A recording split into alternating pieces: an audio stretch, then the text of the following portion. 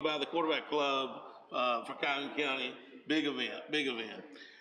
I didn't never think man, I feel like I don't made it. I didn't never think I would make it to the country club. They don't mess around here and let the king get up in here. I'm not leaving. You can go somewhere. I can't believe the king don't have his crown. Somebody, they cleaning it up for me. They cleaning it up, yeah. Getting ready for football season. Getting ready for the season, baby. Well, we are so close. You know, you think about this. This is the time. Yeah. I mean, coaches are getting the game plans in. This is the time that football pads are. They're no longer just helmet practices. It's time. No longer 7-on-7 tiptoe championship. Yeah. You putting them pads on now. So you got to take a lick. Take a lick. You know what you got. You got to take a lick. Well, listen, I'm excited about this season, though.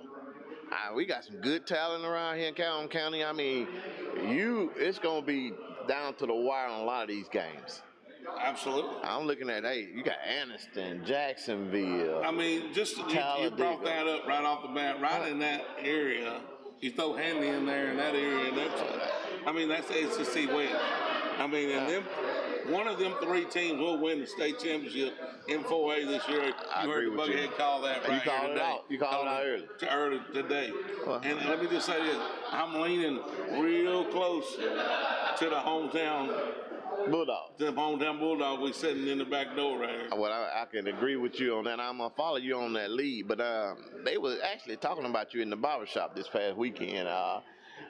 They said that Buckethead has turned into a Bulldog fan. I said he's a Lion from Montford. No, man. But they said, I ain't never heard a lion bark like a Bulldog, but you barking. I was barking. I can bark. They love it. They love it at the barbershop. I'm going to take you down. Don't do it. They like it when I bark. Don't do it. Hey, we'll be barking early and often this year. I think the Anniston Bulldogs will bark early and often this year. I mean, we jumped deep into football, but they'll be barking early. That's coming from the Buckhead. I'm straight up early and often. Well, listen, as you know, my wife is an Anniston High Bulldog alum. That's why she loves me. Let me get back to what I'm saying. Quit interrupting me. We actually gonna get a chance to see a lot of that action going on up there at Anniston, and Anniston have a great following. They pack the house, so we love that. I can't wait to the game that we actually do. When we do that game of the week at Anniston, that's gonna be one of the best ones this year. Well, you know, TV24 WOTM teaming up this year to bring you a lot of games. I mean, you'll get your fill of games this year. Yeah. If you're watching our stations. That's right. And we're going to be all over this area and with WOTM statewide with their games but the TV24 games will be all over this area. And you know, we've got a lineup that's second to none as far as games on Friday night, Thursday night, and Friday night. That's right. And so, you know, and the good thing about it is on the Friday night game, you got the ultimate tailgate party with Buckhead and the King that will be there, high school primetime game day from 4 to kickoff basically.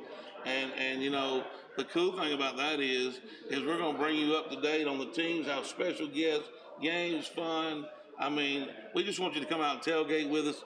Hey, we'd love for you to come out and smoke them grills up and offer me and the King something to eat for sure. It's a lot of pretend cookers. You got a lot of guys think they can cook in this town. We'll give them opportunity. I was going to say, don't be saying pretend. Don't get them all upset right off the bat. Because if they're going to feed the Buckhead, I'll take it. Man, you'll eat anything. Well, not anything, but close. What's close? Close. Close to your mouth. Close. If it gets close to my mouth, I'm going to eat it. Yeah. But you know, we got a great lineup today coming in here. Right. You know, at 10:15, the Anniston Bulldogs, homestanding Anniston Bulldogs right here at the Anniston kicking it off. They're kicking it off. Coach Rico White. We've talked to him many times in the summer. Talked about what his team's going to look like. Yeah, they were a young team last year, but guess what? They got everybody back just about it. Yes. They lost Antonio Guy. We know how good he is, what he's going to do at Alabama. But let me just tell you this. They reloaded the quarterback. Is second to none. And let me just say this area is loaded with quarterbacks. Yes. This area. Yes. And not just staying in their region. When you go up to Jacksonville, you got the old kid, and then you got Hanley, their quarterback. I mean, Heflin got a good quarterback. Yeah, McGrinicky. Sachs got a good one. You're exactly right. Yeah. So we'll just run down through it right quick to get you guys ready for who's coming in. So if you got something to do and you can't make them all, I want to make sure you get to see the people that are coming in for you.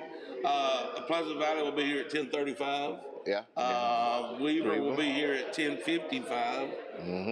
Alexandria Valley Cubs, making you itch, will be here at 11:15. The White Plains Wildcats be at 11:35. Yep. And then we're going to take a lunch break. And the lunch break, I think they asked two guys to do what they do. Well, I don't know who. I heard they were legends. I mean, you heard. That's what I heard. They got a lot of ink, and we got that. And the lunch will be filled in by yours truly, Buckhead and the King. That's right. And we will take it through. Just fill the gap. You know, hey, we can fill the gap. At 11:50. So we're gonna fill that gap, and we'll go all the way to 12:15, where Oxford will be coming in. And my boy, your Yellow Jackets. That's right. And then 12:35 will be the Wellborn Panthers. Coach Jeff Smith, better known as Mr. Mullet. The one and only Ric Flair. Nah, that's a mullet. Sachs Wildcats will come in at 12:55. 1:15 will be the Ohatchee Indians and Coach Chris Finley picking up his first full year. And then, like I said, Jacksonville Gold Eagles. Can't wait to hear from them. I think they got a lot in store for them. Coach Clint Smith. Donahoe's got a new coach. Me and you both love him. Yeah, Satcher, we want to get him on with us and get Jeremy on with us and talk to him. And then last but never least, Piedmont Bulldogs. Steve Smith. I'm glad he shaved his mullet off. I'm glad he cut that mullet off. We're going to talk. I got to get him over here. We'll get him over here and talk to him. But I'm glad he cut that mullet off, because I don't know if we could have. He can pull it off. You know, he did that, though. He wasn't going to cut it till he lost the game. That's the reason. That's right. I was reading he had a mullet. Well, I'm explaining something to you. You can't make statements like that. If Piedmont, I ain't going to cut my hair to lose a game. You may have to knock that hair for 3-4 years. We're running around like ZZ Top. But I think he's actually an excellent coach. And I can't wait till we can sit down and talk with him, you know. Because a lot of people don't understand. Piedmont's been doing it for years. The way he's playing, he can have a mullet, he can go straight ball. It don't matter to me. I don't care what he does. That got them kids playing. There's no doubt. And, you know, this area is full of coaches. I mean, this area is full of good coaches. And, you know, and here's another thing before we can get into all that. And we're going to be here all day with you. So, we don't need to spill all the beans right now. But, you know, we want to thank the quarterback club of Calhoun County. I mean, this event thought up 4 years ago. And before that, there wasn't anything like this. Right. And 4 years ago, they came up with the decision to try to put this together, get a couple sponsors out in the community. Right. And thank goodness that the community came in and backed this event, because this is an awesome event for these young kids, these young men to come to. And, you know, it's all about the kids. Yeah, we make a big deal about the coaches, but it's all about these kids. That's right. And we talked to one of the county commissioners today when we first got in here, and we're gonna bring him on. And he was actually trying to get this brought back here. And I think something went on with more like COVID hit and all that, and things like that. That slowed down the process of what they doing. But they done a good job getting this set up right here. I mean, you can't beat that view right there. No, and like I said, as far as we can see, there's nothing but media here covering today's event. So, you know, I mean, that's kudos for these kids. Okay. That's kudos for these kids, because, you know, to have all these people here that are interested in covering what they do, that's a big deal. Right.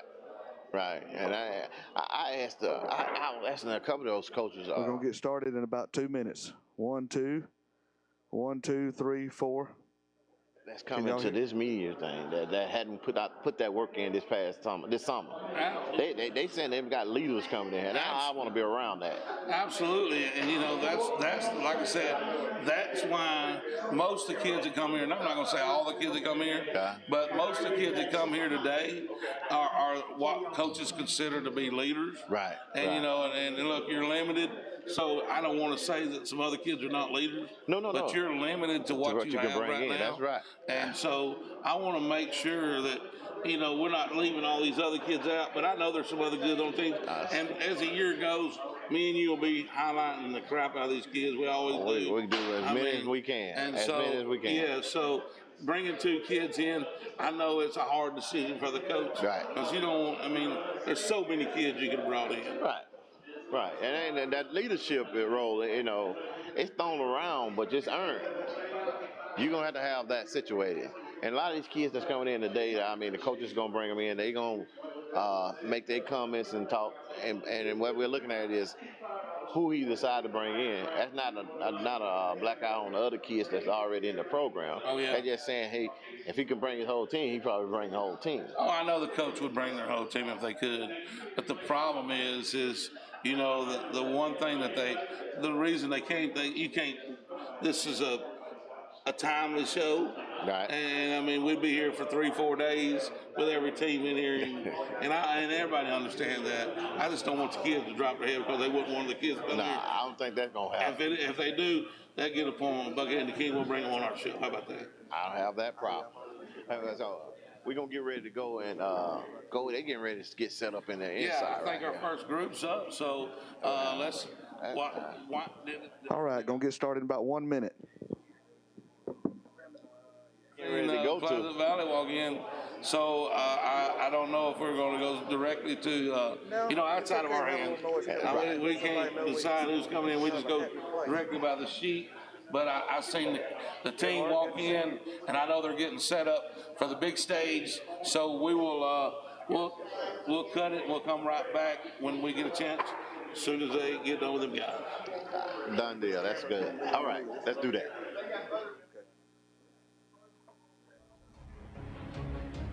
Jim, when it gets to the end of your spot, just give me a countdown.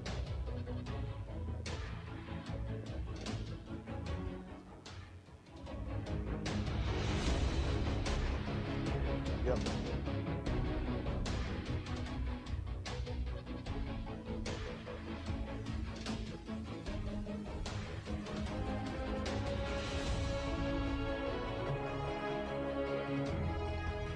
Welcome, everyone, to the 2022 Calhoun County Quarterback Club High School Football Media Day from the historic Anniston Country Club. This is our 4th annual Media Day, and we are so happy to bring it to you, to those that are here in attendance and those that are watching on video, on the internet, and on TV, not only here in Calhoun County, but around the world. Thanks to our media partners for broadcasting this event. We're very excited about it. Just a short 52 weeks ago, we were here, and some of the storylines we were talking about was players transferring from one school to another, and how would Oxford do under new coaching? How would that 3A Region 6 juggernaut play out? And then there's always Piedmont, who comes through with another state championship. So here we are this year. Some of the same questions we'll have over the next 4 hours hopefully will be answered by our coaches and players that are here with us this year. I'd like to take a moment and thank a few people for making this happen. My name is Danny Shears, and it's an honor to serve on the board of directors of the Calhoun County Quarterback Club, and I'd like to thank the other directors and members for pulling this together and making it the event that it is. Also, I'd like to thank Steve Driggers and the staff at Anniston Country Club. Steve is in the back. Steve, thank you so much for opening this place up to us. It's a fantastic venue. Our coaches and players love coming to it. We've got plenty of room for the media. We've got about 4 radio stations out in the main dining area that are catching the players coming in and out. So thank you for what you do. I'd like to thank the media partners for being here. Without you here, this could not happen. Not only do we appreciate the way you report high school football in this area and all different forms of media, but the passion in which you do it with, from the newsprint to the internet to video, It's ever changing, but you guys are always on the forefront of bringing us each and every Friday night high school football that we all love here in Calhoun County. So thank you to our media partners. And again, it's a wonderful event we look forward to. And here we are again for our 4th annual Media Day. At this time, I would like to bring up Kevin Gibson. He is our incoming 2022 captain of the Calhoun County Quarterback Club. I'd like to welcome him up to the mic, and he's going to talk a little bit about our lineup coming up this fall, and then he will introduce our first team up on the stage. Kevin? Thank you, Danny. To echo what Danny said, thank you all for being here. Thank you for what you do to bring positive attention to these schools, coaches, and players. We're excited for this season to kick off. Again, thank you to all of our board of directors, Danny, David Woodard, Sean Dukes, Don Whitlow, Doug Odell, Matt Whitaker, for all the work you put in to put all this together. We've got a great speaker lineup. We've got one more that we're trying to finalize, but I'll go ahead and kind of highlight what we've got so far. We've got Andy Burcham from the Auburn Radio Network, Dari Noka, SEC Network, Cole Kublick, Barrett Jones, from ESPN Radio, former Alabama center, Alyssa Lang from the SEC Network, Jay Batt, Executive Deputy Director of Athletics for the University of Alabama, and Matt Schaub, former NFL quarterback. We're really excited about this speaking lineup. We hope you all find time to come and attend and enjoy some of these meetings with us. With that being said, let's get started. We'd now like to welcome to the stage at the 2022 Calhoun County High School Football Media Day, the Pleasant Valley Raiders. Pleasant Valley competes in 2A Region 6. The head coach of the Raiders is Jonathan Nix. Today, Coach Nix has brought with him senior running back and safety Dalton Haynes and senior offensive lineman Austin English. Coach Nix, we'll start with your opening comments. Hey, just appreciate you guys having us here. It's such a great event. Appreciate TV24, FNN Network, Anniston Country Club for hosting this event. It just gives us a chance to recognize, some of our leadership, some of these kids that have been putting in a ton of work this off season, and we're just glad to be here. We dropped down to 2A, so that's that's something that I know that our school's excited about. We got some new faces on the schedule, and we're also in a 7-team region, so that freed up some things where we could pick 4 non-region opponents. Where before, the region we were in, you were only getting to pick 3. So a lot of positive things. Real proud of the kids this summer. Great leadership. We've done 2 OTA camps, and we've had great attendance and workout. Our numbers are up. I think there's 43 on the varsity team right now, and so that's a good number, especially for 2A. Got a mic now. There we go. Hear me a little better. But there's just a lot of positive happen, and I think a lot of that is 100% geared to the senior leadership and the junior leadership and sophomore and on. It's been one of the best summers that we've had so far.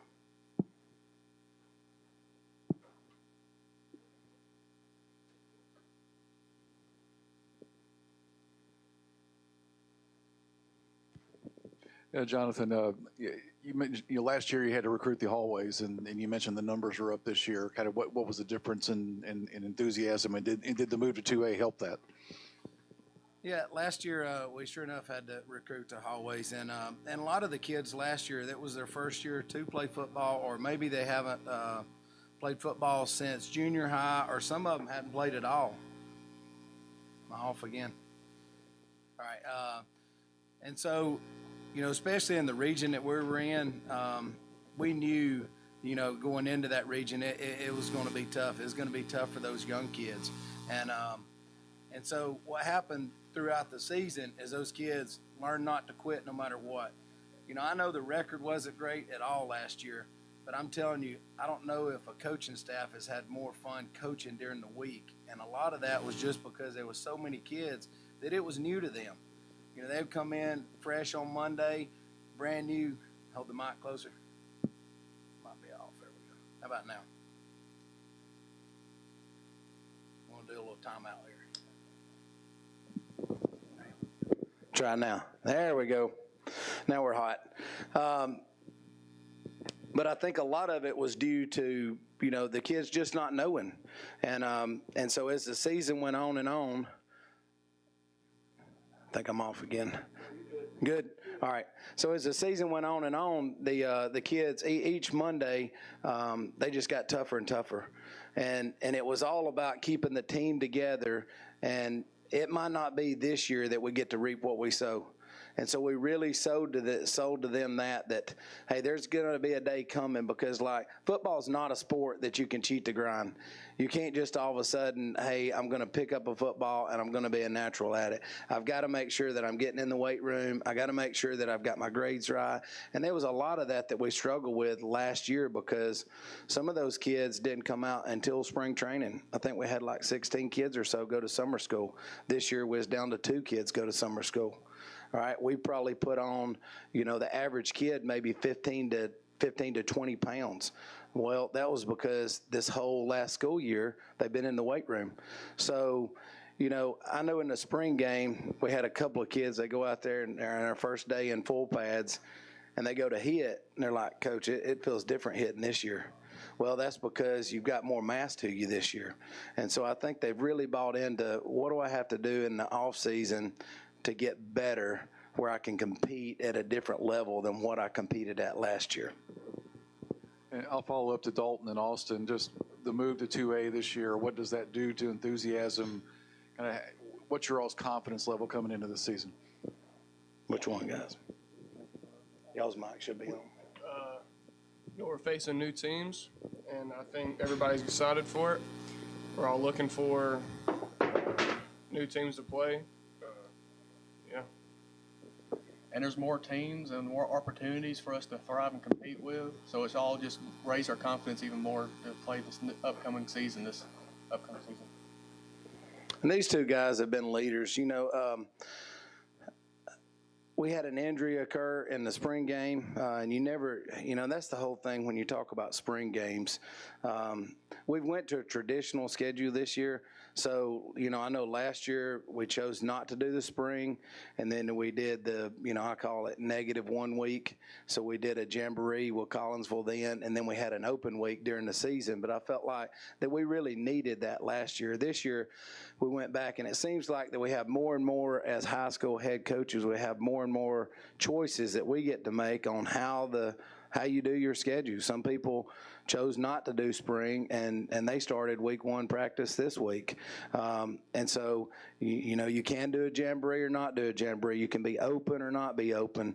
And we kind of went old school this year and just play everything straight, no open weeks. So our week 0 will be our jamboree, kind of like it used to be. We'll do a jamboree with Collinsville, and then we'll start regular season and go 10 straight weeks. And but going back to spring, we had one kid go down. Our middle linebacker is going to be a senior. He went down with an ACL injury. And so all of a sudden now your leading tackler has went down with an ACL injury. How does the team respond to that? Well, the team responded great after it happened. The kid was still leading while they're sitting over there and knowing something's going wrong. He was still trying to be a leader. And I think the team responded to that right there also, how that kid handled that situation. And then, this summer things are going good. Then all of a sudden we have another key player that tore his ACL at a JSU camp. And so these are 2 very vital seniors for this team. But what impresses me the most about both of these kids is they never stop leading. They never stop leading. And just like there was a time last year where Dalton wasn't able to play some games. Well, Dalton just didn't sit around and pout about it. He put a whistle around his neck. We got him a coaching shirt, and he went out there and he coached his position. And that's where I think that kids look up to that when a kid is sitting here saying, I'm not going to get over here and sulk about it. I'm going to make the situation the best I can for the team. And I think that's why this team is so special, because each kid is not about theirself. They're about the team and how do I help, whether I'm the starter, whether I'm the backup, or whatever role it is I'm playing. And sometimes, especially these 2 seniors, this is not the role they wanted to play their senior year. But here it is, and that's the role they're having to play, and both of them has handled it spot on so far. Coach Jim Jacobs, FNN. The move down to 2A means you're going to see a lot of teams this year that you haven't seen in recent years, maybe not even with your years at Ragland. Talk a little bit about how difficult that makes the coaching process week to week, not knowing what you're going to see. Well, I do know this is a tough region also now. I mean, you got to think Southeastern and Cleveland played in the semifinals, and the winner of that went to the finals, and Cleveland is a couple of plays away from winning the state championship. So there are some tough teams in this region. And so and football, it doesn't matter if you're 1A or if you're 3A, 5A, whatever. Football is football, and you still have to do the work that it takes. And so it is fresh faces. So, you know, there's sometimes that you can pull a book out, and if you played somebody, the same team for 6, 7 years, and it's the same coach, they're going to do the same thing. So I do think that's going to be challenging because there is some new head coaches in this region. And there's some guys that, you know, have been there a while, so it'll be easier to find information on them. But the new head coaches in the region, you're just going to have to rely on huddle and you know, and watching that and seeing kind of how the season goes. We got about 5 more minutes. We got a few more questions from the media. If you'd like to ask a question, please raise your hand. And remember, if it's for the guys, just try to speak into your mic, or either coach, you pass that mic to them. Joe Medley. Yeah, Dalton, the story that Coach just told of you know, putting on the coaching shirt and putting on the whistle and coaching last year when you were hurt. Did you decide to do that? Did anybody ask you to do that, or and what was that like? Well, at first I was like, it'll be funny. And then I thought about, like, you know, actually coaching. So I was doing a hat one day, one of the coaches' hats. I was in their office. And then I think that night or something, I text Coach Nixon, asked him if I can get a whistle. He says yes. And like from then, I was just going out there with a hat and a whistle, just helping coach my position. And I'll tell you this, we just got through with our camp, and one of the camp sessions each day was that the varsity team had to run the junior high practice. And so the first time they went out and did that, they kind of didn't get together about, hey, they wanted to speak over each other. So they take a little short break on the schedule, and they kind of regroup in the middle, and you know, the head coach here, Dalton Haynes, kind of speaks up, and so now he became head coach of the junior high, and then from that point on, the practice with junior high went a lot better. So, I mean, there's so many of these kids. Great teams are led by players, and that's what these kids are buying into. How can I lead this team in a positive way? So when you get 11 coaches on the field that's wanting to improve and don't mind criticizing each other without getting all sensitive, you've got a good team, and we're so close to that right now. If you will, share that mic for the last 2 questions. Yeah, one follow-up, Dalton. Having been a coach, what kind of perspective does that give you on coaching or being coached? It's you see when players are, you know, being difficult, or you can even see when you're being difficult, when somebody's being coachable or somebody's not as coachable as some other people. Just puts in perspective, you know, how sometimes coaching can be difficult, trying to teach people. You undefeated as a coach? Yeah. There you go. Question is, are you undefeated as a coach? No, I am defeated as a coach. All right, Coach Nix, if you will, give us your final comments, and we appreciate you guys being here today. I just, you know, so excited about this team and what this year is going to come. You know, excited about their leadership, their work ethic, the things that they can control. They've been trying to do a good job of controlling those, and I think that's a good sign of a good team. You know, prime example, a kid, you know, at camp, the first day that we have camp, one of our leaders is having ACL surgery that morning. Okay. We get to Cedar Bluff for the OTA, and it's 5:30, and he had his surgery in Birmingham, and all of a sudden I look over, and he's on the sideline at 5:30. You just had ACL surgery, and you made it a point to drive to Cedar Bluff on crutches after a surgery where you can make sure you can tell the team good job. That's, to me, what it's all about in coaching. When you get a team rallying around each other and cares about being there, you know, you're going to have special things happen. Anything, Austin? Summed it up very well. All right. Thank you very much, Coach Nix, and the Pleasant Valley Raiders look forward to good things from you this year. I appreciate y'all for having us. Thank you. Next up, we'll have on the stage the Weaver Bearcats in 5 minutes. It's Sarah's summer vacation bill payoff. Let us take the heat out of those summer bills and help you upgrade to a newer, nicer vehicle today. Wow, Sarah is paying off your summer vacation and back-to-school bills up to $1,250. No payment for 75 days. Interest rates as low as 1.9%. Hurry, the sale ends soon. Hurry in to Sarah Automotive in Silicaga. The Advantage Plus roofing team offers commercial and residential roofing services. Their exceptional craftsmanship, high-quality materials, and knowledgeable staff will deliver superior results at affordable prices every time. Call your local Advantage Plus roofing office today at 256-375-9339 and find out why customers rate Advantage Plus roofing #1 in satisfaction. Estimates are always free and financing options are available.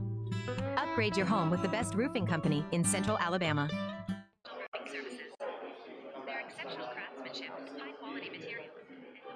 Welcome back to the high school primetime Bucket and the King right here, and we got a big fella that just stepped in beside us, and man, I'm looking for big things from this guy this year. How's summer been so far? It's been real good. You see how I got my look. This how I'm trying to make it look like I'm big enough to hang up there with you. Tell them who you are. We know who you are. Rock, tell me your last name, what position you play, and what schools are looking at you. My last name is McElderry. I play offensive line. I'm getting looked at by schools like Alabama, Georgia, Tennessee, everywhere. You better say Auburn. I mean Auburn too. Okay. Well, listen, we've been talking about how we feel that these Anniston Bulldogs are going to be this year. I know y'all had a couple graduations with kayak and a couple more, but I think y'all just reloaded this year. I mean, can you? It's your quarterback. I mean, we're going to get him on here too, but I mean, I think y'all reloaded this year with Sandlin coming back and you guys on the Hogs coming back, and you still got some good skill position players. Yes, sir. Everybody's coming back. Team really made up out of my class. We got like 26, 27 seniors. So that's pretty big. That's a pretty big class for our class. A lot of people coming back, but then we got a lot of young guys that's gonna be able to produce for us too. Well, I think, and like I said, that's a big senior class. And the most of you guys played last year. I know a lot of them. We watched a lot of your all's games last year, and felt like that, no doubt about it, that you guys would definitely be one of the teams around here to beat. And welcome back to the 2022 Calhoun County Media Day, sponsored by the Quarterback Club. And I'd like to welcome to the stage at this point the Weaver Bearcats. Weaver competes in 3A Region 4. The head coach of the Bearcats is Gary Ashley. Today, Coach Ashley has brought with him senior running back Peyton Martin and senior defensive back Carson Kaysen. Coach Ashley, we will start with your opening comments. First of all, I'd like to appreciate y'all having us down here. Anytime I get a chance to come talk about Weaver High School in my community is a great day. You would have thought at Weaver High School that we've already started school if you'd have came in beginning of June. As many kids as we've had at workouts, girls and boys wise, the parking lot's been full, the gym's been full, outside's been full. We've been getting after it for 2 straight months. It's been the best summer that I've been a part of, and that's even back when as great a job as Hamby done. This has been the best summer, even when I've been with him. These kids have, since the last game of football last year, these kids have been ready for football season. And we talk about football a lot. We talk about competing a lot. That's why this summer, I got a lot of texts when we got into the Gadsden City 7-on-7. We was the only 3A school there, but we went to compete. And I thought we did. And we've competed all summer, whether it being at Coosa or Gadsden City or at Piedmont. We've competed and played all summer, and these guys have done a phenomenal job of getting after it on the field, getting after it in the weight room. These guys, I know you can't tell it, but we have gone from small and medium pants to wearing some large and extra large pants, which they were brand new because they wasn't touched for the last 2 or 3 years. And so kids are getting bigger, getting stronger, and we're going to find out next Monday if we gotten a little meaner too. So I'm excited about football season. I'm excited about being here, and I'm excited about these 2 guys I brought today. Go ahead. Question from the media. Joe Medley now with the first question. Gary, you mentioned at Piedmont Saturday that the theme this year is just tired of losing, and how much is that being talked about? And I'll ask both players the same after Coach gets done talking about that. Well, you know, we've definitely talked about that probably more than I should, but I want to hammer it in our brains that what we've done in the past and even last year is not the way we want to be remembered at Weaver High School. The stuff that you do now and in the weight room is the stuff that you're going to be remembered by. And I want you to remember how you worked and how you done. And then, you know, people say just not winning on the field, you can still be a winner and all that stuff. I get all that. But that's not the way we want to be. We work too hard in the weight room and running and stuff for us to go, all right, well, we played good, then we're still winners. Yeah, that's not what we're going to be. We want it out on the football field. We want the scoreboard to say a little bit different this year than what it has been. And we've been working a lot towards that. And everything we've done has been team-wise and accountability, and that's the way we're pushing forward to this season. And to Carson and Peyton, when you hear that theme, kind of what's your feeling about the tired of losing theme? I feel the same way Coach Ashley feels. I feel like we worked too hard over the summer to lose any games, and we got to overcome adversity through everything, all the practices, all the heat, and this summer has been really good for all of us, and I think we're going to be all right. It keeps us motivated, you know. I mean, we're just ready for the season to start so we can prove people wrong. You know, the past 3 years, it's always been, oh, Weaver's this, Weaver's that. We want to change that narrative. Got a question for Carson and Peyton right here, guys, over here. The last 2 years, you've had a certain region. This year with realignment, it's different. Is there a game or two that you've kind of circled personally that you're looking forward to getting? I know you don't like to look ahead, but who are you anticipating playing? Well, you know, our first game we played Donahoe. We're really looking forward to that, you know. I think this season's going to be fun being in the new region, you know. Yeah, I feel the same. I've been really looking forward to playing Pleasant Valley again. And most importantly, Donahoe. That's our first game. And I think that's going to be a really good game for us this year. It's one game at a time for sure, but I'll ask Coach actually the same question. With this realignment, does that give you a little extra motivation? Well, listen, these guys do a great job. I'll follow in line with them, and I'll say a little bit more about it. But we talk about Donahoe constantly. That's the number one thing on our minds. What do we got to do to get better to beat Donahoe? What we got to do? Listen, the region that we're in is great.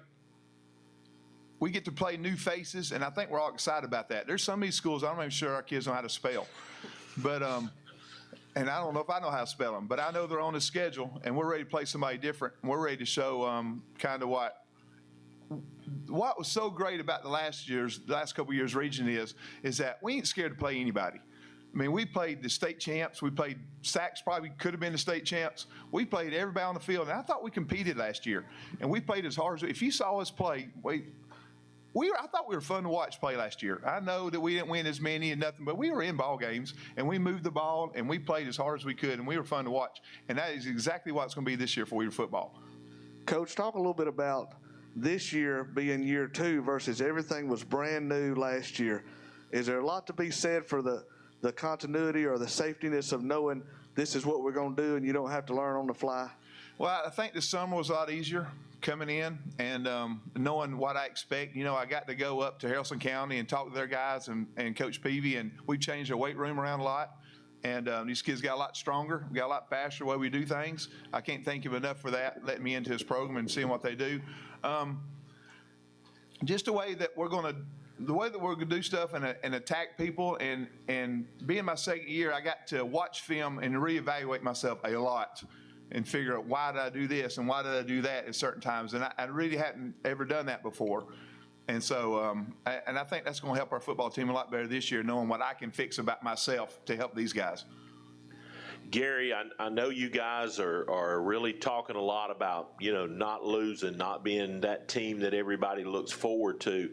From a coaching perspective, what did you find was the biggest thing that you've had to do between last year and right now to kind of change that narrative with the team? What have you learned? Well, I've learned that sometimes when adversity hit our team, we went to the, okay, here we go again. I think we have addressed that problem this summer, and some of the stuff we've done in summer ain't been real comfortable. And so, you know, Trace Brazier, our vice principal's come in here, and he's helped us a lot with motivation and some of the workouts this summer, and holding these kids accountable and not letting them quit. And so the stuff that we've done this summer is gonna show on Friday nights about, yes, I can. Yes, I can go through this, and yes, I can do this. Instead of dropping your head, I think you're going to see that team that keeps fighting through and tries to find a way. And all three of you, and Gary, you can start. You guys are week 1 FNN game of the week. How excited are you about having all the cameras on campus that Friday night? Well, look, I think when I told them that, they were all excited. You know, we deserve it. We deserve being some people coming to Weaver High School, showing off our facilities, showing off our new school, and showing off what kind of football team we're going to be. These kids have worked hard, and they deserve that the notoriety that you guys are going to give them. Gary, going back to the thing you just talked about with Brasher coming in and doing stuff you're not going to quit and that kind of stuff. What were some of the things that you've done specifically in that regard that might be beyond the usual, which I know you a lot of times come up with kind of off the wall kind of stuff to do? And would the kids address the oddest thing or the neatest part of what he's been talking about? You know, I think it was just everybody coming together and seeing other staff members also come together because they want to see us succeed as well. I agree with that. When Mr. Brazier came in that first week and he started pushing us to not quit and be accountable for everybody, it was tough, but we all got through it together. And at the end, we came together and we kept on pushing each other to do the best we can. I mean, was there anything like where they throw water balloons at you? Because you know, I mean, the coach has got that kind of personality to kind of, let's do something quirky to get it done. He's talking about parades and stuff if you'd won last year. Yeah, look, I was misquoted on that a little bit last year. I got to be, look, I know now when I get up here and talk in front of everybody, I got to be careful what I say. Because, yeah, I know.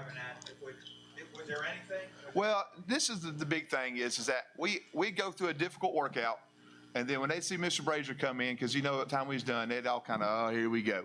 And so he came in while they were tired and while they're exhausted, and then we went to the next level with our workout.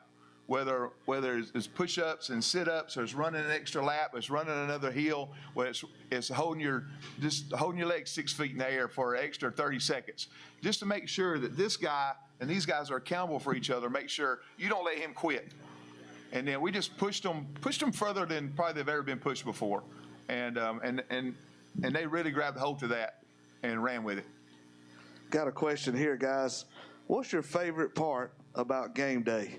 For the two players here, Peyton and Carson, is it the moment you wake up knowing it's game day, or the moment you're in the locker room before you go out on it? What's your favorite part about game day? My favorite part is when we're about to go out on the field and you just feel all the energy out there, and it hypes you up a lot, and it gets you ready for the game that's about to happen. But that's mainly my favorite part, just going out on the field, getting all the energy, hyping yourself up, and getting ready to play football. You know, warming up, getting yourself in that right mindset, and being able to see the fans already in the stands, that just gets your nerves going, you know. Coach, what about your favorite part? My favorite part is just all the preparation all week and seeing these guys come out and get to show out on Friday night. And seeing Weaver High School is a great place to come watch a football game. We've got a great band, got great fans, going to have a good product put on field this year. And just seeing all that come together on Friday night is what does it for me. Well, we're looking for great things coming out of Bearcat country this fall. Coach, give us your closing comments. You know, I appreciate you guys letting us come up here, and I can't say enough about these two guys I brought with me, about the football team this year, and how hard everybody else has been working, the band, the cheerleaders, and the community of Weaver High School coming together for. It means a lot. I know it means a lot in everybody's community. It means a lot in Weaver High School for football does, and people coming together. And look, we're doing our thing to get this thing turned around and make everybody proud. Well, good luck this fall. Thank you to Weaver Bearcats for participating in Media Day. Next up in 5 minutes will be the Anniston Bulldogs.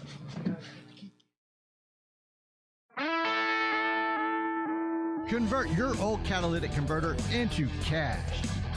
Right Way Auto Salvage in Munford will pay cash for your catalytic converter. We buy converters.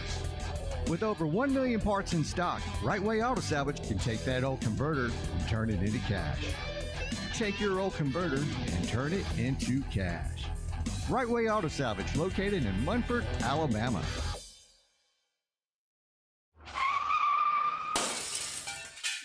Great. What am I going to do now? Time to visit Brown's Auto Collision. No problem at all. We've contacted your insurance company and we can get you back into regional condition right away.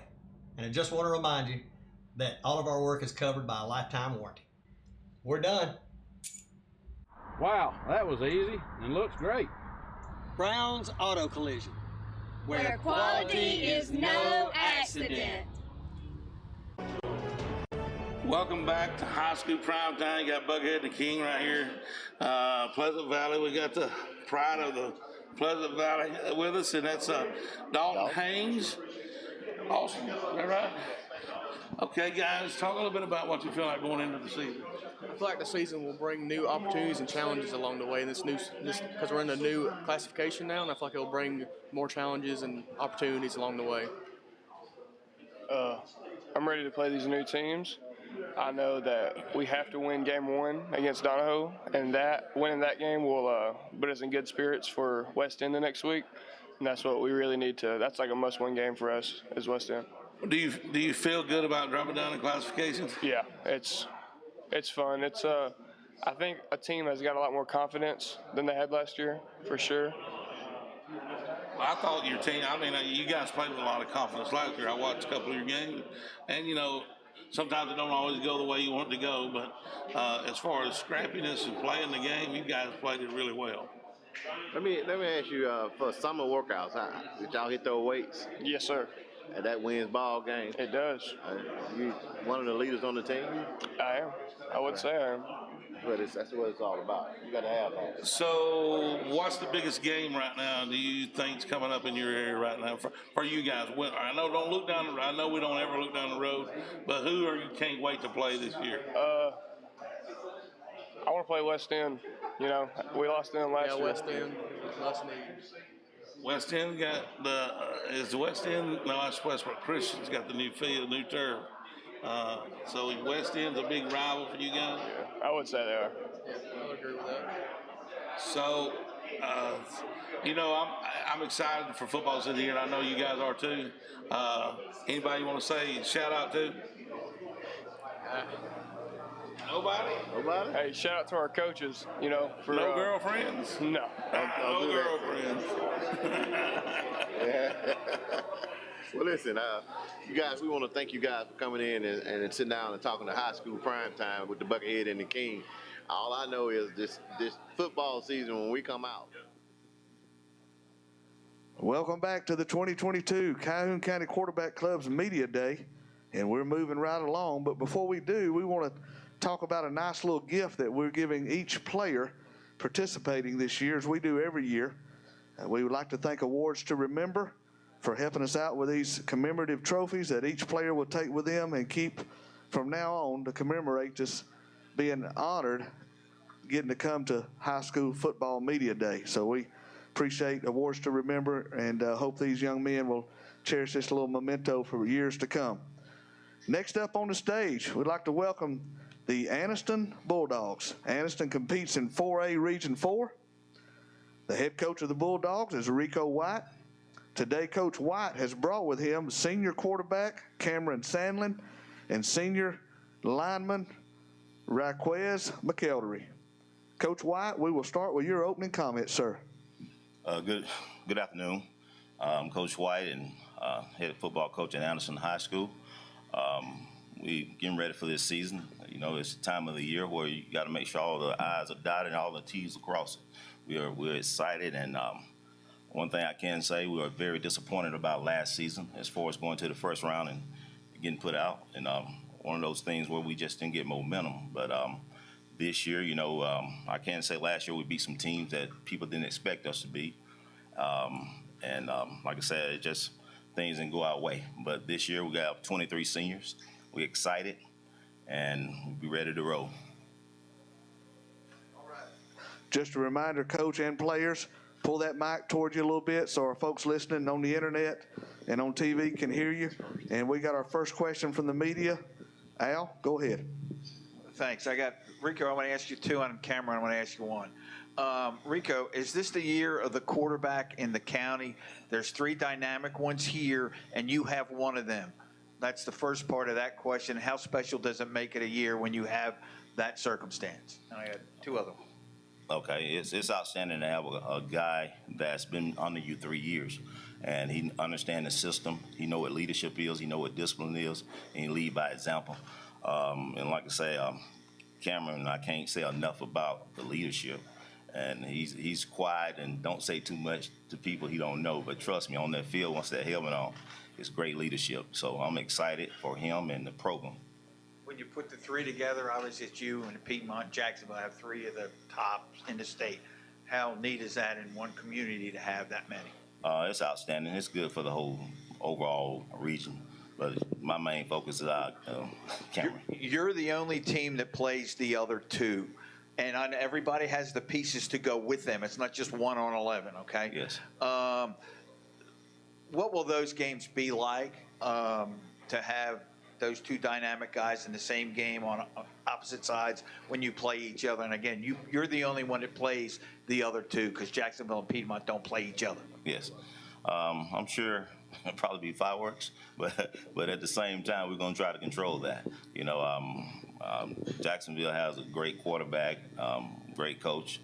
Like I said, last year we beat them, but unfortunately, you know, due to Dragonfly and some more issues, we had to forfeit that game. But, you know, I don't even want to go in details about that because it's just strange when you beat people, then all of a sudden problems come up. But at the same time, I'm excited. I'm looking forward to Jacksonville game especially. So we, as a team, we will be ready for that. So we're just excited. And then Cameron, really the last thing is how amped do you get when you're in a game with another outstanding quarterback on the other side? I'd be really excited because I know I'm there for competition. And then I know they're trying to do the same thing, trying to lead your team to a W. But really, I just be really excited, ready to play. Question, Joe Medley.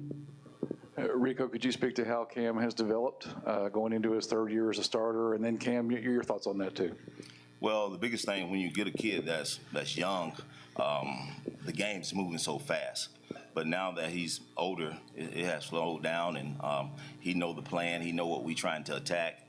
He know how to really run an offense.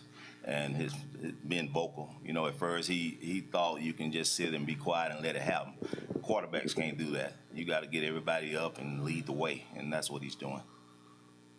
Yes, sir. Well, I feel like my 10th grade year, I wasn't that vocal. Then my 11th grade year got a little better. So my senior year, y'all just stay tuned. Question right here.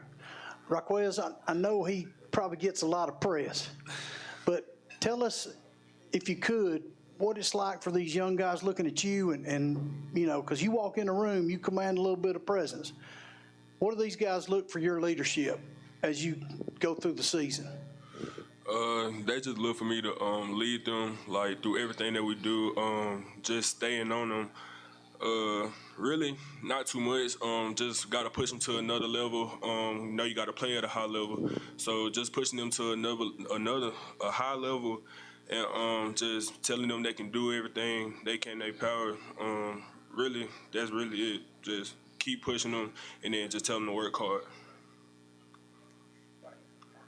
Hey, Coach, talk a little bit about how the game with Piedmont came about. I mean, you know, 2 very dynamic teams. You both got a lot of talent on both sides of the ball. Just a really interesting matchup up there. How did it all come about with you and Coach Smith? You really want to know? I tell you what, the toughest thing being the head coach at Anniston is for us getting teams to play us. We done tried Oxford, we done tried Sachs, we done tried a lot of teams. If we didn't play Piedmont, we'll probably have 4 open weeks. And we're gonna play Villa Rica, Georgia, you know, just to get a game. But as far as Piedmont, Coach Smith, we always joke and laugh and talk noise to each other because I know him personally. But I agreed to play him. In order to make that deal, we got to go up there twice. Or we're going to split the gate. So I agreed to that. So I'm looking forward to that. You playing a state champion. So that's what we want. That's the competition. That's our goal. So we look forward to playing him. Rico, you mentioned how last year ended. In past years, you've had themes. I remember the Revenge Tour and some other things that you all talked about. Is there a theme this year? Well, I think the biggest thing with the revenge thing is that got blew out of proportion. Revenge belongs to the Lord. We don't get into that. We just want to take one day at a time. But I tell you what, it's some teams on our list. That's all I'm gonna say. Like I say, I'm very disappointed about last year because of the distractions. But this year we're really focused, and our theme right now is discipline. People love to say Anniston against everybody. No, it's Anniston against Anniston. We do things the right way. We keep discipline. We be structured. We keep a high standard. We keep the bar up high. We'll be fine. And we're not worried about the other team or no one. We're just gonna show up and do our thing. Coach, I'm curious if you'd elaborate a little bit more about, you said if you weren't playing Piedmont, you might have 4 open weeks. I've been to some of your practices. I see how your kids behave and how you guys work hard both in the building and out on the field. Why don't people want to play you? Well, I done heard all kind of stories before I came here. I've been here 5 years, going on 6. I don't make those decisions. Like I said, prime example for Oxford. I don't know the deal between Oxford and Anniston before I came here. One thing I suggested to them, I said, let's play at Jacksonville and split the gate, Jacksonville State. Let's do those things, because it's good for the community. It's good for everyone. But, that ain't I can't make that call. But other than that, I don't know why teams want players, but that's part of it, and we just do what we have to do. Coach, I must say I admire your open honesty with us about that. Yes. Trying to get games and what it takes to get a game. To go to Piedmont twice and split the gate. I mean, that's going to create 2 wonderful football games for us as fans to watch. And I appreciate on behalf of this club and this media that you're willing to do that. A lot of coaches wouldn't.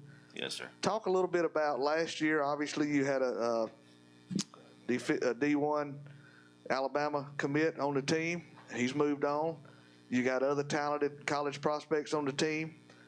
How much time does it require of coaches calling and maybe wanting something from you to help in the recruitment? We know you love these young men. Is it a sacrifice of love having to devote a lot of time to that? Talk about that process. Well, it's good. It's good and bad. One of my goals was when I first got here to get these kids seen, offers and stuff like that. And believe me, it have happened. Antonio Kite went to Alabama. This year, Raquez, he's committed to Alabama. He's committed to South Carolina. So I think my toughest job is just teaching humility. Stay humble, stay focused, understand the goal. It's team goals. You want personal goals, you want to reach your personal goals, do the team goals first, and it'll happen. So I have other kids with offers. So that just put more pressure. People put you on that ladder, but you got to coach them. You got to have discipline. You got to have structure. Doug Collins had Michael Jordan, but Phil Jackson took him to the mountain. So you just got to have that structure, that discipline, and focus. But it's fun. It's a good problem to have, I tell you that. But we look forward to it, and my kids, young kids kind of will envy each other, and I wish that was me. But as long as these guys here keep leading and teaching them the main focus, we'll be fine. Let's follow up on that question with you two young men, Cameron and Raquez. Obviously, it's exciting to be recruited. I mean, that's what every high school player wants, is to go and play in college. Talk about keeping your studies up, still being a leader at practice, but then having to return calls and texts a good bit. For those of us that were never recruited, pull the curtain back and tell us how your day goes. I mean, my day goes good. I mean, I still have to remember that I'm still a student athlete. I got to be in that classroom before I'm on that field. So So, I mean, if you're trying to do stuff like that, you got to remember you got to do your work first before you try to be an athlete. First, I just want to say, being in this position, it's a blessing. I will tell you that it's a major blessing. Never really thought I would be in this position that I am now, so I just look at it as a real big blessing from God. And just being a student of the game, being a student in the classroom comes first, always. Like, you can't be a athlete without the grades.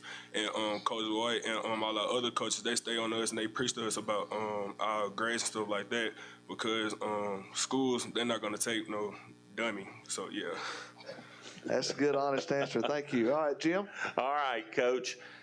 Talk about last year's team versus this year's team, and maybe some of the dynamics that we might see a little differently this year. Just a more mature team this year. Last year, everyone say, well, y'all should be the team, because we had the likes of Antonio Kikes, Cam and Raquez and other guys. So the expectations were high. But I think this is a better team because it's not an individual. Like, a lot of eyes was on Antonio Kike last year, and you make him the go-to guy. But now we have to be balanced as a team. Everyone have to do their part. So it's a more mature team, senior-led team, and the sky's the limit. Coach, is this the year? I mean, is this the one that you got to get? Well, I wouldn't say got to get. I have a strong fan base that the expectations is out the roof. When I took the job, we was in the rebuilding process. So now the standard has been risen up to the top. We expect to win. Ain't no guarantee. So it's one game at a time, and we just look forward to it. Coach, I got one more question, then we'll get your last thoughts. You guys, of course, are looking for a great season, but what will it take daily? Is it just the grind you give, or is it just the personal leadership of all the teams? And is there maybe one or two players that you didn't bring that you might want to mention? Well, I know you want to mention them all. Yeah, it's a team of players I would like to mention, to be honest with you. These guys are excited, and the program is excited, but it takes discipline. It takes the small things. Everyone see the big thing. Y'all see big guys, but do they have the discipline to do what they're supposed to do? Do they have the discipline to show up on time, be leaders on and off the field? When no coach is around, are you going to let temptation get the best of you? Will you blow it on one bad decision? Because there's been players who had opportunities that blow it. So for these guys to have the character they have and the standard, that let me know as a coaching staff and myself, we're doing a good job with them. Anniston ain't what people perceive it to be. Anniston is a great place. We have changed the culture, the standard, and everything. No one in a million years would have told us 5 years ago you have Nick Saban at the school. You have these kids going to Alabama, So we worked our butt off to get here. Coach Ball, I can't say enough about him. He's not here today, but he's done a great help as far as getting these guys recruited. So the sky's the limit, and we're looking forward to it. And then anything else you might want to say as you leave today, closing comments? Not really. Like last year, as far as last year, like I said, we disappointed about getting put out the first round. I don't think I slept the whole year. This whole summer been crazy. So I'm looking forward to it. I've been anxious, but at the same time, it takes preparation. It's a process to everything, and we look forward to it. And one thing I can say, a lot of people thought, well, Coach, y'all played an ineligible player last year. No, we didn't. We had a kid in Dragonfly that was black, and black means that you are ready. You're good to go. And then after a couple of games, we turned red. So we had to forfeit those games. So, but for whatever reason, he changed back. It's a million stories out there. But one thing about it, what can we do about last year? We're going to handle it this year. So we're going to make sure every I dotted, every T crossed. I done talked to Coach Briggs and asked him to come and make sure he check all our records, check everything. We're going to self-report ourselves. Let him check everything and make sure it's on point. So this year when we get out there, we ain't going to leave no doubt. Very good. Congratulations, Coach Rico White and the Anniston Bulldogs. Looking forward to great things from y'all this fall. Thank you for being here. Next up will be the Alexandria Valley Cubs here in about 15 minutes. Uncle Marcus, will you tell us the story about King Boys again? Sure. Well, it all started back in 2008. 2008? We didn't have all the fancy towing equipment we do now, but we did have a service and a desire to help our customers. You see, kids, you must train your mind and your body to be able to help the people you call customer. When they call on us, it's showtime. Understand me. The King Boys mission is to help when people are in need. So what's our motto, children? King Boys forever! Hello, I'm Taylor Sloan with the City of Oxford, with a word about one of our city's most precious resources, water. Clean water enriches our lives in so many ways, but we cannot afford to take it for granted. Remember, every time you pour something unnatural down the drain or in the environment, and every time you litter, our beautiful lakes and creeks suffer. Our city is beautiful. Let's all join together to keep it that way. Stop pollution where it starts, and help protect our waters for life. Welcome back to the Buckethead and King Show. Still live here at Calhoun County Media Day, Football Media Days. Got two Wildcats with us. We have Dalton Faulkner and Wade Thompson on this side, Dalton on this side. Dalton, how's the summer been? It's been pretty good this year. You know, we got the new weight equipment, and I feel like this summer we've been able to get a whole lot stronger and faster. Hey, Wade, I'm going to ask you this. Playing for Coach Tyree, you enjoy that?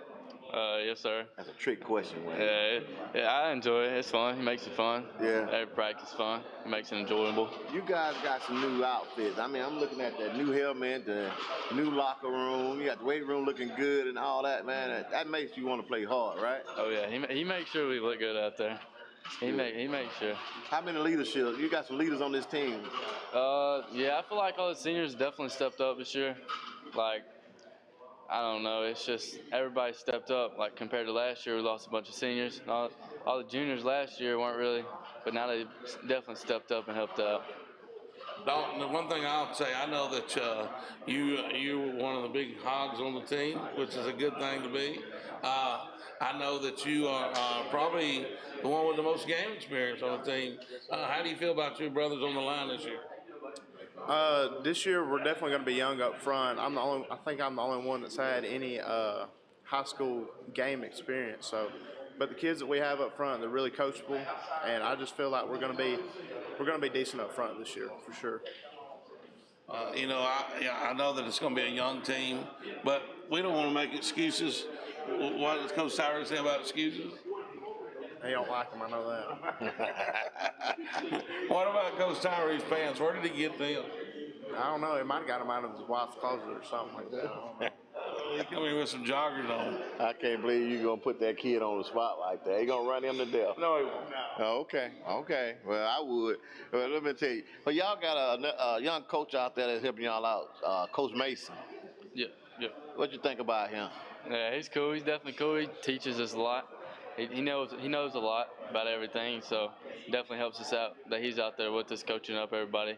So Coach Tyree don't have to do it all. Boy, he's like somebody been teaching that kid. Coach Mason, somebody taught Coach Mason. You think it just seemed like Coach Mason know a little something, though. Yeah, he definitely knows a little something. Yeah. He comes from a good family. Yeah, I'm not gonna say anything else. His uncle's sitting right here. Well, guys, we look forward to seeing you guys out on the field. Can't wait till football season's here. It's the best time of the year, and it's not for everybody. But for the ones that play, it's a fun time. And we can't wait to see you guys out on the field this year. So we got to give it back to the station. Hit that. Yeah. And you know, we got to, so our interviews with you guys got to be short, but we'll get you back on. Y'all fix to go eat, I know. Well, thank you guys. We'll be right back. All right. Thank you.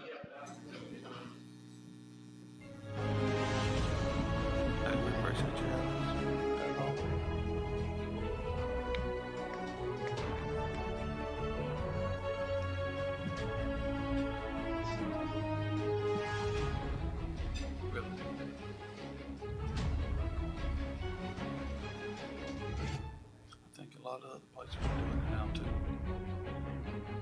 Edmore, I saw a lot of theirs.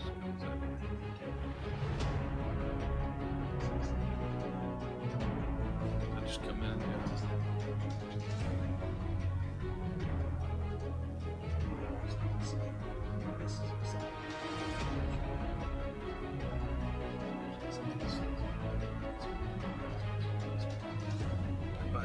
go.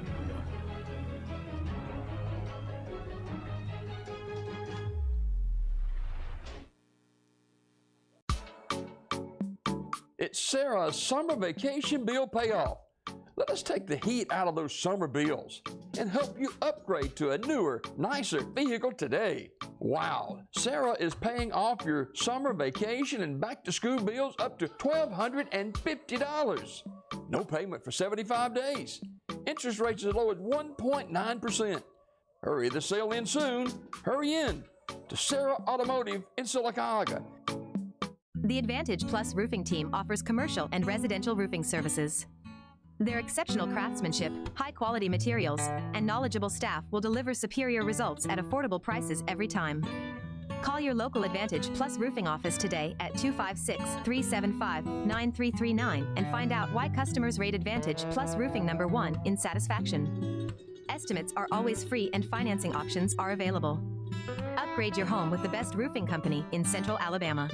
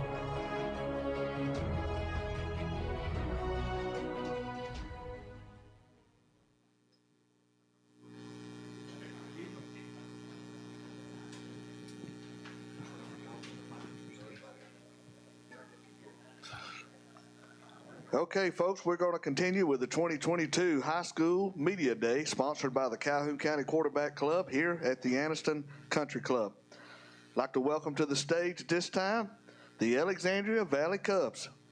Alexandria competes in 5A Region 6. The head coach of the Valley Cubs is Todd Ginn. Today, Coach Ginn has brought with him senior lineman DJ Argo and senior running back strong safety Antonio Ross. Coach Ginn, we will start with your opening comments, sir. I'm just glad y'all invited us back this year. This is becoming a growing thing and something that's good for football in this area and football in general. And we just appreciate y'all having us. And a lot of people want to talk about, I'm sure, and y'all will like to talk about last year and that kind of stuff. But we've been focusing on us this summer and this bunch and not worrying about all the accomplishments that we had last year. Just really focusing on trying to, we got a lot of spots we had to fill, and we're constantly working on filling those. Still haven't got a lot of competition going. We started practice Monday because we didn't have a spring practice. So I think this year what we see a lot is a lot of competition for some places, on both sides of the ball. And these two, I brought these two guys beside us. Antonio, super athletic, really hard worker, just a really good kid, leader, has become a great leader. DJ works his tail off. Really not a tall guy, but makes up with it with how tenacious he plays and the things he does. And he's very, very bright kid and does everything we ask of him. So really good leaders sitting up here with me today. Deserve to be here and deserve their chance to, be in the spotlight. I feel like they're two of the main leaders on our team and two of the guys that's going to have a lot to do with, how we progress this year. I think that's going to be the key to our team this year is how we progress. Such a young bunch that's up and coming and a lot of positions up for grabs. So, just keeping the course and doing what, being physical, playing our kind of ball, and, just no matter what the outcome of the first half of the season is, knowing that we're going to be able to get to our goals if we'll just keep working and doing what we need to do. Question, Joe Medley. Yeah, Todd, in the past, the talk's been three-headed monsters and four horsemen, and who are some of the guys that step in to some of those slots? Well, and then how much falls on Antonio this year? Well, that's one thing about our staff. They do a great job in moving folks around and putting people in places that they can excel. Antonio knows, and everybody in this room knows that he's going to be the focal point. But he's also the focal point of every defense we're going to face as well. And then he plays on both sides of the ball. And, that's the good part about Antonio. The fact that he's the guy everybody's focusing in on offense, he gets to unleash on the other side of the ball on them as well. A lot of guys get frustrated when they only play on one side of the ball because, especially at his position, because you're constantly getting hit, because you're going to get the bulk of the carries. But he's lucky enough to play on both sides and get to put that punishment on their offense as well. I think we got Ty Brown's one that comes to mind really quick. That's y'all guys don't know a whole lot about. That's a hard-nosed guy, physical guy. He's going to surprise some folks this year. DeMarcus Williams, you probably know about him from defense last year, but this year he's going to surprise some folks. TK Downey going to surprise some folks. And then, a big question mark that I've heard all summer, is what about your line? What about your line? Yeah, we lost a lot of big linemen, a lot of good linemen, but the guys have worked really hard. DJ and those guys have worked really hard. We've shuffled around. Last year, DJ was our center and one of the best ones we've had. This year, he's moved to another spot on the line, guard, and because of the things we do, he'll excel there. But there's some other guys. We're a lot smaller this year, but I think we're a lot faster on the line. So we'll just see how that develops. For DJ and Antonio, share with us when you found out that Coach was going to invite you to come to media day, and what does that mean to you on a team full of 10 or 12, 15 at least, that any one of those guys could come and represent Alexandria, but you two are here today. What does that mean to you? It means a lot to me. Pretty much each year, I'm just trying to progress each year and work my hardest, and not only making myself proud, but I'm trying to make everyone around me proud, and that means a lot to me. It really means a lot to me because I'm not originally from this school, and I moved here last year, and they really trust me, and they put me into this leadership role, and that he really believes in me, and that he believes that I can be what I can be. DJ, I've always believed that the phrase leaders lead, find a way to lead. What do you think you can share with us that they would want to put you in that leadership role? What do you bring to the team? I really think I do what people should do, I lead by example. I don't talk a whole lot. I don't yell at a lot of people, get in their face. I just show them what to do, and I just do it. Very good. All right, Al, question? Yeah, one for Coach Gann and one for Antonio. Let me start with Antonio. What do you think of that role that you are in now, Antonio, being the guy where last year there was a lot of shared opportunity and excess and whatnot? And what does that mean for your game because you're the guy? And then I have one for Todd after that. Well, this year I can't really focus on myself. I got to focus each day, at every position. On defense, secondary, we're going to fly around. And on offense, we're going to run every route, full speed, catching the ball. And then, Todd, you mentioned what you think this team is going to be like, kind of developing as the year goes on. Isn't that like the team you had a couple of years ago? I think you came here and talked about one that was young, going to develop, but by the time the middle of the season gets here, it's going to really be something, and it ended up proving itself to be something by the end of the year. Is this similar to that? And I don't remember the year specifically, but it was one of those teams. Well, I feel like I probably say it every year, Al, to be honest. But last year we kind of knew, even though we were filling some spots, last year we knew we had some big old guys taking, and when you've got big guys that can move and do what you ask them to do, that's always easy to put pieces together. You know, this year I feel like it's more of the Alexandria team of old. You know, no 300-pounders, no just monster guys. We've got a bunch of 230, 235 guys. And yeah, I said that a couple years ago. It was all about, and that's why these two guys, you know, it's great in high school ball to see guys progress. It's great to see them from 9th, 10th, and watch their mentality change, because once they buy into what you're doing, they know we've got some young guys, and nobody wants to lose, and we're not planning on losing. But everything doesn't go your way all the time in football, especially. So, you know, they know we've got a chance to be okay at the end of the year, and we'll be a tough out at the end of the year. We've just got to make sure we stay positive throughout. We've got a tough schedule early on.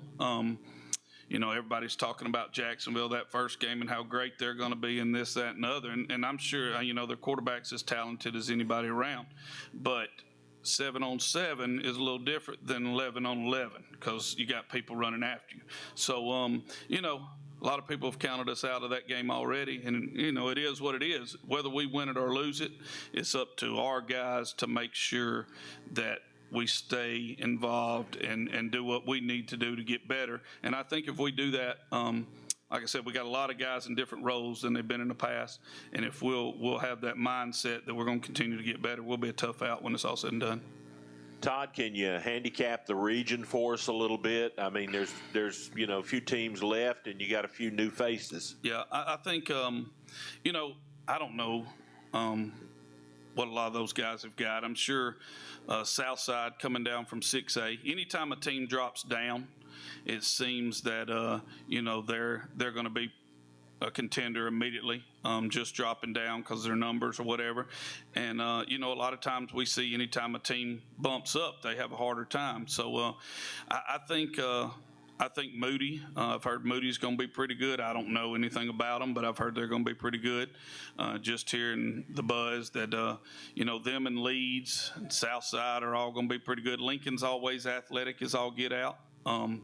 So, you know, we're just anxious. I tell people all the time, and a lot of people doubt it, we don't work on anything but us. I mean, we really don't. We don't talk about, you can ask these guys, you know, privately or whatever, and they'll tell you the same thing. They haven't heard me talk about anybody, any other team this year except us. And we won't work on, you know, we won't work on Jacksonville till Jacksonville week. We just won't. We'll work on, we got a jamboree against Holt's Bluff, and we'll do some, you know, we'll treat that as a game week per se, kind of, but not as much, because, you know, there's winning and losing not on the line there. But we won't start working on Jacksonville till week 1, and we'll worry about week 2, whoever that is at the time. Coach, I got a question for you. Now that you're several years into this, do you do anything or approach anything different than you did 4 or 5 years ago?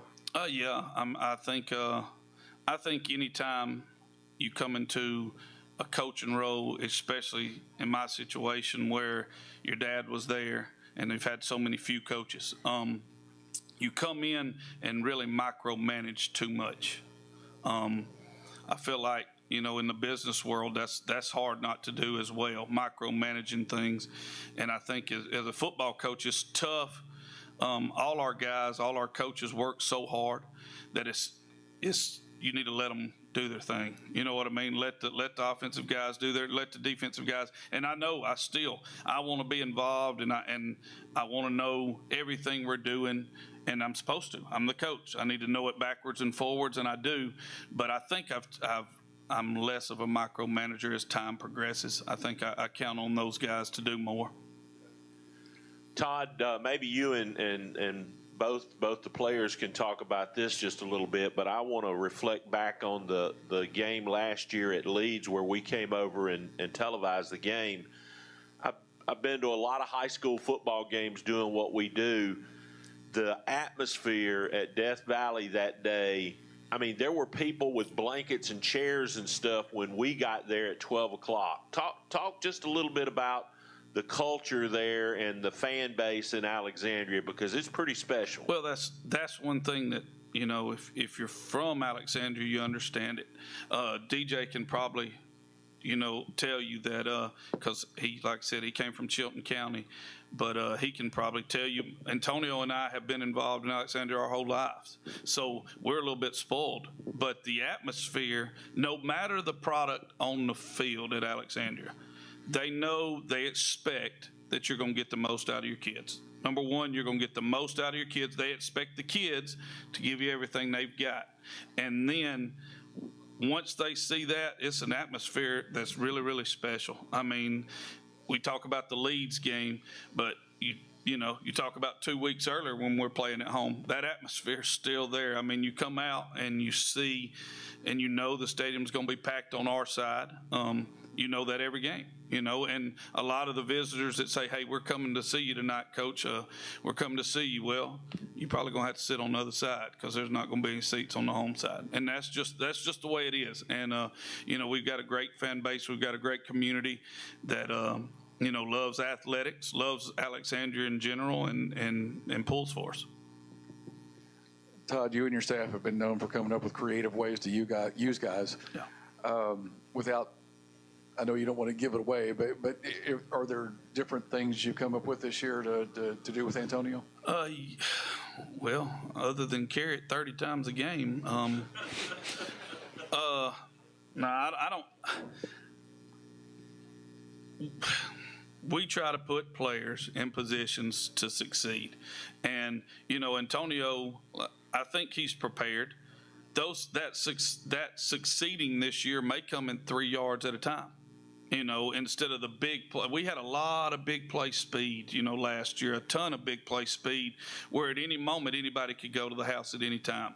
And that's because the two safeties or the two dogs or whatever you want to look at had to focus on both directions.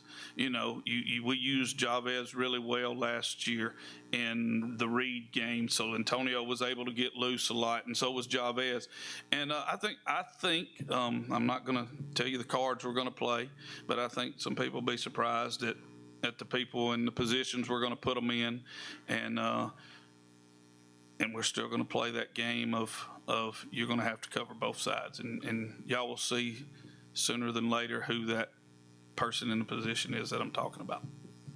This is, as we wrap it up, Coach, we'll get your final comments in a moment, but one final question for DJ and Antonio.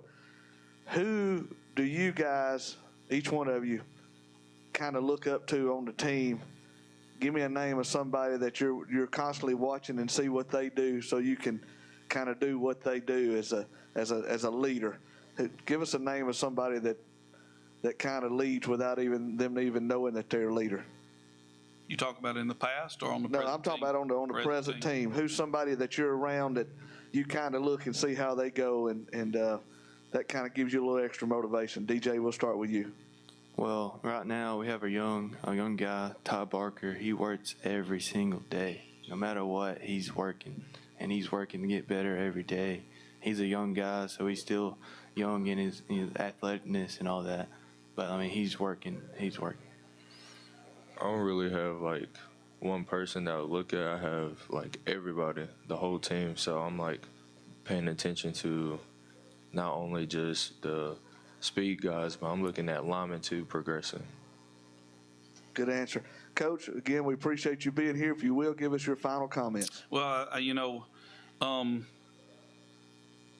didn't mention a whole lot of guys, up here today. And reason being is, we don't know who our tackles are going to be. We don't know who our guards are going to be. We put on full pads today for the first time. And some things will get ironed out today.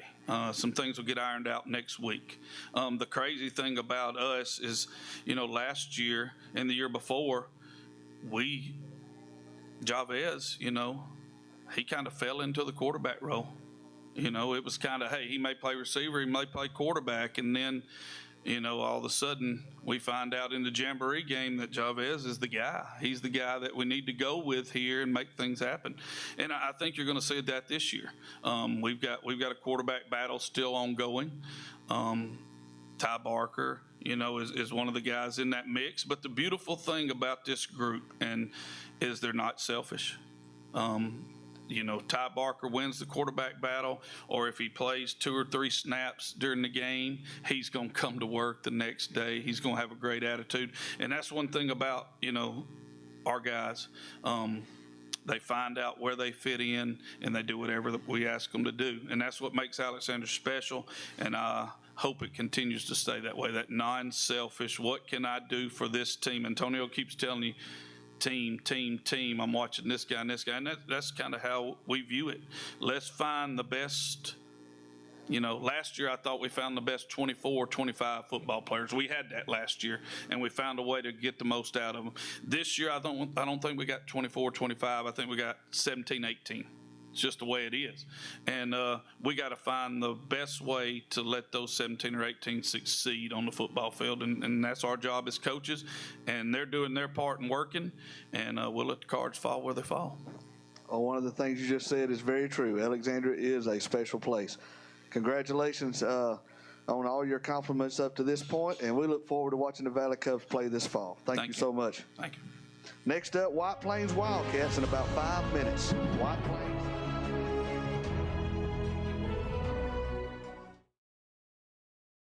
Hi, I'm Sean from Right Way Auto Sales. Come see us on the Motor Mile. We have a huge inventory of cars, trucks, SUVs, and campers. Fifth wheel bumper pull. No credit needed. No credit check. You name it, we got it. Come see us at Right Way on the Motor Mile. 50 campers in stock, 50 cars and trucks, good credit, bad credit, no credit. You're approved. Come see us at Right Way Auto Sales. No credit needed. No credit check. Come see us at Right Way on the Motor Mile. Chase! Chase!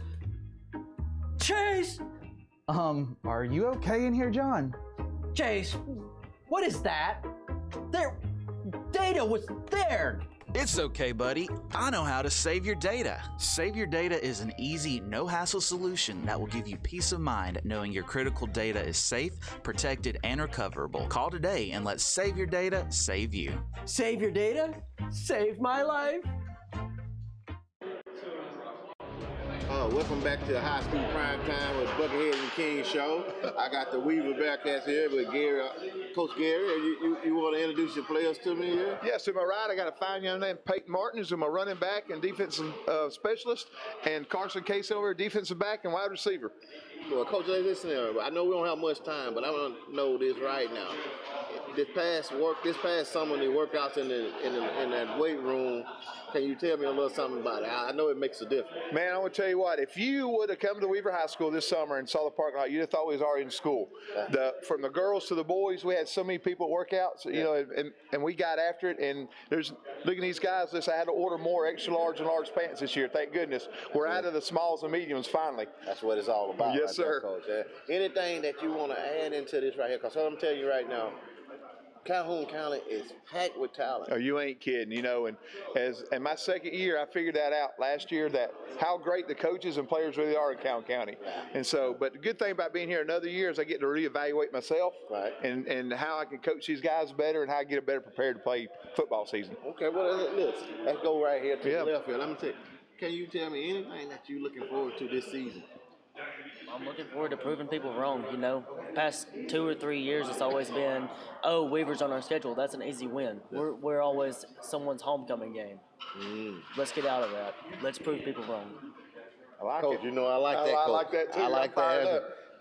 I'm looking forward to showing people that we've came together as a group and as a team, and that we've built ourselves to be better than how we built ourselves to be better than we've ever been.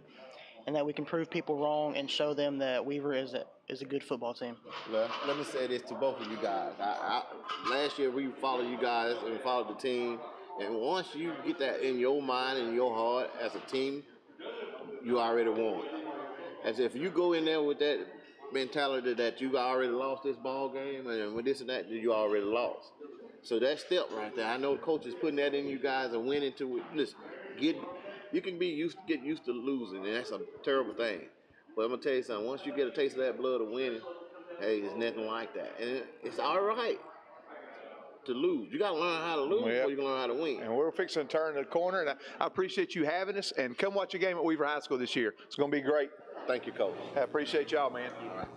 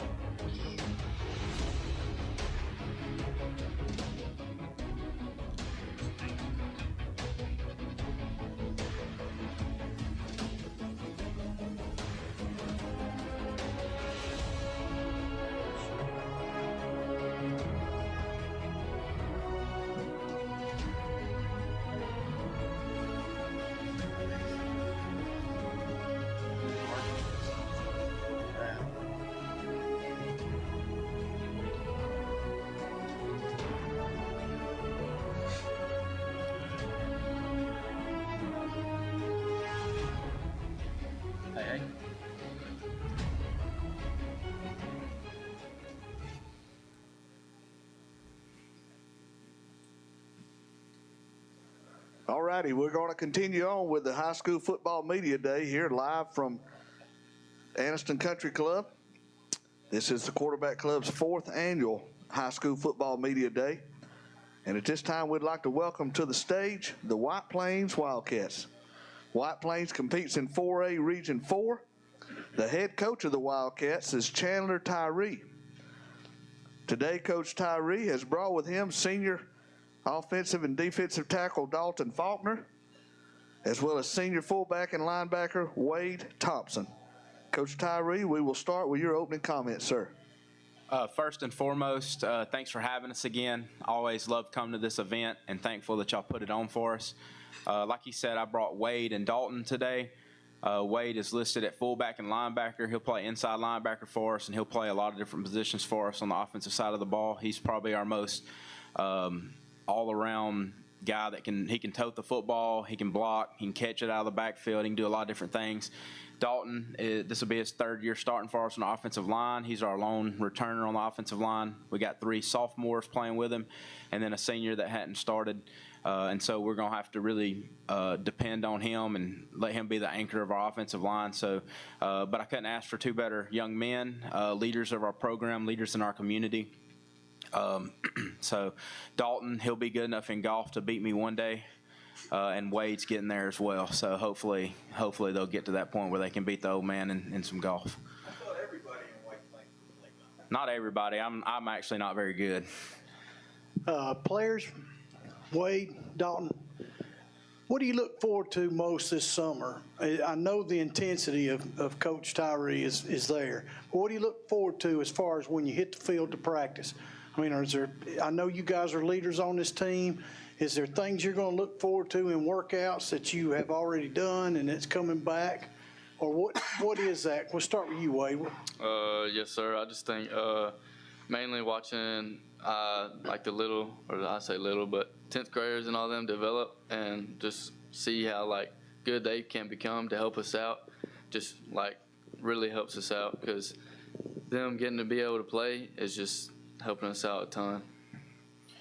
I'm just ready to have that lead position. I'm gonna have to coach the kids next to me. I'm the only one that has any game experience coming into this year, so it's definitely gonna be rough at the beginning. But I think we'll get it figured out by the beginning. Chandler, is it right to think of Wade as kind of doing a lot of the same things that Walker did for you last year? And then who steps in at quarterback? First off, I don't think you're able to replace a Walker Osteen with just one guy. I think we're going to have a bunch of guys that's going to step up and do that. I think Wade, Devontae McCormick, LJ Burns, Dylan Barksdale, Colin Spivey, all those guys are going to have to step up and be big for us and replacing Walker Osteen. Like last year, we could turn around and hand the ball to Walker, and big things will happen because he was just one of the most electrifying players in our county last year. This year, I think it's going to have to be a handful of guys that really do that. And Wade's a guy that we can play him at the Z, we can play him at the Y, we can play him at the F, the T. He's our backup quarterback. He's a guy that you can put in a lot of different positions, and he can do a lot of things. And so I don't think you actually replace a guy like Walker Osteen with just one guy, but I think we've got a handful of guys that can step up and take that load. And then our quarterback will be Dylan Barksdale. Everybody's familiar with him. He's an all-county player. Last year at defensive back, he played receiver for some last year. Really good athlete, has really developed as a quarterback. A lot of people don't realize, in my opinion, the most difficult positions to play in football is offensive line and quarterback. And he's gotten daylight to dark better from the spring to now as far as learning pre-snap read, post-snap read, progressions, all that stuff. So he's done a really good job for us, and he's going to be a leader. Just had to ask him to be a little bit more vocal than he's been in the past. He's been a leader as far as his actions, but when you play the quarterback position, you got to be a leader and you've got to be vocal. Coach, tell us a little bit about your new facilities you have with your weight room, and then players. Talk to us a little bit, each one of you, about what it's like now to come into a new weight room and what it's meant for your program. Well, I've talked about it out in the lobby. you know, we're relatively new in football. We celebrated 50 years of football last year, whereas some of these programs in our area have been doing football for a long, long time. And so we're still trying to get to where some of these programs are at. And I think the first thing is you got to have buy-in from your players. You got to build a culture, and you got to do those things with them. And I think the second thing is improving those facilities. And so I think our weight room equipment was about 15 years old. It was rusted. Some of the safety bars were bent, and just some of it wasn't very safe for our kids. And so just being able to raise 50 grand to make that happen, and to have new flooring in our weight room. We've always had a good facility as far as like space, but in order to put in that new flooring and new racks, new benches, new bars, landmine attachments, dip attachments, new weights, all that stuff has helped us out tremendously, not just because we're able to get more done in our weight room and each rack has self-sufficient for itself, but because like when you see the kids walk in and the pride that they have in what we have now and how they've taken care of it, and how they're ready to go at 6:30 in the morning to work out, that says all you need to say in itself. And that's something that don't just benefit the football program, but every athletic and all of our students at White Plains High School. And so I'm very prideful in that, because I'm a guy that when I get somewhere, when I go to leave, and I don't plan on leaving until I retire, so don't take that the wrong way, I'm at White Plains and turn down other job opportunities to stay at White Plains because I want to see something through, and it's not as easy, and I think it takes special kids to try to build a program and get to where some of the other programs are at in our region, and I think it also takes special coaches to be at White Plains. And so we understand the work's not done, and we still got a long way to go, and we're appreciative of everybody all the coaches that's came before us and all the players. We have great kids. We've always had great kids. We've always had good people in White Plains, and so we're just thankful for that and the community support that we have to be able to raise the money to get that weight room.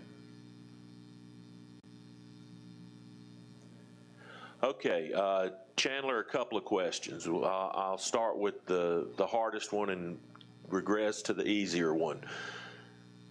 If you don't look at the wins and losses, where is this program from where you came in to 4 years later? I would like to say that we've built a culture, and there's been some stumbling blocks along the way. But I think we've been able to improve culture. We've been able to improve facilities, locker room, coach's office, weight room. I feel like we've been able to. I'm a big component in look, a helmet or a jersey is never going to help you win a ball game, but I'm a big component in look good, play good. And so I'm trying to do everything I can to build support and to make a little noise for our program. And like, we want to be in the conversation at the end of the year for that last playoff spot. Like we want to still be in the conversation. And so we don't want to get to game 5 or game 6 and be out of the conversation for a playoff spot. We're trying to make some noise, and we understand. And look, I'm not a guy that's going to shy away from expectations. Everywhere I've been and everywhere I'm going to be, I want to win. I'm a winner. It's what I want. It's what I want to do. First off, I want to be known for character and integrity, but I also want to be known as somebody that wins. And so everything we do is to try to win football games, and bigger than football games, try to win in life. If we can develop better husbands and better fathers and all that stuff one day, then we've done our job. If we can develop better people for our communities, then we've done what we need to do. And I mean, even if you look at wins and losses, we've went 10-20, which is nowhere near where we want to be at. But it's a big difference from where we were at 6-44 in the 5 previous years before these guys got up. So we want to win. We want to do things differently, and we want to be that program that people are talking about. But it just takes time, and I think that we've took steps in the right direction, but we've got to keep taking those steps in the right direction. Love the helmet, by the way. Thank you. All right, and finally, a lot of people know you to be a real rah-rah guy, and I mean your pregame speeches are unbelievable. I always try to find them on Facebook. I don't know who you let slip in the locker room to tape them or what, but do you practice that? I don't. That's just me. It's who I am. I tell our kids all the time, listen, don't take it personally when I yell at you. Like, because I yell at my 5-year-old. I get excited. I mean, I'm a preacher too. But just like I tell them, it don't matter what happens inside the locker room. It don't matter what kind of rah-rah speech I give. If we don't go on the field and put out something that people are going to be proud of, then none of that means anything. And so that is just strictly me trying to get our guys ready to play. And sometimes I don't believe you have to have a coach do that, because it's high school football. I believe high school football is the best thing. You can go on and play college, you can play in the professional league, but you're never going to get that experience of playing with guys that you've played with your entire life. And so I don't think it requires that. That's just me. I'm energetic. I bring passion. I love what I do, and when I stop loving what I do, I'll quit doing it. But right now, I love what I do, and I'm going to bring energy and passion every single day. This is for Dalton and Wade. Dalton, we'll start with you. What is your favorite part of Fridays in the fall during football season? What would you, if you had a best time of the day from morning to night, what's your favorite? Definitely watching those lights come on the field and watching the field light up. That just gives me a rush that, I don't know, nothing else can give. Wade? I don't know. I just have to say, like, probably, I don't know, hitting people. I don't know. I kind of like just hitting people. Spoken like a true linebacker. So when you tee it up and they blow the whistle, that's your favorite part once the game is on, right? Yes, sir. Ain't nothing like hitting a safety. There you go. Question. Coach, Bill Smith the other day, Talladega's new head coach, mentioned him getting to coach with you at Montford, talked about how proud he was of you as a coach. Talk about what that experience is going to be like coaching against him now in the same region.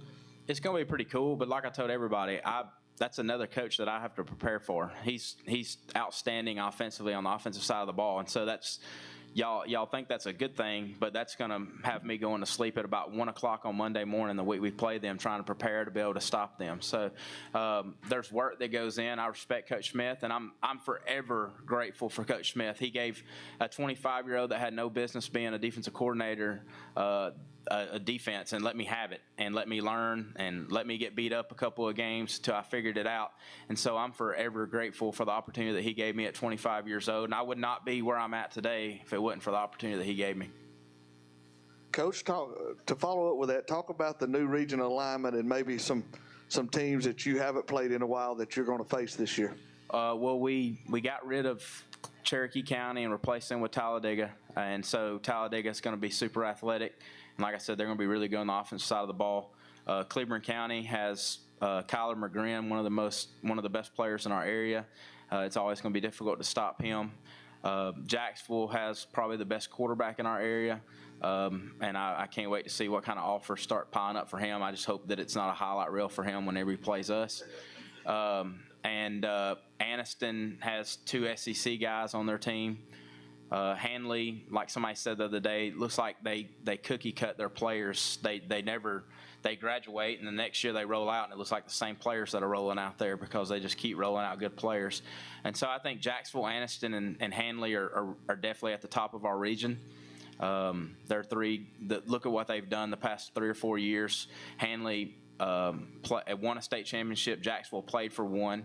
And I believe that Hanley was the best team in the state last year, just the ball didn't bounce their way. And so it's a very difficult region. You got to go to Montford, and they got probably one of the better athletes in our area in Sylvester Smith.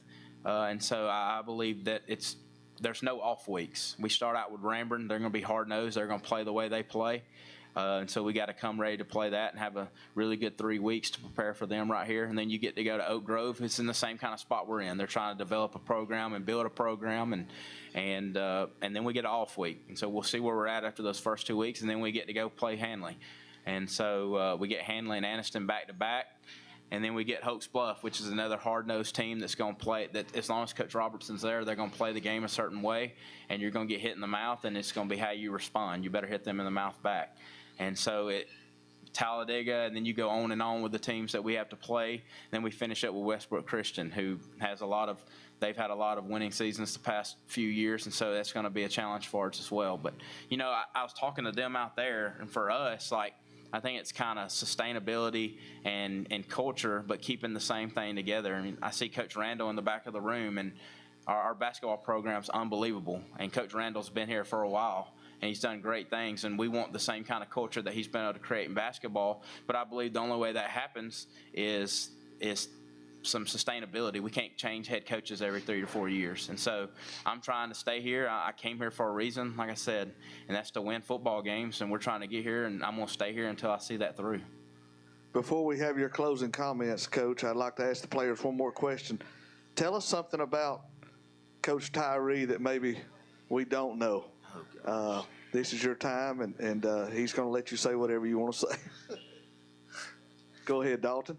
Well, I know in the opening comments he said that I couldn't beat him in golf, but that ain't true. So I know that's for a fact. He's still trying to get there. Wade? Oh, I don't know if y'all know this or not, but we was at practice, and he goes hard. He means if he wants you to hit him, if we're in practice, you hit him as hard as you can. And he hit me, went back, and I thought my hamstring about tore him. Can y'all cut that out? I don't want to get fired. Hey, it was all good. We were working on linebacker stuff. We were working on hand placement, shooting our hands, being violent, bringing our hips. And I said, hey, give me some resistance. He didn't get no resistance. And so, but he can handle it. He's tough. Oh, yeah. I know you're awfully proud of these two young men, and you've probably got several others you could have brought today to fill those shoes. But if you will, Coach, just give us your final comments as we end the session here with White Plains. They say we're in the coaching business, but we're actually in the relationships business. And so there's things that I can take. Like, I'll be playing golf with him when I'm on the senior tees, and he's still a young buck. And so there's things that you can't there's guys that graduate, but I still want to be a part of their life. And so we're here to build relationships and to grow young men, and I think we do a really good job with that at White Plains, not just in the football program, but everywhere. I think we do a good job of developing our students, and that's what we're here for. And that's what I always want to be for. I want to win football games, but I want to have an impact in their life because I know they impact my life. Like, people think, like in the summertime, people think that the kids come back from college and it means something for them for us to go eat breakfast or lunch, but it means way more to me for them to want to reach out to me and want to go eat breakfast or lunch with me. So I'm here. I love what I do. I love the kids. Like I said, I'm in the relationship business and the things that, like, we learn every day together. We get better. We push through adversity. And I love what I do. And eventually we're going to get it turned around on the school board, but just know, our kids at White Plains work just as hard as every other kids in this area. So thank y'all for having us. Yes, sir. Thank you. Congratulations. And good luck this season to the White Plains Wildcats. So we're going to take about a 15-minute break for lunch for our media partners to grab some lunch, and then we'll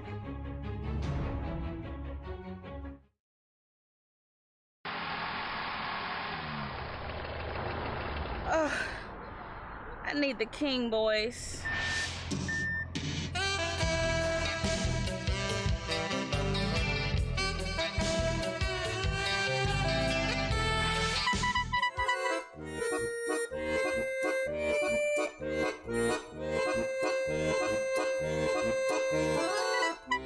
Don't call two clowns in a tow truck when you're dreaming of them King boys. The weather is warming up and spring is just around the corner at Miller Sand and Landscape Supply. I'm Craig Miller, and we've got something for everyone. From bulk materials like sand, gravel, and mulch to beautiful outdoor decor to make your outdoor living space the envy of the neighborhood. See our beautiful selection of Mazzarelli fountains, flowers to brighten your garden, and an outdoor center loaded with beautiful decor. Whether you need a little or a lot, visit Miller Sand and Landscape Supply.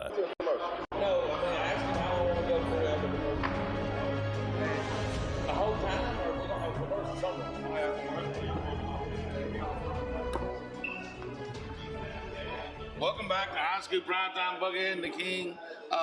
Hey, we finished up the first half of the Calhoun County Media Days, and I know everybody heard a lot of good things. I know the coaches and players are fired up about what they're fixing to do, and we're 3 weeks away from kickoff. Right. And you heard what they've been through this summer and what they're looking forward to doing as far as going forward. I'm excited. I know you are, King. Listen, I was more surprised. Some of the kids that's coming in and they was thinking about it, but just wouldn't come out and say it. But like our big boy from Anniston comes right out and said, we're going undefeated. Well, a kid to come out and put a statement out like that right there, hey, he's expecting big things to happen with his teammates. Well, and it's good to be confident, but not overconfident. Really good to be confident, but not overconfident. Listen, because I believe he can walk the walk and talk the talk. He can back his up.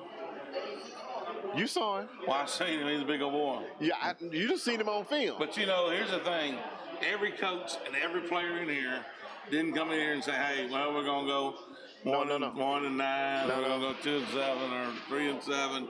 All of them have big, big views, and have big plans for this year, and are hoping for the best. Now we all are realistic too. We know what teams are in what regions and what they got to do to even make the playoffs. The game got to be played. Everybody know the game got to be played. We Scott. were hearing Coach Tyree right then talking about, being around for the final playoff spot. In his shoes, that final playoff spot's big because you got 3 of the top teams in 4A. That's right. In his region with Jacksonville, Hanley, and Anniston. So, being a realistic person, Coach is being real. There. He want to be in it. He got opportunity to make the playoffs. Yeah, he wants to be around. He want to be around that final spot. Now you hear a lot of people talk about final spots, and they say nobody wants to be in a final spot. But in that region, you get that final spot, you feel good about yourself. Who was in that final spot last year? Anniston was in that final spot. I see what I'm saying. Yes. They took it. So you think about that. That's just one of the regions we're talking about. Oxford moves to a new region this year. They go back to the Birmingham boys. Not quite as easy as a region as they had before. That's right. They're going to have to play ball. And I'm not expecting anything less. Not expecting anything less. Alexandria, they're 5A. Alexandria is the second largest school in our Calhoun County system, and they are 5A. They lost a lot. But I look for them. Coach Ginn always reloads and does what he needs to do to be successful. Oh, yeah. Look who we got coming in right here. Come on in. Come on here and have a seat. Come on in, Danny. Well, as a matter of fact, get in that middle right there. Get in the middle. I'm going to let him get in right there. Well, I'll introduce you guys. This guy right here probably needs no introduction from anybody. Here, you keep your mic. I'm letting him have mine. Will you keep that one? All right. How's it going today? Man, we just talk about a great event and the idea you put together 4 years ago to make this happen. And before that, we didn't have anything like this. In this area, you could watch media days for college football, but nothing like this for these high school kids. And look what your vision has turned into. Well, I had saw for years on the Birmingham TV stations, Talladega would have a media day for high school football, and they'd have it at the Motorsports Hall of Fame. And so 4 years ago, at a board meeting here, I told the guys, I said, I got an idea. And, of course, it ain't just Danny. It takes all of us, but it starts with an idea. That's right. And I tell people all the time, the way to have a good idea is have lots of ideas. And I have lots of ideas. But I said, I'd like to see Calhoun County have a high school football media day. And who better to put it on than a quarterback club? Because we're not a member of the media, so we wouldn't be partial to newsprint or internet or TV or radio. And they all thought, well, that's a good idea, but what would it cost us? And I said, well, I'm glad you asked. And I give each one of them a piece of paper that had a little budget. I said, I think we can do it for this amount of money. And that's provide lunch for all the media partners, the players and the coaches, do some advertising. We need a backdrop to go behind the stage. There's certain costs. It was going to be about $2,000 to make it happen. And they said, collectively, well, if you think, you can raise the money to do it, we're behind it. And so in 4 hours' time, I called a few sponsors, and some of them have been with us since day one. And they said, okay, let's move forward. And the sad part about that whole story is we had a date picked out. We contacted all the coaches and players. We were having it here at the country club, and about a week before, I woke up in the middle of the night and realized that I had a family vacation planned for that Friday that we was going to be gone. And we were going to Gatlinburg, Tennessee, and, of course, I couldn't cancel that. So most of my work I had already done anyway. And so the day of, all Doug Odell, David Woodard, Don Whitlow, all Matt Whittington, and all the other board members, they jumped in and it went off great. But I remember sitting on a park bench in Gatlinburg, Tennessee, on my phone, watching it live stream, the Calhoun County High School Media Day. And I thought, man, this is great. And so fast forward to our 4th year this year, and it's become we have found that the coaches, they don't want to let on about it, but they love this because everybody they know says, "Hey, Coach, I saw you on the internet, or I heard you on the radio." And They absolutely love it. they love it, Love and it. everybody needs to be loved on a little bit. I mean, if they work hard. It's the only time most of them get love all year. Yeah, I know. Yeah, usually it's like, what were you thinking calling that play? Yeah. But they may not admit it, but I'm looking across and I see Coach Ginn. You know, he won't admit it, but he. About the third table he had. Yeah, he's been at every table. But you know, a lot of old school coaches, it gives them a chance to brag on their players. They bring a couple of seniors and to talk about their program. And at this point, everybody's undefeated, Gary. Everybody. And so it's a good thing. And the country club here is so gracious. They give us a great venue to host this. I'm looking across now. I'm looking at 60 or 70 people enjoying lunch. Some of them on the radio. Some of them's talking to old friends. Right. And this is a very good thing. And I appreciate you guys being here. I hope this is the first year of many that y'all will be Absolutely, broadcasting. it is. And I want to say this. A lot of people, I want to get them up to date. A lot of people say, who is the quarterback club for Calhoun County? I mean, is there information that if they wanted to be involved in the Calhoun County Quarterback Club, how do they go about doing that? The quarterback club, it was the Anniston Quarterback Club many years ago. It started in 1946. So last year was the 75th anniversary of and then somewhere along the way they changed it to the Calhoun County Quarterback Club to bring in more people from around the county. And so we have a storied history of great coaches. Coach Paul Bear Bryant came in 71 for the 25th anniversary of the Quarterback Club, and he spoke. And we've had Pat Dye, we've had Barfield, we've had Shug Jordan, we've had all the coaches over the years. Now it's harder and harder to get a coach in season than it used to be.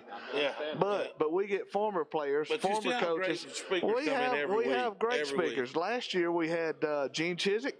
He came, and a few years ago we had Bobby Bowden come the second year after he had retired. This year we've got an unbelievable lineup. You guys may have already talked about that, but we've got leading off week one, Andy Bertram on September the 12th. He's with Auburn Radio Network. Dari Noka with SEC Network the week after that. And then we have penciled in Cole Kublik on the 26th of September. We got to finalize that one. Coach Rich Rod from JSU will be here. Barrett Jones, former University of Alabama player with ESPN Radio. Absolutely. Alyssa Lang, she's with SEC Network. Last year we had Lauren Sisler, and the year before that we had Holly Rowe, and they just fantastic. And people don't realize they're bringing them here, and people can come to it. And also, I know you do a Players of the Week because you bring kids in each week and give them the Player of the Week. Love what these guys do for this. I was looking for it. I'm trying to see. You don't have high school primetime, Buckethead and the King down here somewhere, and I'm gonna need you to try to pencil We're us not in. at that level of them names. Speak for yourself, Buckethead. Undoubtedly, we had done already blown our budget, so we couldn't afford it. You told me we were doing it for free. But He was keeping all the money. Anyway, we'll finish up this year with Matt Schaub, a 17-year pro veteran at an NFL quarterback. Matt Schaub lives in Atlanta now. We got him coming. But anybody can join our club. The membership dues, after 4 years, we had to bump the price up just a little bit because of food costs. But it's $250 for 8 nights or 8 meetings. And that covers your dinner, any drinks you want, the speaker. And, when you look at about $32 a week for dinner and drinks and get to hear people like this speak that you wouldn't hear anywhere, it's a heck of a deal. It's a wonderful deal. And every week we have 1 to 2 coaches come, and they'll bring a player of the week from high school. And so it's a fun thing. If anybody's interested, they can give me a call or text me on my cell phone, 256-225-1000. 225-1000. Easy number. And we are open to members. Last year, coming out of COVID, we was able to go back to about 80 or 90. This year we want to go back to 115 members. About 128 is our max that we can fit in the dining room. Absolutely. And we feel like if we do our job and bring in quality speakers, we'll keep people wanting to be. I think that 128 will get blown through. I mean, you'll be looking for a place to sit people. I believe you'll get the 128. That's right. But if you don't get that, you call me. And Buckethead and the King come in. We're not going to charge you, but we'll turn it out. I hear you. We seriously though, we appreciate you guys being here today, all of our media partners. But the way y'all have set up, broadcast live, I mean, this is just a fun day, and to me, it's kind of the start of football. It is. It's the start of football, It is. and we all love some high school football in Calhoun County. That's right. Absolutely, and I just want to say congratulations to you. Thank you for having us. Yes, sir. And one of the things I will say, last year, and you don't have the mic anymore. Last year you brought Coach Probst in, and he gave COVID to everybody. I mean, everybody around there had COVID after Coach Probst left. I mean, what he did. Obviously he didn't. He went in the hospital the week after that. And at that time, nobody knew. And even now, it's making another surge. But thank the good Lord, it's a milder. People get it and they get over it after a few days for the most part. I know last week, being on the county commission, I get an update weekly on how many are at RMC. And Tuesday of this week, there were like 21 people at RMC and only one on a ventilator. So we're hopefully coming out of this thing. And but what the last 2 years has been crazy times. But thank goodness we're getting back to some normalcy. That's what we need in high school football to bring us back to that. That's right. Okay. We appreciate having you on. Thank you very much, and we look forward to the second half of the show. Sounds good. Appreciate that. Thank you.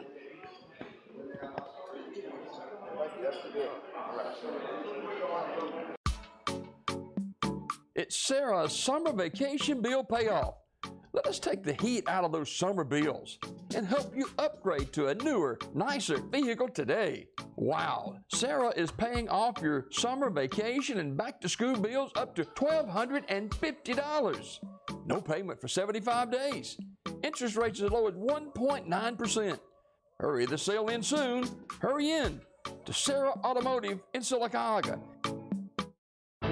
HMR of Alabama provides services for Alabama's state veterans' homes and is proud to serve the Colonel Robert Howard State Veterans Home in Pell City.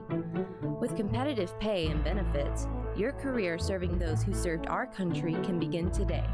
If you like to help people and enjoy new challenges, contact HMR of Alabama by logging on to hmrveteranservices.com and choose the Careers tab to find out how you can join the HMR team.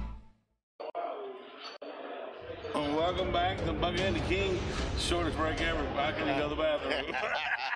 But hey, we're still in here in the media mile, I'll call it, right here at the Calhoun County Media Days. Great first half. Great insight on the coming season from the coaches and players. That's right. And I'm going to tell you, the players are energetic right now. I mean, seeing them light up. I mean, we love the coaches too, but them players run over to Bucket and the King. And, it's hard to just describe that. I'm going to tell you something. Yeah. We do it. That's why we do this. That's exactly right. You started this thing off saying, hey, we all about kids. We get 1,500 coaches to sit down here with us and talk, and we enjoy that. But when we get a chance to talk with the kids and see what they got going on, you see that little high school mind ticking, and you don't really know how we finna come at it. Well, I asked Dalton, was playing high school football, did he get you any girls? He said, I don't know. You can't say that. That's not a word. But think about this. We had the two kids from Anniston on, and we had them on, and one of them we didn't have on during the break because he had to leave and go back to South Carolina. Look at Coach right there. Coach is clean in his suit. You can't. Coach Adams. He coming in with his suit on. Yes, He's ready for. He's clean. He's preaching this week. He clean. He clean now. But we can't wait till we get him over here. We'll get him over here. Yeah, when you get done, come in here. We're gonna get we'll get Oxford High head coach in. We got Oxford just walked in. Welborn Panthers are here. I just told you, Coach Rick Flair slipped in on us. Yes, sir. Boy, you got a party going on over here at the county. And I'm gonna tell you something. Best dress of the day is the Donahoe Falcons. Yes. Donahoe Falcons best dress. Coming here, listen, business, son. Yes, sir. They ain't taking no. Coach Satcher brought his kids in there, and Coach Satcher cleaning the whistle too now. Casket clean, man. Casket clean. Yeah. He done put on a little weight too. He got it. That happens to the best of us. It does look good on him. That weight does good on him. He put a little weight on, but it looks good on him. But shoulders a little broader. He's casket clean. Yes, I'll tell you that. When you walk in like that, people turn their heads. I'm just hoping they leave me and you some food. They're gonna make some problem. I might just turn over the table up in here and get something to eat. messing with you, Buckethead. You don't mess around and let these folks eat up all the food before we can get to it. Man, there's plenty of food. If there ain't, I'll go down to Jack's and get you a burger. Please. Please. I mean, listen, now, when you go up here, they give you, it's like royalty. Oh, I know. They don't just treat me and you like royalty. I know you being the king and you think everybody's got to treat you with like royalty, but they treat everybody like royalty.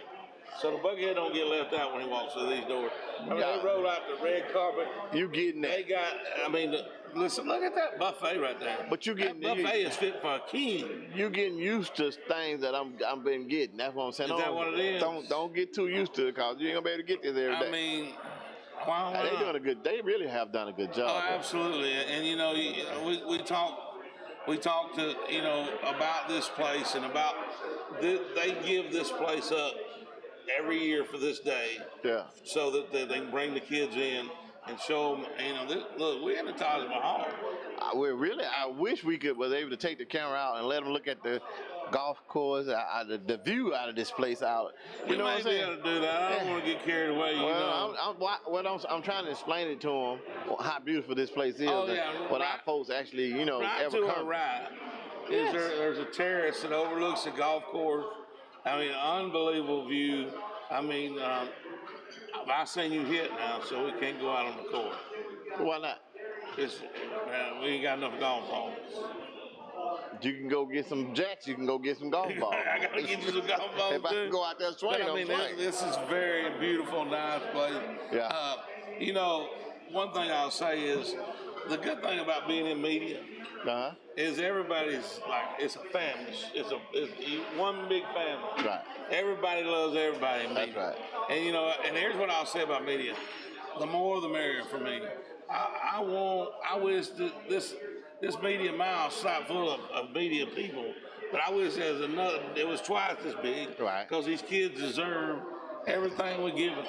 Everything that these kids are getting from all these media people, they deserve that and more.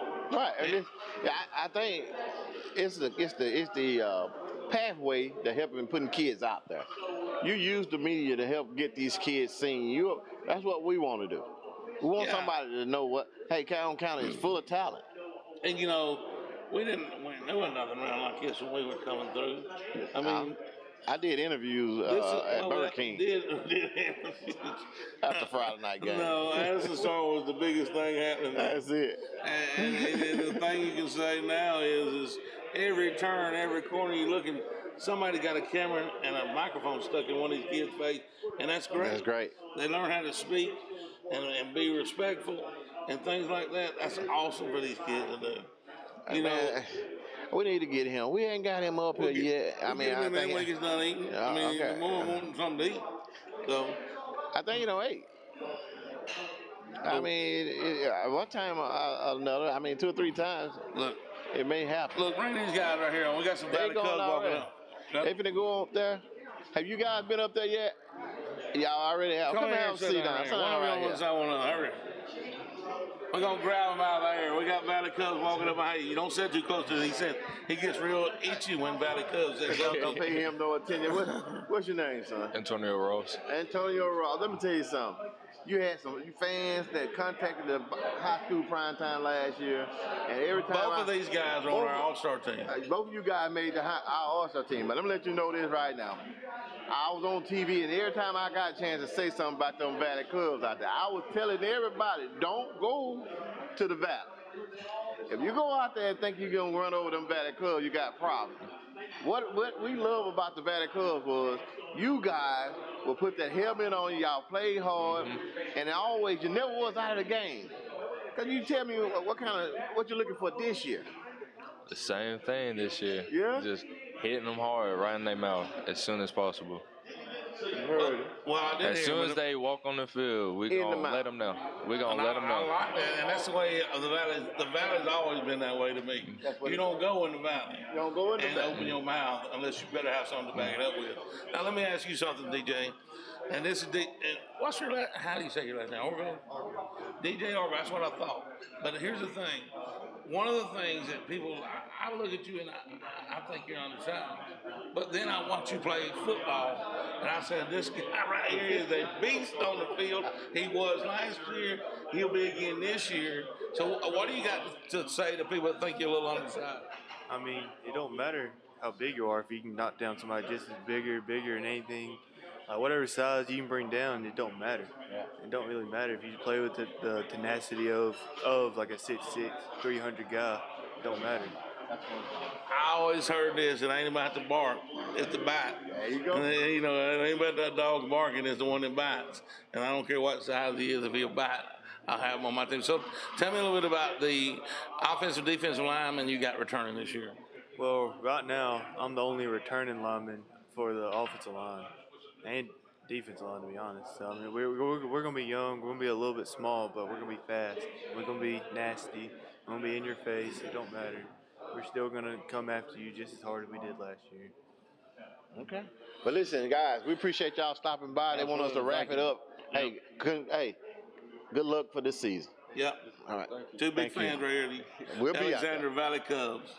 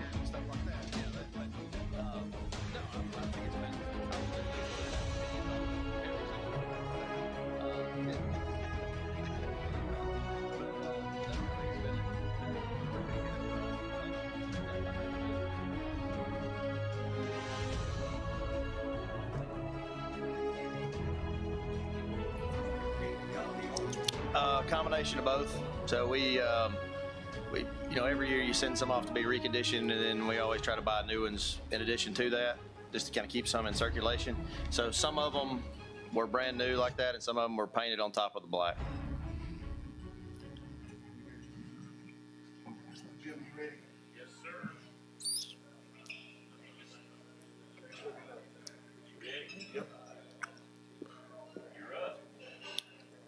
Welcome back. This is the prime stage of the county right now, the Calhoun County High School Football Media Day going on, the 2022 edition. And we're glad to be back live for you here at the Calhoun County Quarterback Club's Media Day from Anniston Country Club. Next up on the stage, we're proud to have the Oxford Yellow Jackets. Oxford competes in 6A Region 6. The head coach of the Yellow Jackets is Sam Adams. Today, Coach Adams has brought with him senior defensive back Imari Carroll and senior defensive end Josiah Kimbrough. Coach Adams, we will start with your opening comments, sir. Thank you very much. Thank you all for having us here. Really excited to be here at this event. It was a first-class experience last year when we had the opportunity to be here, and really looking forward to just getting the season started all the way around. I'd say the outlook for this year for us, you know, we'll have a lot of very familiar faces to people that were aware of our roster last year. You know, last year we graduated 11 seniors, so a really small senior class.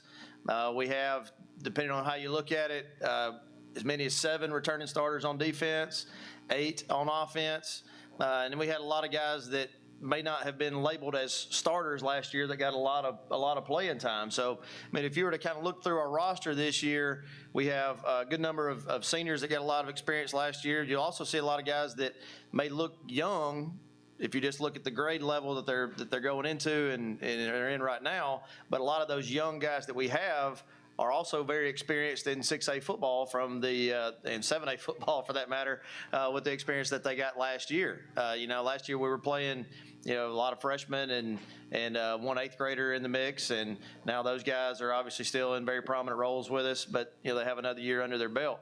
So I think this year it's really a really good feel in our locker room, I think, right now. We kind of hit our first day in full pads today, so along with that comes some skirmishes in the middle of practice and all, but I would kind of be worried if we didn't have some of those things. But I think our team is a very mature team at this point. Obviously, we have a lot of work left ahead of us, like everybody does in the state and in the country at this time. But, I really like where we're at. We're making a lot of progress. We're a lot better team now than we were on Monday. And we're just eager to get the season going against a very challenging schedule. Obviously, we changed regions. Everyone's really aware of that. Non-region games, we have a challenging non-region schedule as well. We'll open up in a jamboree game with James Clemens, who was a top 10 7A team last year, 10-0 in the regular season, went to the first round. Then we will play Huntsville High School non-region, another 7A team. We'll play McAdory, who's a perennial 6A playoff team. We'll play Hartselle, who is, I think, maybe 10-0, 9-1, something like that in the regular season last year in 6A. And then we'll finish up the year non-region with Jacksonville, a local team that, we have a lot of respect for. So we're just looking forward to getting the season started. Sam, just how different is the challenge going from one extreme of so much roster turnover your first year and then not nearly as much roster turnover this year? Yeah, it's there's always going to be challenges that are present no matter what the year is, and they always change year to year, right?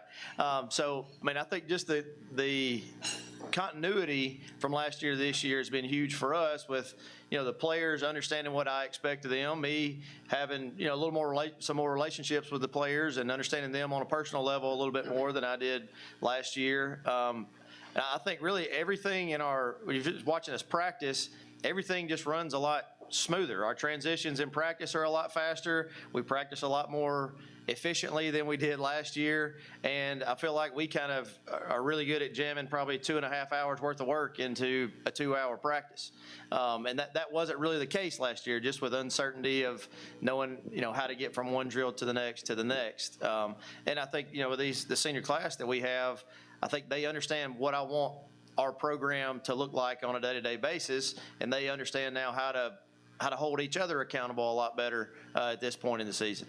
Question for the players. You guys are up here, he brought you, you guys must be leaders. What does it take? What do you guys look for to lead this team? Being that there are a lot of seniors and there are probably a lot of leaders, do you guys personally, what do you put pressure on yourself to take other players forward with you? Start with you, Josiah. I try to lead by example. I can't expect them to do something like put full effort if I'm not doing it. So I've got to put my max effort into practice just as I expect them to do. Same thing as him, really. You really got to lead by example and just coach them up.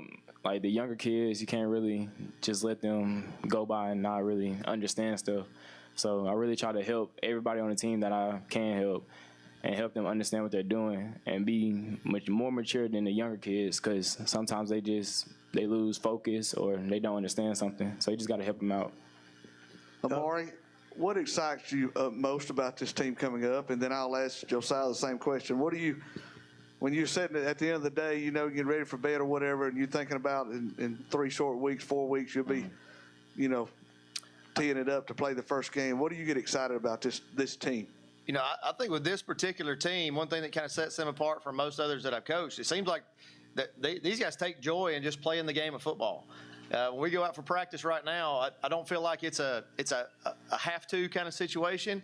I feel like with these guys, it's a get-to situation. They get another opportunity to practice that day. And especially this time of year, that's not always the case. There's a lot of heat out there and outside elements and that kind of stuff.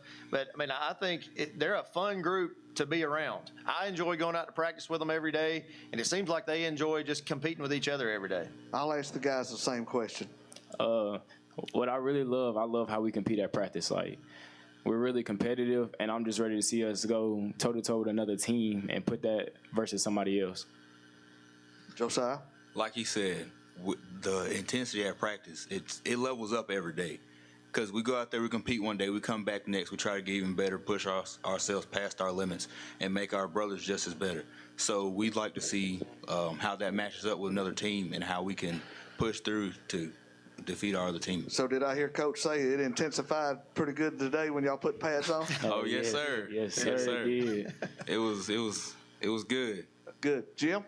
Yeah, Coach just cannot avoid the helmet on the table. Yeah. We got to talk about whose idea, how did it come about, when was the decision made, and just talk about the special paint. Yeah, it's kind of a unique circumstance. So we have one of our younger coaches, Connor Sire. Coach Connor Sire does our graphics on social media. And on Thanksgiving, he put up a Happy Thanksgiving graphic on Twitter, and it was like it was the look of a gravy bowl pouring what was gold paint onto the black helmet. And when he posted that, it got a lot of response from all kinds of people, and that kind of got our wheels turning a little bit. So then we kind of went into making sure the paint was the correct color. As everybody knows, the Oxford gold is a very unique color. It's old gold, so we started. It's not yellow, it's not gold, it's not Vegas gold. It's old gold. So when we went into the Rydell catalog, trying to get the color right, they had an old gold that was listed, but it was not close to the right one. So what I did, I handed a pair of our pants, our gold pants, to the Rydell guy, and they created a custom color for us. So in the Rydell catalog now, that is Oxford High School gold. So that's a custom color that we're the only team in the country that has. Wow, that's pretty neat. Mm-hmm. Talk about the region lineup. You touched on it in your opening comments, but go in a little bit deeper on that and who's some teams that we're playing this year at Oxford that we haven't in the past few years. Yeah, so that's it's very similar to the region that Oxford was in the couple years before I got here. So most of our games now are back from here toward the Birmingham area. So Pell City remains a region game. The ones that most people talk about the most are Clay Chalkville, Pinson Valley. You also have Huffman, Center Point. You'll get me in trouble here because I'm not going to remember all these off the top of my head. But it's a very challenging region. So you have a lot of the most recent state champions that are now going to be competing in the same region. And, when that was released, you get a lot of different reactions from everybody, right? Everybody has an opinion on everything. So, some people took the kind of stance of, Oxford's back in that region now. I think, it's important to remember one of the reasons that is a tough region is because we're in it. So there are some definite advantages to playing that kind of region schedule.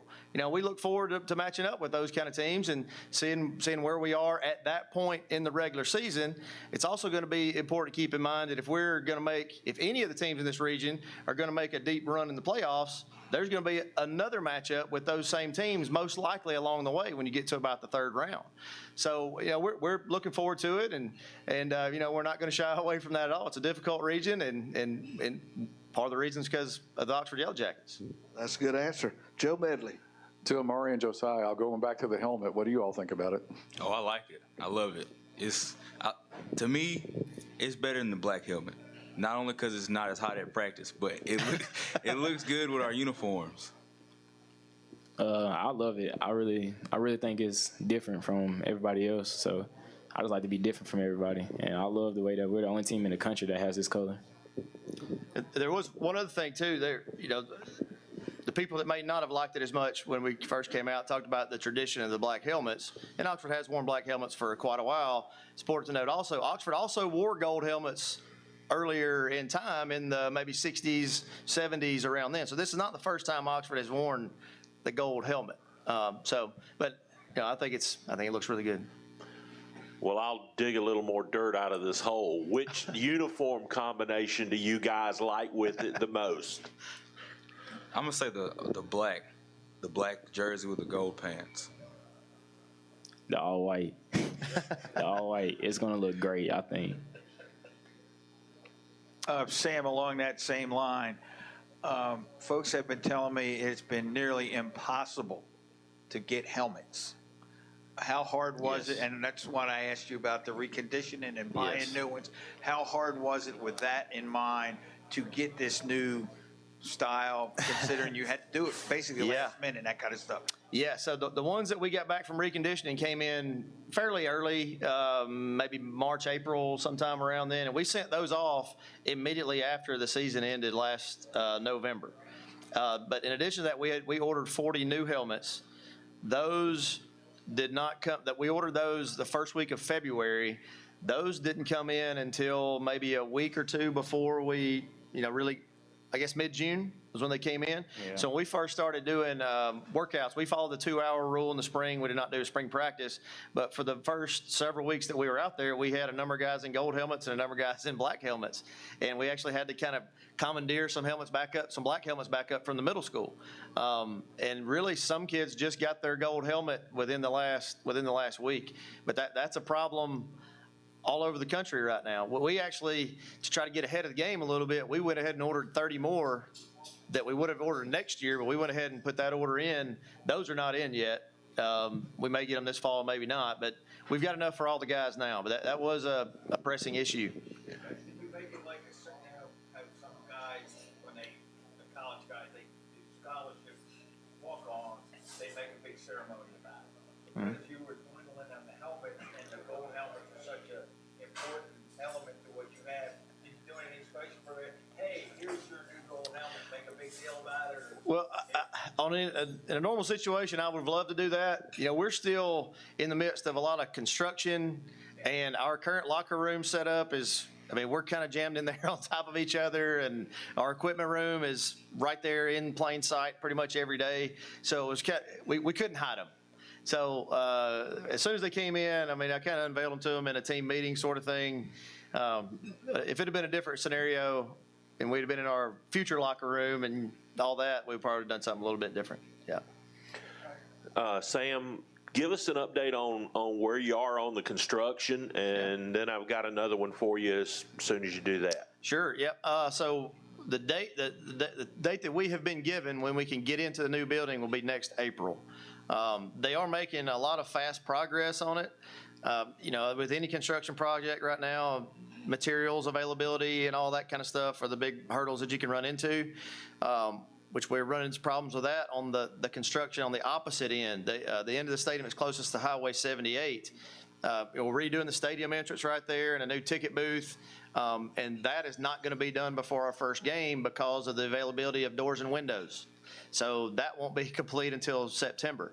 But it's really exciting to see. I try to go up and take a picture once a month and put it on Twitter, and to see the progress they've made from May until right now is it's phenomenal. So really excited about it. And then I'd like to ask you how the Jacksonville game came about, and to the players, after you answer, how do you guys feel about playing the Golden Eagles and probably one of the best quarterbacks in the state? Yeah, well, it was every 2 years when the realignments come out and you're trying to schedule games, it's really a very frustrating couple-week period on every front. There's probably more lies told from coaches to coaches in that 2-week period than any other time in the year.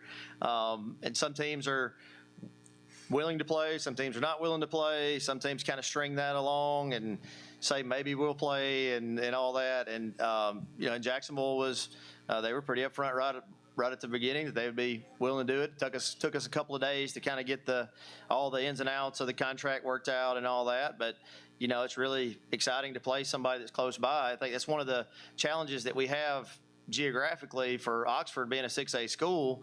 Outside of Pell City, there's not a lot of schools that are our size close by.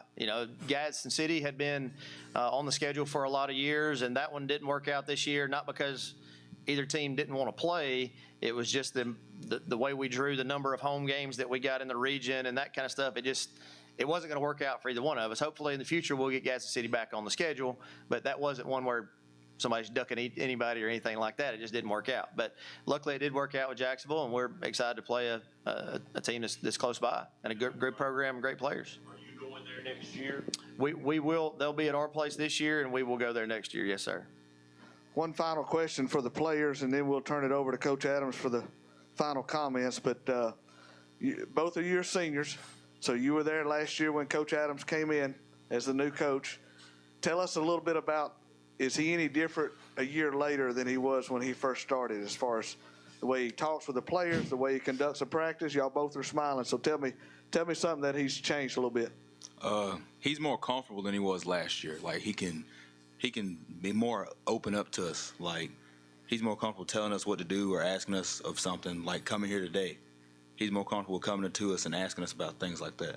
How did he come to you and ask you to come today? He asked me if I wanted to come, just like out of the open. All right, Imari? I feel like he's still the same coach as he was last year, but as Josiah said, he's more comfortable, and I feel like he's grown a closer relationship with his players, and I feel like that's a really big part of football. It's not all about football. It's the relationship you have with your players and how you can communicate with them in any type of way and talk about their personal life, not just football. How important is it to you two guys to have that relationship with Coach Adams? It's basically like having another person you can go to for help, or if you just want to talk. You don't have to just go to the same group of people that you have, say, at home. You can go to someone outside of home that's looking in from an outside point of view. It's really helpful. It's like someone that can help you out whenever you need help. All of our coaches, they always tell us, if you ever need help, you can call any of us. And I feel like that's a really big part of football. Does he ever ask you about your grades, how you doing in school, or does he already know before he asks? He's already grades come first. Yeah, he already know. Like, he's honest about our grades. All right, Coach Adams, we're glad to have y'all here today. If you will, give us your final comments. Again, just thank y'all for having us here and putting on this event. This is was a highlight of our year last year and this year, and I know this will be a great experience for these guys. They'll be able to look back on this in the years to come. But this is really going to be an exciting year for us, and just can't wait to get started. I think we've grown so much over the season last year with this group of guys. We've grown even more in the off season, and we're just looking forward to another challenging schedule. And as they say in Oxford, go Big O, right? Go Big O. Go Big O. Go Big O. Thank you, Coach and players. Good luck this season. Look forward to seeing y'all on Friday nights. Yes, Right Way Auto is offering cash on the spot for cars, trucks, and SUVs. Our inventory is low, and to turn that around, we are buying pre-owned vehicles in good shape. Visit our 2 locations today on the Motor Mile in Anniston or Highway 21 in Mumford. We will buy your car even if you don't buy ours. Right Way Auto is offering cash on the spot for cars, trucks, and SUVs. Cash on the spot today for your vehicle at Right Way Auto Sales in Anniston and Mumford. Sylacauga's best kept secret? No more. Harvey's on Noble is the place to go for the area's best food and drinks. Whether you're in the mood for steak, burgers, salad, seafood, or dessert, Harvey's on Noble will not disappoint, and the atmosphere is perfect for catching the big game or just relaxing after work. Harvey's is open for dinner Wednesday through Saturdays, so round up the family and we'll see you at Harvey's on Noble, downtown Sylacauga.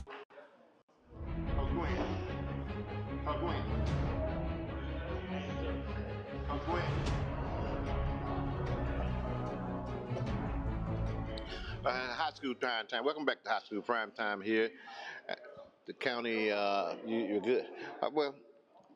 Buckethead stepped out for a minute, but I guarantee you I can hold this show now. We are here today in Anniston at the Calhoun County High School football media day. I had some kids to come through here today. We got some coaches come through here today. It's been a beautiful day. To me, it's the start of football season. And I'm getting a chance to meet some kids for the first time. I'm getting a chance to see some from last year that actually I'm looking for some good things to come through. But we actually will be able to see the Yellow Jackets that they just got through doing the press conference up there. And I'm hoping we'll get a chance to talk with them once they step down. We still need to talk with Alexandria. And I got Hollywood. I need live. We live. Come here for a second. No. All right. I wanted to make sure I got these guys, these Yellow Jackets here from Oxford here. I got Hollywood. Yes, sir. And Kimbrough, Josiah Kimbrough. You guys, hey, I'm looking for some big things from y'all this season. Yes, sir. one thing, I already know how I am about my yellow jacket. Oh yeah, we know. We're gonna represent. We're gonna do what we gotta do. But guys, what I want y'all to do for me this year is just play hard and have fun. Yes, sir. You know, once the season's over, it's over. But you guys put it all out on the line. Yes, sir. You got anything that tell me about that weight room this summer? Man, the weight room was amazing this summer. I feel like everybody worked really hard. We really grinded in there. They wouldn't have to raise everybody was getting bigger, you know. I'm not going to put a lot more helmet on them. We were going to make some changes on the field. I can really tell. Not going to happen. You got anything to say about that this past workout this summer? The weight room, it's intense. Yeah? We take the intensity from the field and take it in the weight room and push just as hard as we did outside. You got that. Is Coach Broad?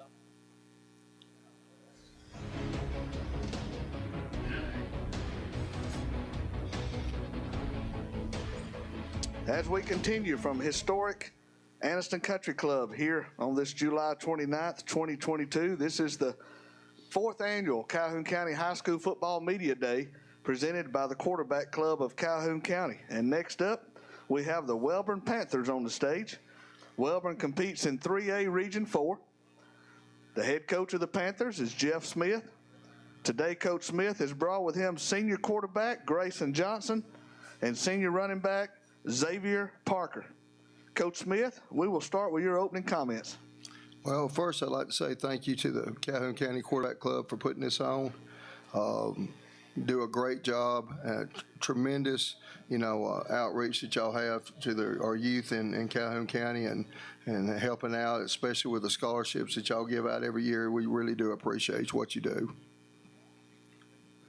All right, we'll take questions from the media at this time. If you will, as always, raise your hand, and we will start with Joe Medley. To Jeff and both players, Grace and Xavier, just can you speak to how last year ended, when the 5-game winning streak, and what did that do for momentum carrying forward into this year? Well, I'll start it off. First off, I really believed that's the way it was going to go down last year. I knew that we were going to be a very young, inexperienced team starting the year out. But I felt like with their work ethic, that as the season went, the better that they would get, and that's exactly what happened. We had 3 tough losses right off the bat, but, of course, they were to Anniston, Ohatchee, and Sachs, and all 3 of them very good teams. And then we were able to get in the middle of the season right there and, win the region games that we needed to win and make the playoffs, and I was very, very proud of them for doing that. And I tell you what, that 1 year ago today, there's a lot of people I talked to going into last season did not expect us to do that. And again, I was very proud that the players were able to do that.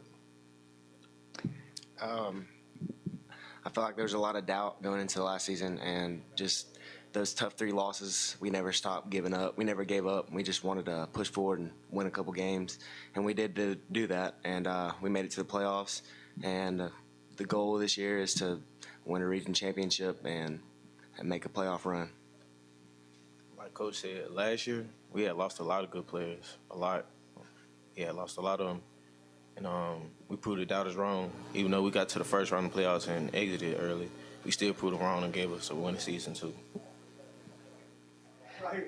Coach, you're in a new region, so some shifting of some teams, but you also built what I feel like was an incredible non-region schedule. So can you break down your region and then your non-region schedule that you put together? Well, we're in a new region, that's true, but now there's still 2 opponents that's always been in the region with us, and that's Sachs and Weaver, which I'm very thankful for, because those are very 2 close games and good rivalry games. And then, of course, Randolph County had been in the region before, and they dropped down to 2A, and they've came back up to 3A, and we've had some epic battles with them through the years. So those are 3 teams that we're familiar with. Now, the teams that hadn't played was Dable and Childersburg. Okay, so we really don't know a whole lot about those teams, and of course we'll find out here this season. Now, Beulah is also one of our region games. But now we played Beulah in 2010 and 2011 when we were in the South region at that time. And so we've made that trip, and it's a pretty good trip, too. It's about a 2-hour trip, but they have a good facility. And now as far as their team goes, we don't know a lot about them. But we'll play them, I think we play them game 3, but week 4. And so hopefully we'll be able to have some film on them at that time and can kind of see what they got. Hey, guys, tell us what it's like playing for a coach like Jeff Smith. What does he mean to you? And what's it like during practice? And has he ever let his guard down for y'all? No. Choose your words good. No, he doesn't. Coach means a lot to me. Me personally, he does. And off the field and in the locker room, it's lots of fun. But in the weight room and on the field, he means business, and he never gets off of us. It's really just hard work, the grind all the time. So, yeah. All my years being in Wilburn, just enjoying to be up about Wilburn, Coach Smith has inspired me a lot. I have cousins play for him. My brother played for him. Just seeing the way he interacts with his players and interacts with me, it just inspires me to be a better person. And the way he coaches us, it inspires me to play harder. To follow up on that, Coach Smith, you know, many of us in this room have heard your story or your testimony about what Coach Battles meant to you. Very much. Talk about that a little bit more as you try to mentor these guys, and they come through. You know, you'll have a guy for 3, maybe 4 years if you're lucky, and he moves on. But tell us about, you know, you've got that short window. Most of them have a dad, some of them don't. But tell us about why you still do what you do. Well, you know, I shouldn't even be up here talking to you, to be honest with you. You know, from my background and how I ended up in football is unbelievable for me. I mean, I didn't play any football till the 7th grade. And we actually went through, on the way over here, actually, with the place where I grew up. It's not there now, but just, you know, a few trees. But our youth football coach, who's still over our youth football, is Wormy Haynes. He saw me out there playing at Mechanicsville, and he asked me why I wasn't playing football, and I said, well, my grandma won't let me. And so he carried me up there and talked to her, and I got me started. And then after the next year, at that time we were in City League football. I had grown, and I was too big to play City League football as an 8th grader, and I moved up to the high school. And that's when, you know, Coach Bowles had came back from Mississippi at the time, and, you know, I just connected with him. And we spent a lot of time together, and I spent a lot of time with him as a player. And, of course, I was assistant coach under him, and I learned a lot. And the difference he made in me is why I coach. And really, you're exactly right. The reason I still coach is because I want to make a difference in young men's lives that was made in mine. And if I can help out, I'm going to. You do a great job of that, guys. Well, I try. Elaborate a little bit more on the question that David had asked. When you've got somebody that's a legend like Coach Smith is on the hill, from there, you know, as kids graduated from there, he's going to be there long after you are gone. What is it you can learn from him about being loyal to somebody and loyal to a program instead of through life we see people come and go, but what is it about Coach Smith that you'll take with you after your days are gone? Always push hard. Always play hard. Do hard at whatever you do. Do the best you can. That's what he taught me all these years I've been up there with him. Yeah, just to work hard, and then just to see old players come back and just come back and talk to Coach for hours, just to come see him and talk to him and check up on him. I think that'll always stick with me, and I'll come back and see Coach when I'm gone out of high school. So. Okay, Jim Jacobs. Yeah, Jeff, talk a little bit about moving into the South. I know a lot of coaches that I've talked to that have had teams around the area that have had to travel that road, so to speak, just don't have good feelings about it because you're losing some pretty good gate games, and you know, we don't talk about money a lot when it comes to this stuff, but it costs more and more every year to play football. How do you feel about moving to the South and losing some of those other region foes that are just right around the corner here that will always bring good gates? Well, I'm glad you brought that question up because now I can finish the question that Namath asked me about the non-region opponents. You know, we're able to open up with Anniston. And, you know, the whole time I grew up, that was always our opening game, and it was a big rivalry game. And Coach White's been gracious enough to help us rekindle that. And So we open up with them. That's a good first game. The second game is Ohatchee, which is another rival game and a close game. And Coach Finley and I talked about that and agreed to do that. I think that'll be good on both ends as far as gate goes. We were able to pick up Talladega as our middle game. Again, growing up, we played Talladega every year that I played, and that was a good pickup, I thought. The last ball game is Cleveland County. We used to play them again the whole time that I was in school playing, and they didn't usually have a good gate too. So we were able to pick them up game 10. So even though our region schedule, we're in the South, we were able to pick up 4 very good rival games and close games that we feel like that will have good gates. But now, as far as our region goes, I will say this: we got Dadeville coming to Welborn this year, and we go to Beulah. We don't have to go to both of them in one year. One of them's coming to us, and we got to travel to one. So you take those 2 games out of it. You add Randolph County, who we played several times in the past, and Childersburg, which is right down the road. I mean, well, not, when I say right down the road, it's less than an hour from us. Okay, so that's not a real bad travel game either. So as far as the travel, it's just Beulah and Dadeville, and we've only got to make 1 road trip like that a year. Now the problem's going to come when the postseason occurs, and if we're fortunate to make the playoffs, then there's going to be some drives, you know, because we could possibly go all the way to Mobile, or all the way down into Dothan, and but we'll worry about that when that comes. You know, the first order of business is, of course, take care of game 1, and then after that, we're competing to try to win that region. Coach, AL.com just did a recent survey around the state for the best atmospheres on Friday night, and Welborn came in at number 6 on that list. So can you talk about the atmosphere on the hill on Friday nights? And then for the players, Xavier, can you talk about the development of Grayson this offseason, and Grayson, same thing, the development of Xavier this offseason? Well, I'm very proud of that. I mean, we've worked hard to create that kind of atmosphere, and the facilities in very good shape. We've improved the facilities, our field's in good shape, and then plus, we always have good crowds, Coach Bouse used to say this when we played: if I turn these lights on, everybody's going to show up. And it's held true. We turn the lights on, everybody comes. And, then, of course, Gary Burns is our PA announcer. He does a great job with that. And then we're able to play, some music in between plays and everything. And it gets a really good atmosphere for a high school football game.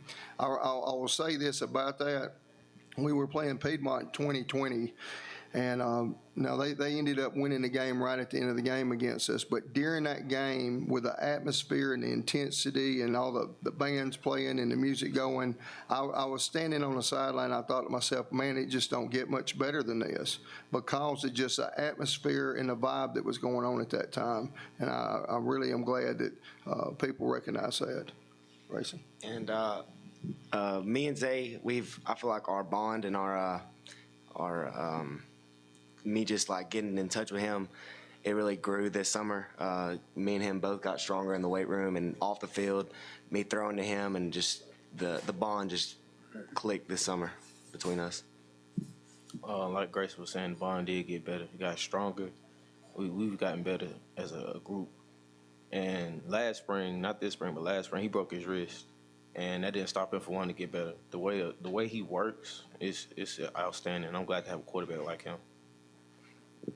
And I will say this, both of these young men are tremendous workers. We had 26 workouts this summer, and between both of them, there was only 1 miss. So, that's both of them. Grayson made all 26 of them, and Xavier only had 1 the whole time. So, very proud of their work ethic. One final question, and then we'll wrap it up. Go ahead, Al. This is for Grayson. It's a fun kind of question. Last year, we had a guy in here that had the Troy Polamalu Hair Award for Calhoun County. You obviously have taken over that mantle as the hair guy in the county. What do you think about the long hair? What do you do with it during the game? How much of a point of pride is it for you to maintain it? And Coach, under that same line, you're an old school guy. So I can't imagine what you would think about seeing that with that youngster over there. Would you both address that for some fun? Just during the game, I let it flow. I don't think Coach likes it, but I just I don't know. I just started growing it out, and I guess it's just stuck with me since 8th grade, I guess. Have you not cut it since 8th grade? Oh, yeah, I've got it cut, but, I haven't, cut it all off. No comment. Coach, again, we're so proud of you and the program you have at Wellborn. If you will, just close out this segment. Give us your final thoughts, please. Well, thank you so much for having us here. Again, thank you to the Calhoun County Quarterback Club. And we've got a really good thing here going. We've got some outstanding teams in this area, and we've got some outstanding young men that play in this area. And our games, our rivalry games, is second to none. And I'm proud to be associated with it. Thank you. Very well. Good luck this season. Up on the hill for the Wellborn Panthers. Coming up in 5 minutes, Sachs Wildcats.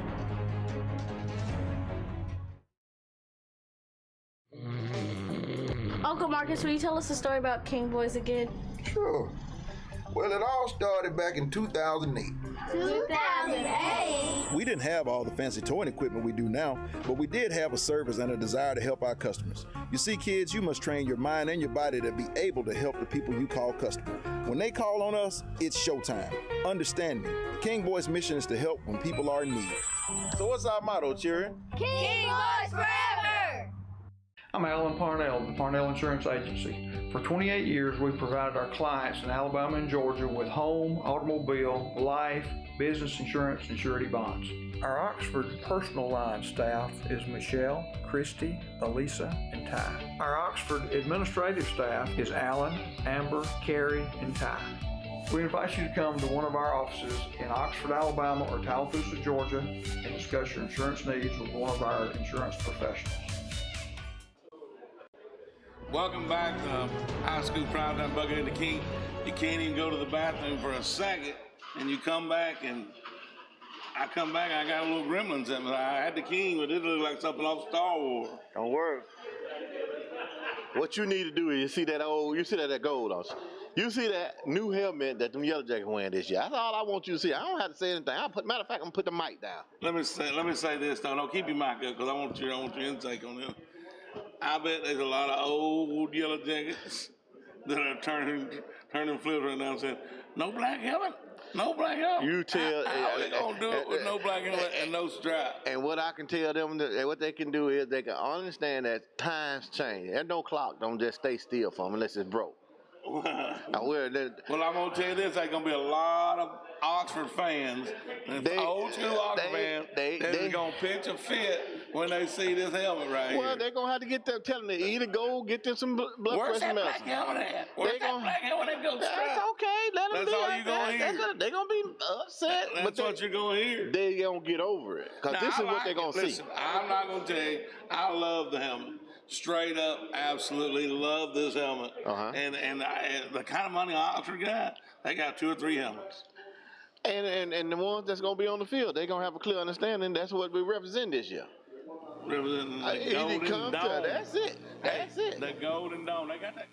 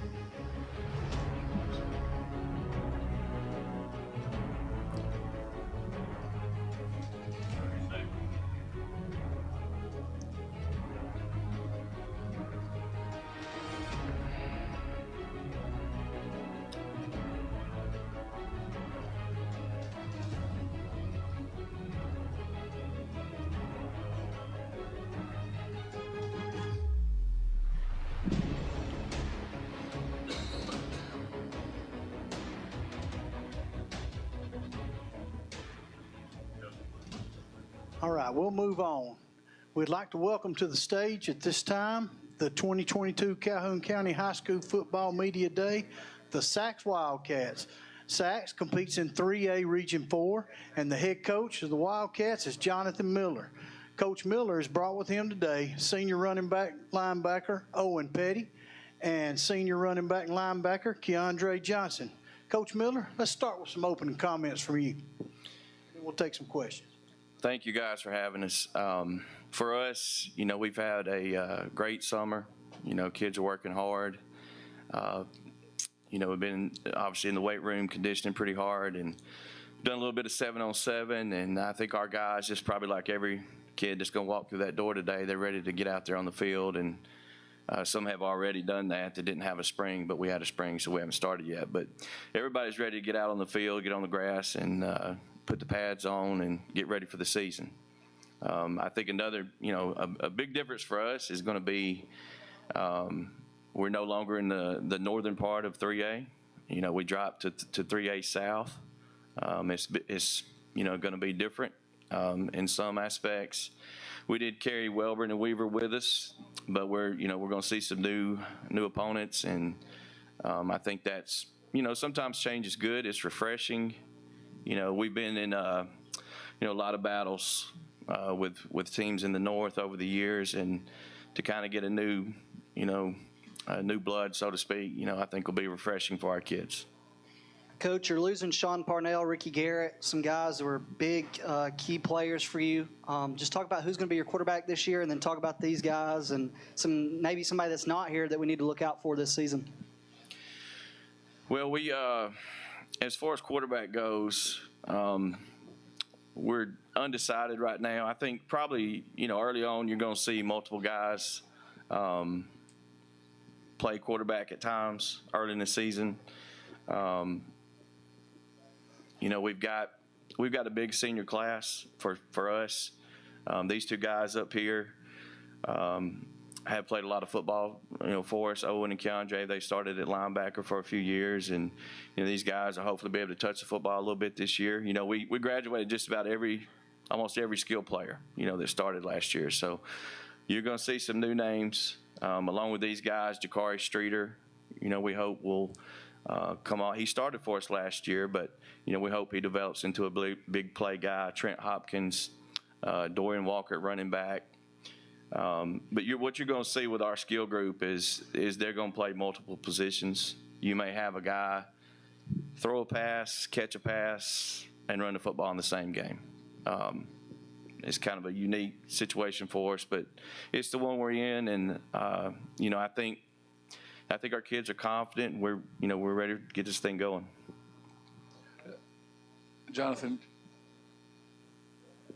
just how similar is this to a couple of years ago when the kids that you graduated this past year were young and kind of resetting things are excellent on the roster? I think it's a little different because a lot of the guys that we're going to be asking to play major roles, especially offensively and defensively to some extent, they're going to be older than those kids. A lot of what we had to go to a couple years ago, those kids were sophomores. And, with the kids, we lost 7 guys on each side of the ball. So the guys that's going to step in those shoes, a large majority of those guys will be seniors, upperclassmen. So it's different in that aspect. And, we've got a lot of guys with experience, maybe not starting experience, but we've got a lot of guys that have played meaningful football for us. So, I think, we've got several guys that's ready to step in and have big seasons. Yeah, Jonathan, talk a little bit about the 3A game at the end of the season last year. I mean, I don't think I've ever seen a football game where both teams left it on the field like you guys in Piedmont did last November. And all three of you can answer this, but how long has that stuck with you, and what was the next few days like? Well, when you're in games like that and it don't go your way, that's going to stick with me for my lifetime. We've had other situations similar to that. Just like you remember the big wins, those losses where you're so close to a championship.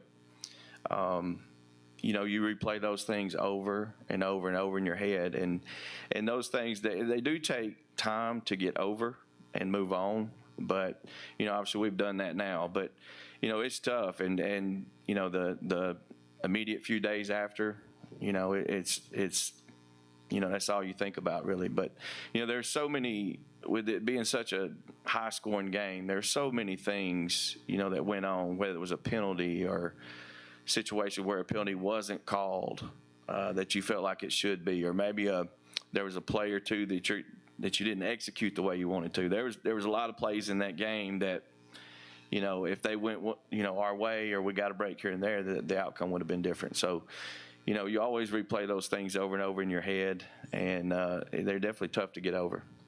What about you, Owen? Yeah, I just have a couple plays in my head that I think about almost every day where I wish I could have done something different to change the impact of the game. Keandre? I feel like the Piedmont game stuck with me the shortest because I had an injury at the end of the game, and that's pretty much it. Well, let me ask you guys something about Coach Miller. Now, when I see him, he's always, mild-mannered, doesn't ever get upset. Is that how it is in practice, or is it something we don't see, and what makes it fun with him? Yeah, Coach Miller comes across as a quiet type, but if you make a mistake, he can go from 0 to 100 instantly, and he'll joke about it with you later. So, you feel the same way, Keandre? Yeah, absolutely. He'll be cool with you, and then so you mess up on something little, he'll get right with you. Good. One question here. Yeah, Jonathan. Thank you. Jonathan, you talked about the way that your team is this year. You might see a guy run it, throw it, catch it. That philosophy worked out really good at Alexandria last year with Javez. Do you think you will have a guy that will be that multi-purposed, or you got to do it this way out of necessity and hope somebody becomes like Javez? Well, we're just going early in the season. Basically what we've been working on since early in June. We're going to use multiple guys at that spot. And as the season goes on, your offense typically tends to take shape a certain way. Past 2 seasons, it's been different for us. Last season, it got towards, after about week 5, we were really throwing the ball extremely well. And we kind of, a little bit more 50-50. Year before, we had to go heavy run. So your offense kind of tends to take shape based on what your players are able to do, what they're confident in doing. So that's what we're going to do. And, you may see a guy play quarterback the whole game. You may see 2 or 3. You may see 2. It's just going to depend on, what happens early and what we feel like is best for our kids. But there's not a weapon where one guy, like you could all There could be. Yeah, there could be. We could, we got guys repping there like Jakari and Trent Hopkins and others. Owen's going to rep a little bit of quarterback too. But if there's just one guy that, we don't really have a competition per se. It's not a competition. We're just this is what we're going to do, But if we feel like our offensive bet is better just playing one guy, then that's what we'll do. Guys, that leadership is a big part of your team, and I'm sure Coach Miller expects that.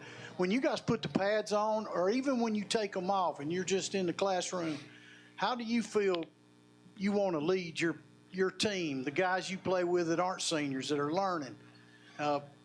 Start with that, Owen. What do you feel like leadership means to you when you got the pads on versus when you don't? Leadership to me means helping the kids out and then correcting their mistakes and doing anything you can do to help them and make them a better person. Leadership to me is trying to teach your younger players what to do and what not to do and make them better. I know they keep their eye on you. Coach Miller, what about, we talked about some of the players you don't have. You got some young guys too, I'm sure, that you're looking at. You care to enlighten us on any of that? Well, I would like to mention one part of our offense, we graduated 7 on both sides of football, but one part of our offense where we do have multiple guys coming back is our O-line. And J.J. Waters, Raymond Pearson, Tyreek Foster be coming back for us. And, we're hoping that that's the strength of our football team. So I'm excited about that group and to see those guys develop throughout the course of the season. Raymond is a kid that he's a senior, but he may be our best football player, on the team as an O lineman and D lineman. But I hope that our O line is our strongest position group, and then they make it easy for our skill kids. Coach, how long before Knox suits up? Well, he's going to be in the 4th grade, so he's got some time. Right now he's the smallest kid, it seems like, in his grade. So it's going to be a minute. Well, guys, I want to ask Coach Miller for his final thoughts, but I do want to ask you guys, what are you most looking forward to first game? I'm just looking forward to being out there 100% and able to play the whole time and have fun. I'm hoping to have the best start of my high school career. There you go. Coach Miller, if you got any final thoughts, just tell us what you're thinking and what you're expecting. Well, we're excited for the season. We've got a lot of good kids on this football team. It's going to be a fun team to coach. They're going to go out and get after it. We got a big early part of our schedule. We'll play Ohatchee and Sylvania early, 2 playoff teams from last year. It's going to let us know where we're at and where we need to go. So we're looking forward to Monday, getting out on the practice field and putting on the pads, at the end of next week and getting ready for Ohatchee. Well, that's Sachs Wildcats. Next up on the list will be Ohatchee Indians. Coach, players, we thank y'all for coming, and we'll get ready in a few minutes.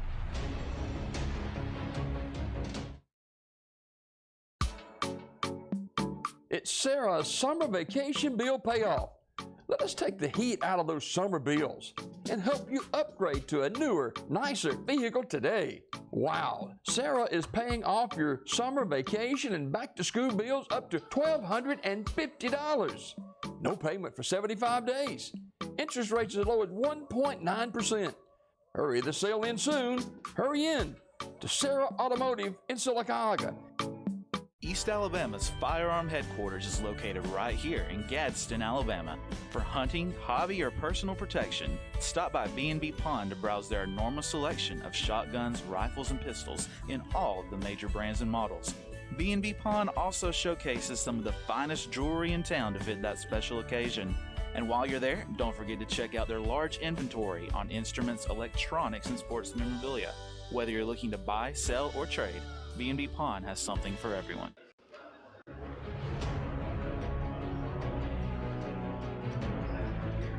Man, them guys already out here. Welcome back to High School Primetime. Buckhead the King. Got 2 Panthers with us. Them Webber Panthers. Them Webber Panthers. I got Xavier with me. Who you got up there with you? Grace? Gracie, yeah. You got Gracie over here with me, brother. Let me ask you this. We know Coach Smith, and he is a hard-nosed coach, one of the hardest-nosed coaches in this area. And I'll ask you this, and I'll ask him first. Xavier, how hard is practices with Coach Smith? I know y'all been through the summer now. Probably haven't put any pads on yet, but start next week. So far up to this time, how hard has it been all year? Honestly, if you're new, if you're a new player coming in, it's gonna be tough. It's gonna be tough. But I'm not gonna say it's not tough for us because each year he gets harder and harder and harder to make sure we do the best we can at what we do. I'm gonna be honest. Some days, if we do everything right, it's kind of easy. But we do one thing wrong or something, it's. That's that old school coaching. The rest of the practice is just it's over with. Well, listen, that Webber tradition. Up this year, do you ever get a chance to hear him talk about that Webber tradition? The coaches, any of the coaches. All the time. Well, let me tell you now, if you guys haven't bought into it, used to be once upon a time, you go out there on that hill, you got to be ready. Yeah. They're going to put some helmets on you out there. You guys been doing good for the past 2 or 3 years. I know you're looking for a good season. Yeah, we are. We're trying to. And when we on that hill, we play. Well, guys, we got to wrap it up. We appreciate y'all coming over. We appreciate y'all. Thank you. Let's go, Panthers.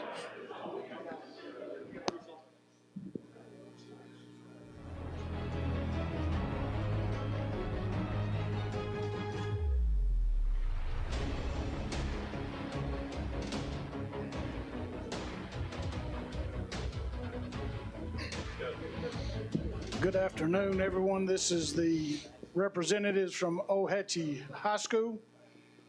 Ohatchee competes in 3A Region 6. The head coach of the Indians is Mr. Chris Finley.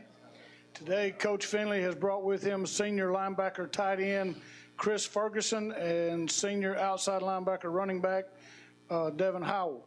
Coach Finley, we'll start with your opening comments. Sir, I just want to thank you guys for having us here and for really shining a spotlight on all the programs of our area. I want to say a specific thank you to the quarterback club for what you guys do for the kids of our area. I know we specifically have had multiple kids here recently that have benefited from scholarship programs and things like that you guys do. So we really appreciate that. First, I want to talk about the guys I brought here, Devin Howell and Chris Ferguson. These guys are both seniors that have played for us, started for us for 2 years now, both of them. Devin at linebacker, Chris at linebacker, and then tied in some for us last year. He started at linebacker for 2 years now.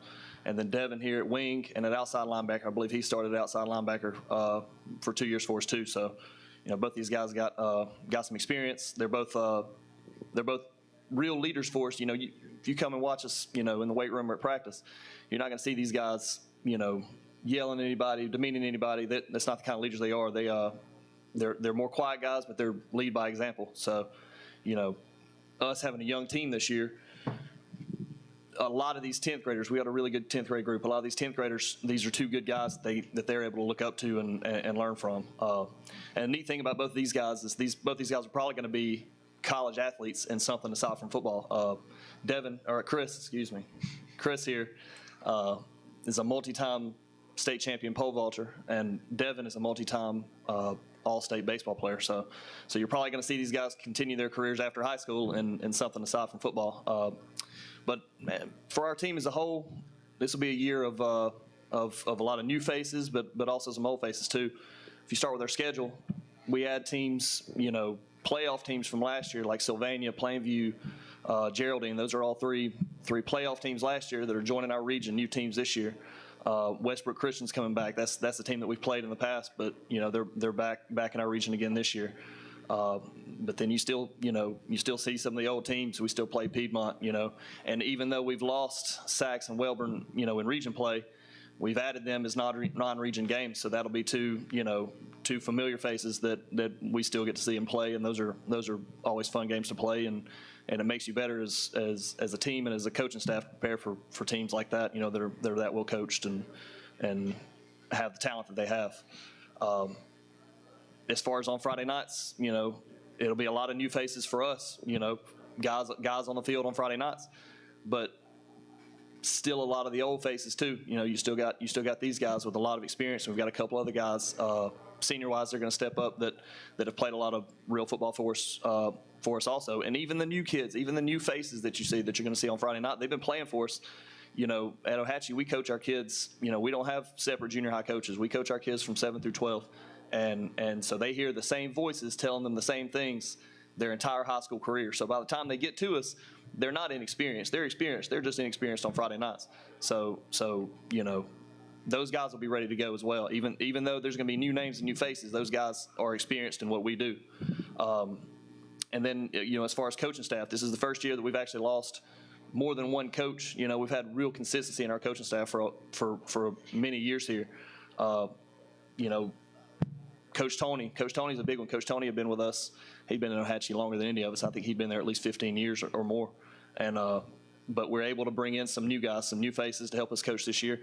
And we still have a lot of the guys, that we've had. Coach Blake Jennings has been there for 11 years. He's been our defensive coordinator, I believe, for 9 years. And you're not going to find a better defensive coordinator than him. And that's consistency there, that these guys have heard his leadership voice on defense for nearly a decade now. Coach Bryant Ginn, me and Coach Ginn came in at the same time. This will be our 10th year at Ohatchee, and we've been coaching. We've been part of helping build that program from what it was before to what we've gotten to now. Coach John Williamson the same way. Coach Williamson's been with us for, I believe, 8 years now.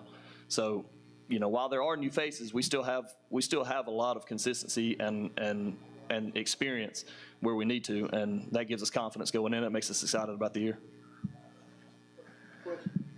Chris, can you compare what it was like to take over under the circumstances in which you took over to now having a regular cycle with your first full season team? Obviously, mid-season and sort of the way that it happened on a Friday, that was a different circumstance. That was a hectic circumstance.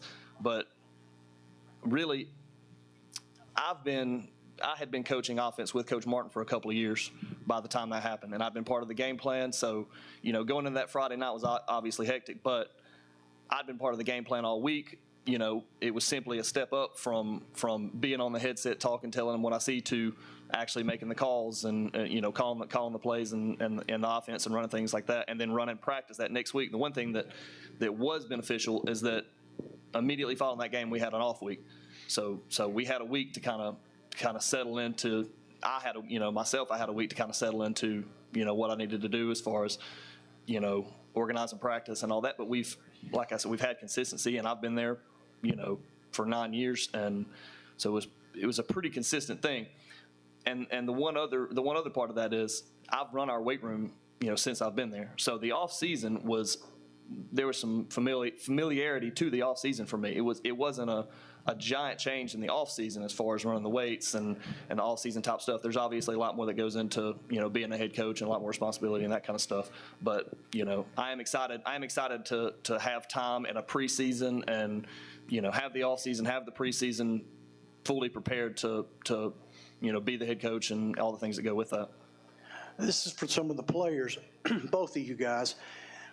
As leadership roles, seniors, you were there through the transition to Coach Finley. Is your leadership role, was it to support this and let's get forward and move forward with him and get all the younger players to, like you said, he's been there through it all, so it wasn't like you didn't have him. But what does that do for you guys as you lead this team as seniors? It's good to have a coach that's been there through it with us, so we actually have somebody to come to. And we also always want to be there for the younger players so they can come to us if they have any questions, or we can lead them through it, Like Chris said, it's always nice to have someone that's been there for a while, so it ain't something new. You always have that one person to go to, and we were helpful in the transition. We push players for this, yes, it's going to help us, not this is a bad thing, don't go away from it. Just always, you have him to go to and everything.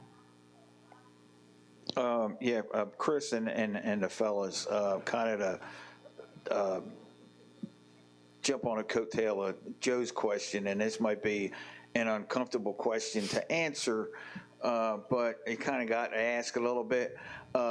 Chris, how do you think the October 14th game is going to be, knowing that Coach Martin meant so much to you personally and to the boys, and the game really is pretty meaningful, and it could be really meaningful in the region. So what will that kind of be like? Because I think everybody still likes the guy. And absolutely. Will you all talk about that emotional bit? Right. Well, if we're running the same offense, then it's going to be a pretty quick game at least.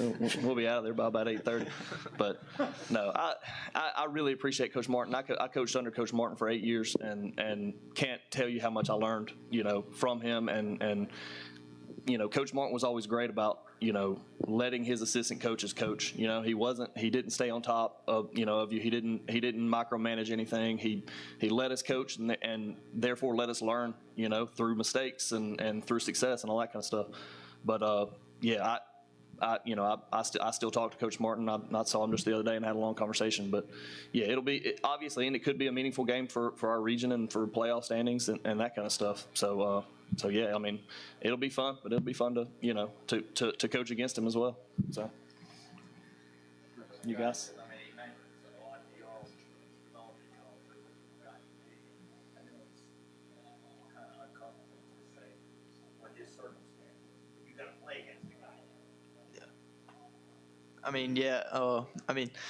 He was a great coach. He instilled a lot of great values in us that we'll probably still use throughout this year, and that kids up and coming are still going to be using. He instilled a bunch of great values. He was a great coach. It was just unfortunate how it happened. Like Chris said, he was a very good coach. He's coached us since we were 7th grade, and we learned a lot from him. But it's going to be a meaningful game, but at the end of the day, it's a game, and we're just going to win.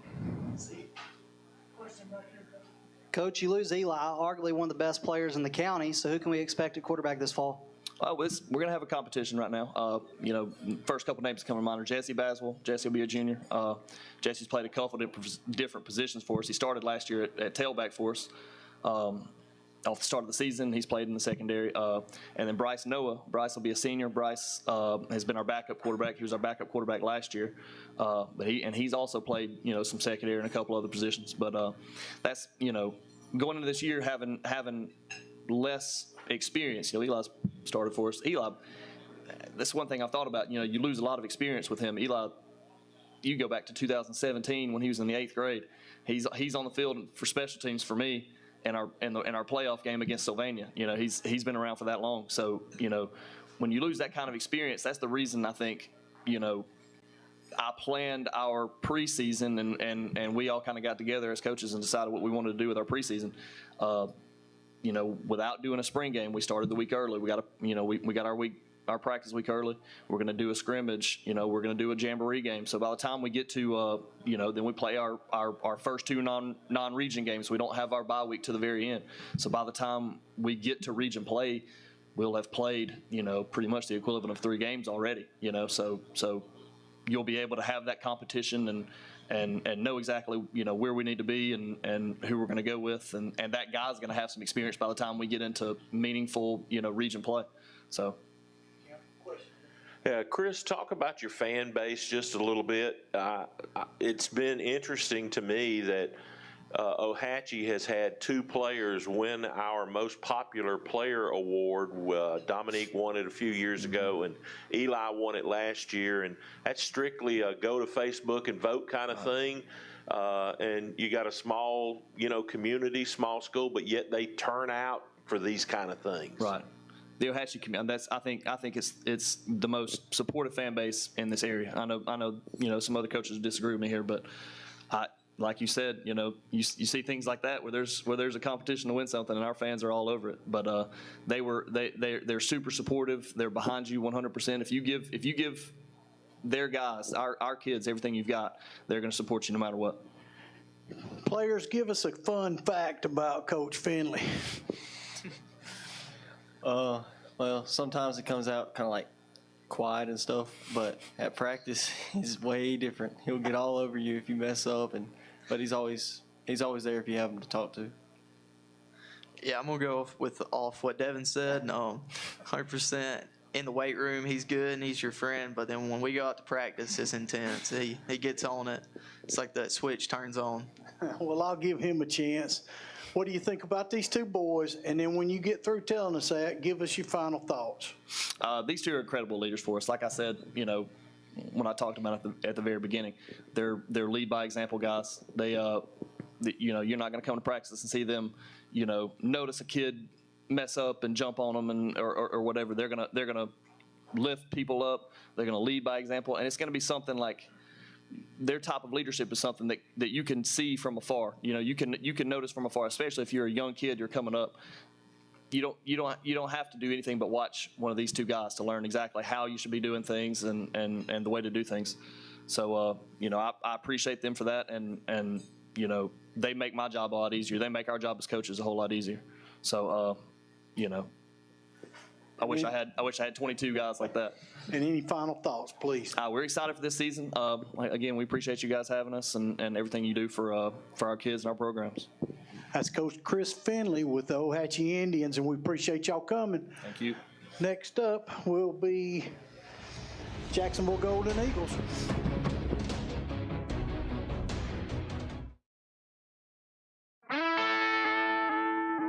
Convert your old catalytic converter into cash. Right Way Auto Salvage in Munford will pay cash for your catalytic converter. We buy converters. With over 1 million parts in stock, Right Way Auto Salvage can take that old converter and turn it into cash. Take your old converter and turn it into cash. Right Way Auto Salvage, located in Munford, Alabama. HMR of Alabama provides services for Alabama's state veterans' homes and is proud to serve the Colonel Robert Howard State Veterans Home in Pell City. With competitive pay and benefits, Your career serving those who served our country can begin today. If you like to help people and enjoy new challenges, contact HMR of Alabama by logging on to hmrveteranservices.com and choose the Careers tab to find out how you can join the HMR team. Welcome back to High School Prime Time in the house here at the Calhoun County Media Football Days, and it's been a good one, King. It have. Listen, I have enjoyed it, and I'm telling you right now, I wish we can go cut the lights on and the shoulder pad and hit the field right now. Right now? Right now. We've seen some athletes. I believe we could put, with the talent that we've seen up here today, I believe we could put a good team together. I think it's hands down. I've been to 2 of these here so far this week, and I'm looking forward to some football in the state of Alabama. There's some good-looking kids all over, not just Calhoun County, but all over. You know, we was just talking to Coach Clint Smith with the Jacksonville Golden Eagles, and we were talking, and everybody in this town, everybody in this area talks about their region. I mean, I know there's other football played, some tough football teams played, but in that region, it is absolutely loaded. Loaded. And with Jacksonville, Mumford, Mumford's in it too, but Jacksonville, Handley, and then you got Anniston. I mean, them three are the top of the pecking order. But unless something really goes crazy. Did you hear what he said? He got Jacksonville said they got Alexandria, Anniston, Handley, all them right there. They also got back to back. Then they got Oxford. They got Oxford on their schedule too. I'm gonna tell you, when you got a schedule that says Alexandria Valley Cubs, Anniston Bulldogs, and Handley Tigers back to back, you're gonna find out what kind of man you are. Oh, you're gonna find out what kind of man you are. You'll know if you got hair on your chest or not. I'm gonna tell you, will. If you got that cotton, that ain't gonna do it. No. Mm-mm. Hey, but listen, man, we're going to wrap this up and let them get back into the press conference with the kids. Listen, I think Jacksonville's up now. All right, let's go. And Ohatchee just got done. You heard from Coach. We got 3 more schools left, and we'll be off the air here. We'll be right back. There you go. Straight on. Go ahead, boys.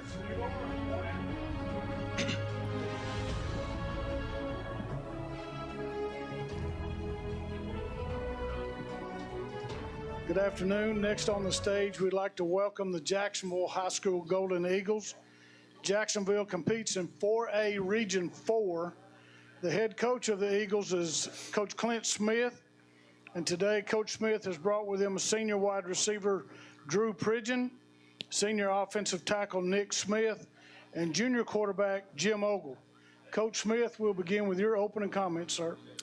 Well, we're glad to be here again this year. We're always excited the opportunity to come and talk about our program and the upcoming season. It's should be an exciting year. We've had an extremely good summer. Guys have gotten a lot bigger and stronger and faster. And so, we look forward to the football season. The guys that I brought with me, of course, Drew Pridgeon, wide receiver, senior, Nick Smith, offensive tackle, senior, and Jim Ogle, quarterback, junior. Got a question here, right here, Coach. The last few years, things have been going very well at Jacksonville. What are your thoughts going into this season? How do you compare to the last 3 or 4?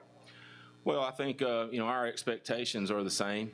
We want to compete for region championships, have a chance to compete for another state championship. That doesn't change from year to year based on anything that we have. We've got a group coming back this year offensively. We've got 8 starters coming back. Defensively, I think we got 7 coming back. So, we've got some guys that's played a lot of football, and, like I said, we go into it with the same expectations every year to continue the tradition of playoffs and competing for those championships. Clint, I have 2 for you and 1 for Jimmy, all related to the same thing. Is this kind of a year of the quarterback in the county? Because there are 3 dynamic quarterbacks in here, and you have one of them, obviously. Would you buy into that premise? And they all have talent around them, so it's not 1 on 11. So, I mean, is this kind of a year of the quarterback? And how special of a year does it make that when you have that many guys at the premier position that's really good? That's one. I have another one for you. There's definitely, a lot of great quarterbacks coming into this season. And it's just, you have runs of different positions, year in and year out. But this year it seems to be quarterback. And Jim, we're excited about what Jim's going to be able to do for us this year. But, Jim will also tell you it's all about what's around him. It's all about these guys up front and, the supporting cast. And so, we just got to make sure we're all working together on the same page. And if we're doing that, then, I think we have a chance to be successful. You have one of the games against one of the others. You don't play Piedmont this year, obviously, but you do play Anniston. What do you suspect? And again, we know all 11 on yours are as good as the 11 on theirs. But in that one position, what will that make that game into? Because you have 2 premier guys at that spot. Yeah, we've had some really good games with Anniston over the past 10 years. Especially the past, couple years have been really good. And so, it'll be 2 good quarterbacks. There'll be a lot of people, tuning in and watching that game. But, it's going to come down to the other things like you said. And, it should be a great quarterback battle. But, you're going to have to look to those other places up front and the other supporting personnel to, to see who comes out on top. Jimmy, specifically speaking only to the quarterback spot, how amped do you get when you're in a game with another high-quality guy that's doing the same thing that you're doing position-wise? I think it just gives me a great chance to compete, see what I'm up against. Like you said, that game against Anniston, that'll be big. Cam's a great player. You got to give him credit. He does a lot more than I'm sure what most quarterbacks would do. And it just gets me excited, see what I'm up against, see how I compare with those guys, and it makes it really fun. 2 questions for Jim. First of all, just how do you feel like you developed since last season? I got another one after that. I think my biggest development this upseason is my body. I've gained weight, getting in the weight room, working out with these guys, really everybody's been pushing everybody with our new weight room. It's been really fun, getting out, throwing with everybody. It's been really good developing that relationship. And then, although he's not your position coach, what's it like having your dad on the staff? Oh, it's great. It's really special. Me and him have always talked about it since I was little, being able to coach and play for him. And now that it's happening now, especially when I'm still in high school, it's really great. I know these guys love it. I love it. I think it's great for everybody. I got 2 questions, one for Coach. Coach, talk about your non-region schedule. And then, Jim, everybody you get a lot of recognition as deserved, but talk about your teammates and talk about some of their strengths and what they bring to the table each week. Well, non-region, we were very fortunate this year. 5 teams on our schedule are from Calhoun County. And so the furthest road trip that we take this year is to Heflin. And so, with non-region, we were able to pick up Boaz, 5A school, week 0, a game that, we haven't played in a long time. I think Jacksonville Boaz has played 2 times in the history, but, being able to play them to open up. And then we have our rivalry game with Alexandria. And then we were able to pick up Ohatchee mid-year, which will be another, great in-county game. And then, of course, Oxford at the end. So, you add White Plains and Anniston in that, and it's a great schedule for, financially. It's a great schedule for our fans. Our kids know each other, and it's a little bit different. And luckily we're not, having to go to Huntsville and places like that to find those games, and we were able to stay close to home, which is, like I said, good for football, band, cheer, all the travel that goes into it, and also our fan base. I think the biggest thing, like you said, the quarterback's nothing without the guys around him. And like you said, our receivers, especially the older guys like Drew and a couple other ones, just working with them young guys, getting them, trying to develop them so that way if their number's called, they can go up and ball out for us. And then like these big guys right here, they bust their tail every day, especially the young ones, both of them getting after each other. It's huge, really, to show how hard they work, and it's great for us. Yeah, Clint, in looking at all the schedules of all the area teams, I don't think there's a team that has more high-profile big moment games than you guys probably do going into the season with your region schedule, the matchup at Anniston, and then, of course, the game at Oxford at the end of the season. How did the Oxford game come about? Well, scheduling is brutal. It comes across every 2 years. You try to find the matchups, and everybody's trying to jockey and find the teams that want to play. You have to think about several things, but they needed a week 10, and we needed a week 10, and it was just one of those things where we were able to agree to play. And for us, it came down to, traveling 15 minutes down the road to play an in-county team, which financially would benefit us and our fan base and everybody involved, or getting on a charter bus and going 2.5 hours away, and it costing our program $5,000 to $6,000 just to make the trip. So it was really a no-brainer being able to stay close to home and play those guys. And it's been a long time since we've played Oxford, so it'll be a fun atmosphere. This is for Drew and Nick. Both of you are seniors. It probably seems like 2 weeks ago you were sophomores. Time gets away, and next thing you know, you're a senior. So now you've got the last day of school and the first day of your last practice as a senior to start.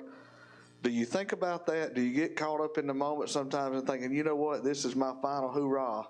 I'm going to do everything I can to be a leader on the field and off the field, because it will pass very quickly. Drew, we'll start with your thoughts on that.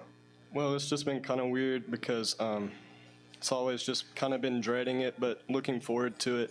I have younger brothers who are freshmen, always been looking up to this 1 year that I'll get to play with them. And then whenever spring training came around and looking across the huddle and my brother's sitting there, it was kind of weird realizing we got one more shot at it. So it's definitely setting in now that this is the last go.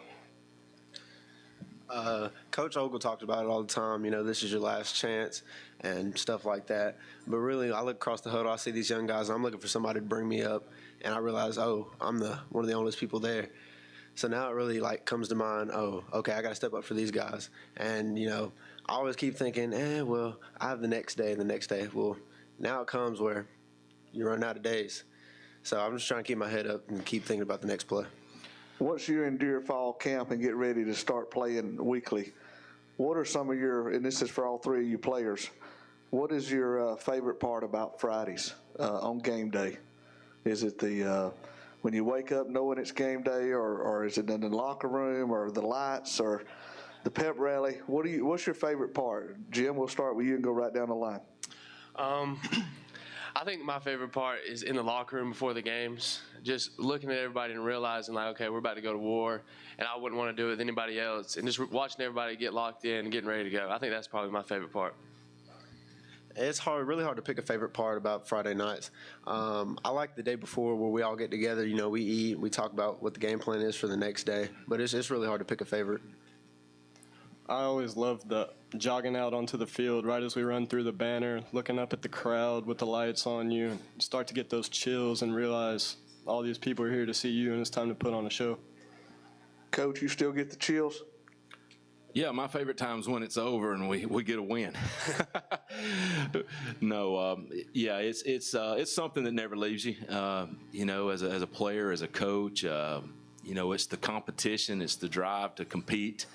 And, that's what these guys have got to understand and learn, that life is about competing, whether it be for jobs or for whatever it is. And that's what they're learning to do. And that's why our sport is such a great thing for these young men, and keep teaching them the discipline and the things that they need to know as they move forward.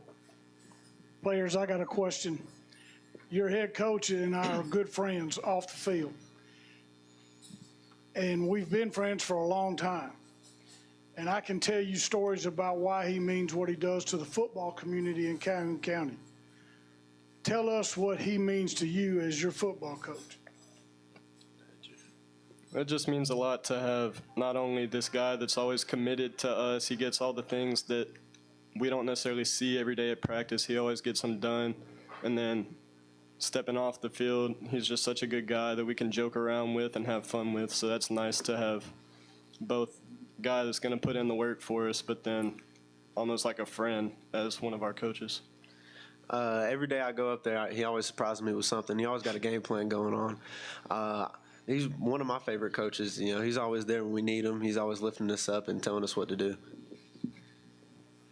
Yeah, I think like Drew said, having a guy that comes out there every day, works with us, he provides what we need for us, he gives us the best facilities, best equipment, all that, and then coming off the field and just joking around with him, just having fun. I think it's really important, especially for them young guys, that because you can be intimidated going into a varsity football, your first practice, and think your head coach is going to be all up on you. But then once you step off the field and he's joking around with you, I think that really lightens him up and brings joy to everybody. This is for all three of you players. Does the coach come up to you and ask you about your grades, or does he already know before he asks? I think he knows before he asks, and he still asks to see if you'll tell him the truth. Go ahead, Nick. Yeah, it's pretty much the same. He always comes up to me, hey, what's grades looking like? And it seems like he already knows what they are, and it's crazy to think, oh, he checks them all the time. Seems like that's all he does every day at work. I wonder if he does anything sitting in that office all day. But I guess he just sits there and watches us all the time. Well, he's got a vested interest in you guys, so he wants to make sure you're leaders in the classroom as well. Question over here, Jim?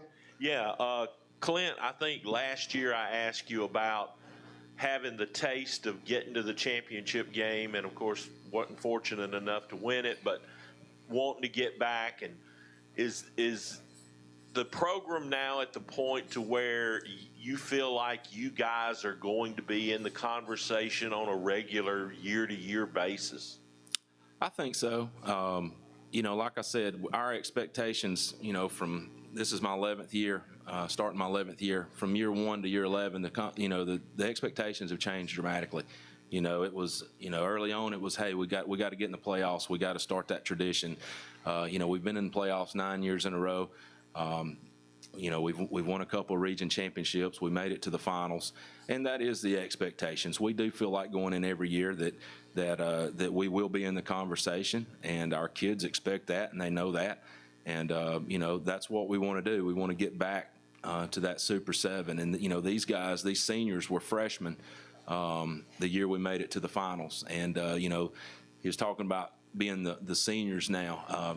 These guys had awesome seniors to mentor them and to teach them, the ropes and the way things are going. And now it's their turn to do the same thing. So I know they want to go out on top and they want to have a chance to go as far as we can. But yes, that's always the expectation for us going into it. Clint, last year the defense was young. How much have you seen them improve, I guess, in the offseason? And then, too, Marcus obviously being back as your DC, just how much do you think that helps? Yeah, we were young defensively last year. We've got 7 starters back. And when I say young, I think it was more inexperienced than it was, necessarily young. But I think that, with 7 starters coming back, I definitely think, we'll be stronger on that side of the ball. Coach Albright came with me to Jacksonville in 2012. He was our defense coordinator from 2012 through 2019 when we made it to the Super 7. And so we're excited about what the future holds defensively with Coach Albright. We're looking forward to a great year from you guys and from Coach Smith at Jacksonville. Coach, if you will, just give us your final comments as we close out. It should be an exciting year. Within our region, I know Jacksonville's excited to get going. We've been working extremely hard this summer. Our band and cheerleaders have worked extremely hard. So we know that Friday nights will be a great atmosphere at Golden Eagle Stadium, each and every Friday night. I love our kids, and they put a lot into it each and every year. And so it's a great opportunity to come out and see what they have worked for. Very good. Coach Clint Smith and the Jacksonville Golden Eagles coming to you this Friday through football season.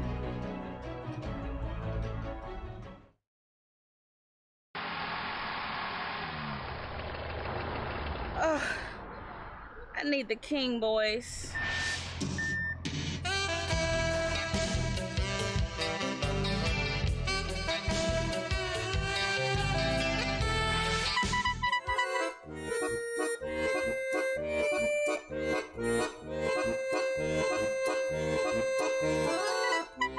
Don't call 2 clowns in a tow truck when you're dreaming of them King boys.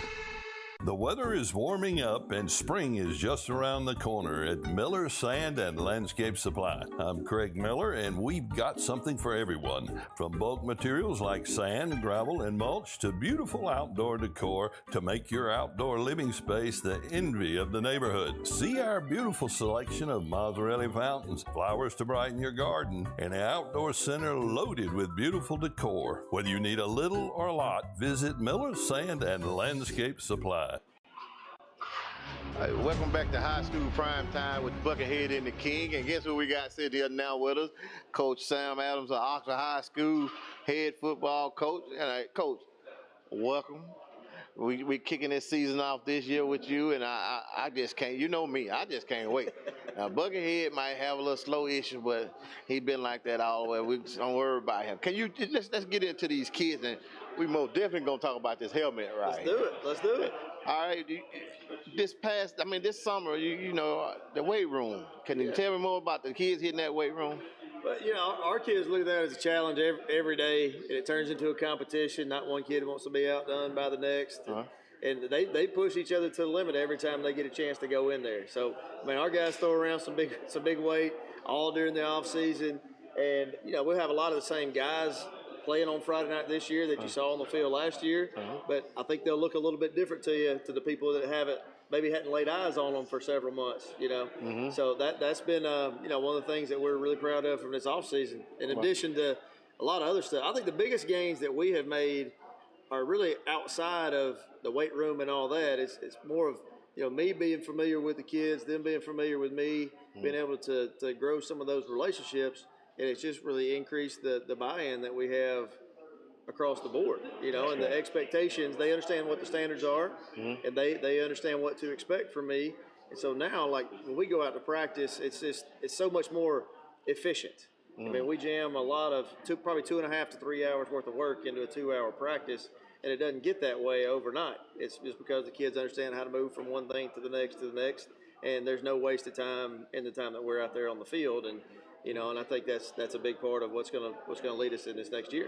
Well, Coach, let me tell you, I know that they doing this press conference. We got other teams in there and out. They giving us a short period of time to meet up with you. And Oxford, when I'm talking about Oxford, they shouldn't put a time on me. That's right. But that's what they're doing That's around right. here. And I guarantee you, they count down now 30 seconds on me and everything. But Coach, I can't wait till the season starts. I'll be there first game. It's where we're going to kick off our high school game of the week. First game is with Oxford.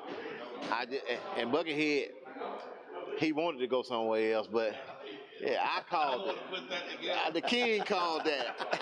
Coach, hey, thank you for stopping by. Thank you very much. All right. Appreciate it. Thank y'all. That's okay. Look.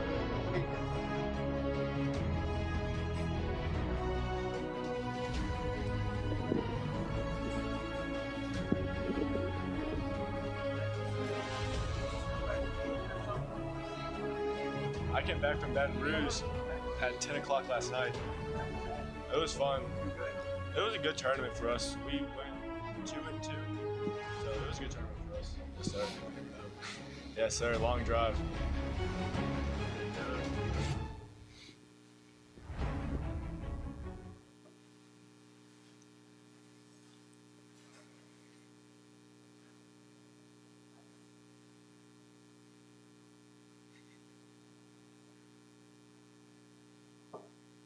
Good afternoon. I'd like to welcome you back in for the presentation for the Donahoe Falcons. Donahoe competes in 1A Region 6. The head coach of the Falcons is Jeremy Satcher, and today Coach Satcher has brought with him senior offensive lineman Garrett Orth and senior running back Lucas Elliott. Coach Satcher, we'll start with your opening remarks, sir. How's everybody doing today? You know, first, I just want to say thank God for this opportunity to be here with y'all. You know, we count it an honor to be here. And with the team, you know, they're working very hard. You know, new weight room, so we're using every toy in there to get stronger and faster. So, you know, good energy is around in the building. So we're looking forward to this season and, you know, looking to have a good year to get back into the playoffs.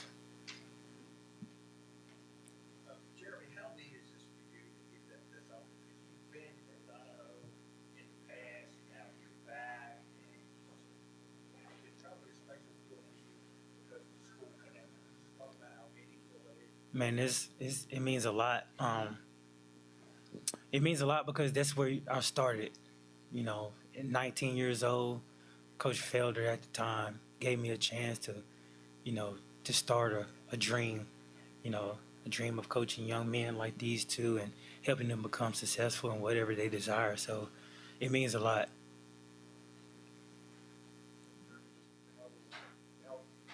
Here you go, Joe. How will Donahoe football look differently under Jeremy Satcher? I would say we'll be more attention to detail this year. Our mentality is going to be different, faster. Really just having that mentality of finishing, dominating, you know, having an expectation. Because you can't win if you don't expect to win. So that's how we'll be looking different this year, and I'm excited to see them go.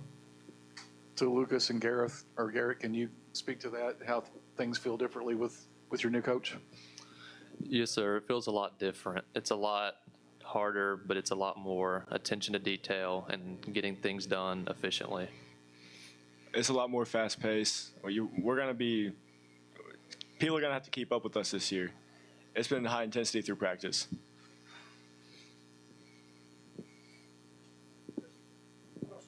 On that same line for the guys, and I'm not asking this for you to be critical for the other guy that was there, and I'm not. But give me a couple of examples on your attention to detail that you're doing now that maybe didn't happen before. You know, and again, good examples of that kind of thing. More on just every part, every little thing, even in the locker room, having your helmet on the left side and cleats on the right side, having the lockers clear, keeping the weight room clean. Everything's just in order, and everybody tries to abide by that, and it's really good for the team chemistry. Yeah.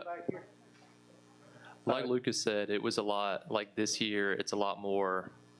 We're keeping everything cleaner and like tidier, and everything's just like faster. And practice is a lot more like scheduled and just stuff like that. Coach Satcher, this being your first year as head coach, how have you tried to relate to some of your older players on this team? Just being myself, really.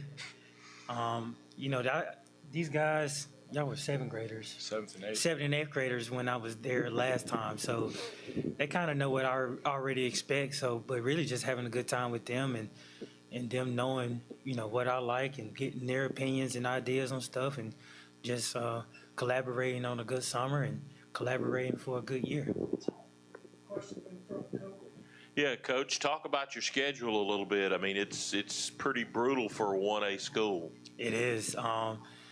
You know, starting off with Weaver this year, and, you know, they're going to be tough. They got athletes. Pleasant Valley is coming back with a lot of folk, and, you know, and, of course, our region, we have, you know, a state finalist in our region. You have a top 5 program from 2A last year coming back with Spring Garden. And then, you know, you still got your tough teams in there like your Winterboro, your Raglins, and your Victory Christian. I mean, from top to bottom, we're going to have to play. And these boys know that, and they're ready. They're ready for the challenge, and I can't wait to see them play. Quick question. Is your academic eligibility still on a week-to-week basis based on their deficiencies? Yes. So the boys, I already talked to them, get them summer reading books in. You know, we don't want to start on a bad note because you never know, like, you know, for a normal school, you know, our expectations are way higher than that. So we need everybody at every game. And the more bodies we have, the better we'll be. Since you were at Donahoe previously, obviously you were at JSU, you've been to Oxford. What did you pick up on through those experiences that will help you in this head coaching opportunity? It's so much. It's so much. When I first left, the knowledge of the game, you know, grew. Just seeing how different coaches, you know, well-known coaches like Coach Gross and Coach Adams, the organization of everything, how everything needs to be organized, everything needs to be fast-paced, everything needs to be efficient. It's so much to just name a couple of things, but it's a journey, and I love it. And I can't, like I said, I just can't wait to see the fruit of the labor that these guys put in. For the players, I noticed the coach kind of has a softer voice. Is that the way it is in practice? No, sir. No, sir, it's not. He has a soft side sometimes, but it's hard and strict through practice. Everybody's talked about the fast pace. Is that a reflection of how you practice, or is it also the way the offense is going to look? Or are we talking about a hurry-up situation? Or of course, we're going to try to be up-tempo pace, but when I'm saying fast, I'm saying, okay, we're going to have to be in shape. And I was telling these guys earlier and some more other people that, you know, these guys, they're going to play 150, 160 plays a game, you know, versus if there was an older school, you know, he played one side of the ball, that's 70 plays. So we're doubling the output. And so they're going to have to be in shape for us to dominate and be back in the playoffs. So that fast, playing with pace, practicing fast, that's going to get them in shape. And, you know, and they're going to have to get the job done because we're limited. And they know that. So but they're ready, and I'm excited for them. Got a question here, Coach. What excites you the most about coming up this season? Obviously, you know, as a head coach, but is it the calling the plays or the management side of it, or just seeing these young men develop into who they can really be? What excites you the most? The development, for sure. Just seeing from where they both came from when I was last there to now, it's like I just want to add on top of that, you know. And of course, just everything about the game, but being a head coach for the first time, just managing everything. You know, how's everything going to run? So I'm looking forward to that. But most importantly, it's about the kids. So just seeing the kids' development over the years, I can't wait. I'll ask the two players the same question. What, you know, you both are seniors. You know, I'm probably sure it seemed like the sophomore and junior year just flew by. What are you most looking forward to this fall football season?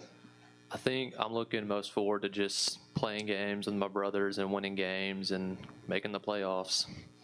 Yeah, the bond with our team is really strong this year. Like, it has been stronger than it has in the past years just because we're so close. But just having the football IQ coming from Coach Satcher, like him putting that strict on us, it's going to help a lot for the future. Elaborate on an example of the bond being closer. What do you mean by that? We all hang outside, and like outside of practice, we're all together all the time. Even if it's like out here golfing, going bowling, just we can mess around with each other. We're all just really close with each other. I'll give you an example. Okay. They all went to go see the Minions together. We did go see the Minions the other day. They went to go see the Minions together. You know, I missed out on it, but it's their thing. So that's just the bond that they have is just going to only be great for us. In the season. As a coach, anytime you see players hanging out together outside of football, you enjoy that, right? That's right. That's right. Any other questions? All right, Coach, if you will, give us your final thoughts here as we close out this session. My final thoughts is, you know, it's all about the kids. And so, like I said, watching them develop, getting them ready for the season, and it's gonna be fun. It's gonna be fun, and I can't wait. And that's it.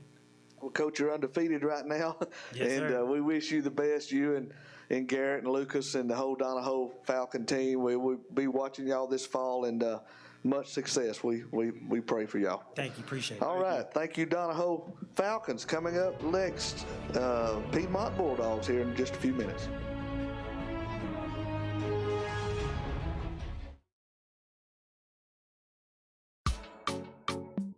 It's Sarah's summer vacation bill payoff.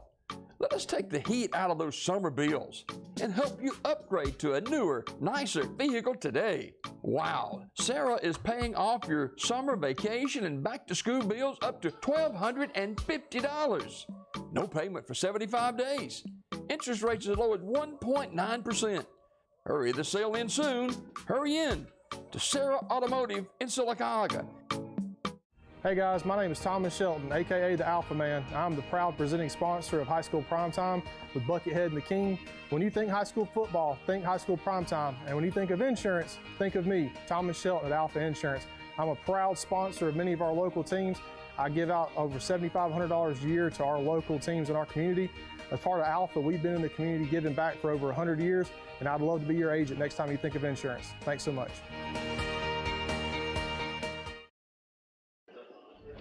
Welcome back to High School Primetime, Buckethead and the King. Look who we got, Coach. We got Finley over there. We got Coach Finley. That's a part of our family now. He is part of our family. But, Coach, I was looking at your schedule earlier.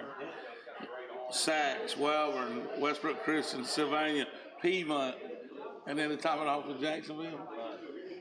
Tell me what you're thinking. Look, as if the region wasn't tough enough, I wouldn't schedule some tougher ones there in the non-region, didn't I? It makes you better. Makes you better as a team. Makes you better as a coach. To play competition like that and coaches like that and players like that. So I feel like by the time we get through our regular season schedule, the playoffs is easier. And see, and my boy, I think my boy is leaving. He's gone from out there. He's gone. Eli gone. Listen, I cried when I realized Eli was gonna be gone. I ain't have any. I love Eli, and he probably got a truck now. Yeah. Sometimes, yeah, Eli a bad boy. Well, you have to check Eli out. He's signed with Nicholls State, so he's down there right now. Getting ready right now. So we coming to Ohatchee. Right. And when we come to Ohatchee, I need you to lay that carpet down for us, boy. I love out there. We'll roll it out. Roll it out. Yeah, we're gonna support you guys, man. They give us a short period of time to do this with you, but I just want people to know that hey, we love Ohatchee, and good luck for this coming up season. I like Buckethead said, you put one together right there. We did. But that's good though. Right. Just telling me that he's not afraid to play anybody. And listen, thinking about Ohatchee, their mindset, they'll play anybody. Yeah, it doesn't really matter. Yeah, we will. But I mean, it's like I said, it's fun to play games that matter every week. And that's what our schedule is. It's a tough game every week. So we feel like that gets us ready for the playoffs if we're lucky enough to get through our region, and get there. Any who you got returning this year that are key players for you, Coach? We bring back Devin Howell, Chris Ferguson. I think I might talk to you earlier. Those two guys have played for us for a long time. They've been starting for 2 years, both of them on the defense side of the ball at least for us. We bring back Tyler Waters, who started on both sides of the ball for us, up for a few years, especially on defense. We bring back Matthew King, Elijah Engel, guys like that have played some on both sides of the ball. So we bring back some experience, and then we've got a young group coming up that's really good that we're going to rely on, and I think they're ready to play. Well, I know this for a fact. Too many teams can say that they beat Piedmont in the past 2 years, right. And you can't get many of them to say that. I can say that about Ohatchee. Right. Which that's a fun rivalry. Which that's the thing. We want that to be a rival. If that's our rival, that means that we're doing something right. Those guys win the state championships every other year. So that's right. So if we can continue to make progress and that's the level that we want to be at is where they're at. So that's right. Well, I'm going to tell you this. There'll be another game late in the season on your schedule that we'll see both teams run an ugly eagle. And you don't see that in one ball game where you got both teams running an ugly eagle. Right. Yeah, that may be a quick game right there. We'll be out of there by 8:30. Hell, they'll be out, 8:30. I mean, we'll go by and watch somebody else's game. But no, I'm talking about them playing Glencoe, and longtime coach from Ohatchee, Coach Martin, is going to be the coach there now. Right. And I know that you're looking forward to it. Probably not an easy game. I mean, not a hard game to get your kids fired up to play. Oh, no, absolutely not. Which, Glencoe's kind of been a rival over the years anyways. That's and, right. That adds something to it. But, it's kind of both. You're ready to, it's going to be fun to play him, but I also respect Coach Martin and appreciate everything he's done for me and everything I've learned from him over the years. Have you got something up your sleeve that he didn't teach you? I'm going to have to get something because he knows everything else. Well, I tell you what, I know the Ohatchee fans are behind you guys, and right now I see a bright spot going on in Ohatchee, and it's good to see that. Yes, it's as good of a fan base as there is anywhere. Yeah, that's good. Buckethead, you going to go to Ohatchee? Absolutely, and I can't wait till our game of the week, and we go to Ohatchee. This year, I don't know if you know it, Coach, we're doing pregame show just like college game day. we're going to be there we're going to be there for the pep rally. So we're coming in at the pep rally. We're going to get the students' body crunk up, take it out to the field from 4 to 6. We want tailgate. We want people to come in. Let's tailgate that game like people used to do on Friday nights. We want to tailgate it, and then we're going to cover the game live. And so we'll be there. If we come to Ohatchee, we'll be there from 2 o'clock to 10 o'clock. Yeah, it'll be fun. Ohatchee will be down for that for sure. Oh, well, I hope so. He may be out there, but I'll be a little early. I'm going fishing. I don't know about that. Yeah, that's the place to do it. Well, time and time again last year, we talked about people coming in Ohatchee, and he always said, if you get over on that creek bank, it's a tough place to win, and I truly believe that. Yeah. But it's been a tough place to win for years. And I know at one time, which has been a while back, Ohatchee was down. Everybody goes through those spells. But, I mean, right now, you guys are really at the top of the class. That's all you can ask for is to be competitive and to be somewhere that people don't enjoy going. You know, if you can get to the level where people don't look forward to coming and playing you, then you've done something. So. That's right. So how do you go about playing the Jacksonville? I'm glad they're on your schedule.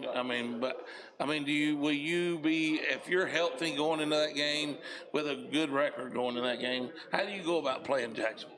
Well, I know. I mean, just from seeing them the past couple of years, you know, they're very athletic. They've got a great quarterback. You know, Jim, and I played for his dad at Jacksonville State, actually, for Coach Ogle at Jacksonville State. So I've known Jim since he was a little kid. But you know, we don't change as much about what we do versus who, you know, based off who we're playing. We're gonna play our style of football, and you know, if that's good enough to win, then it is. But you know, that's how we look at things.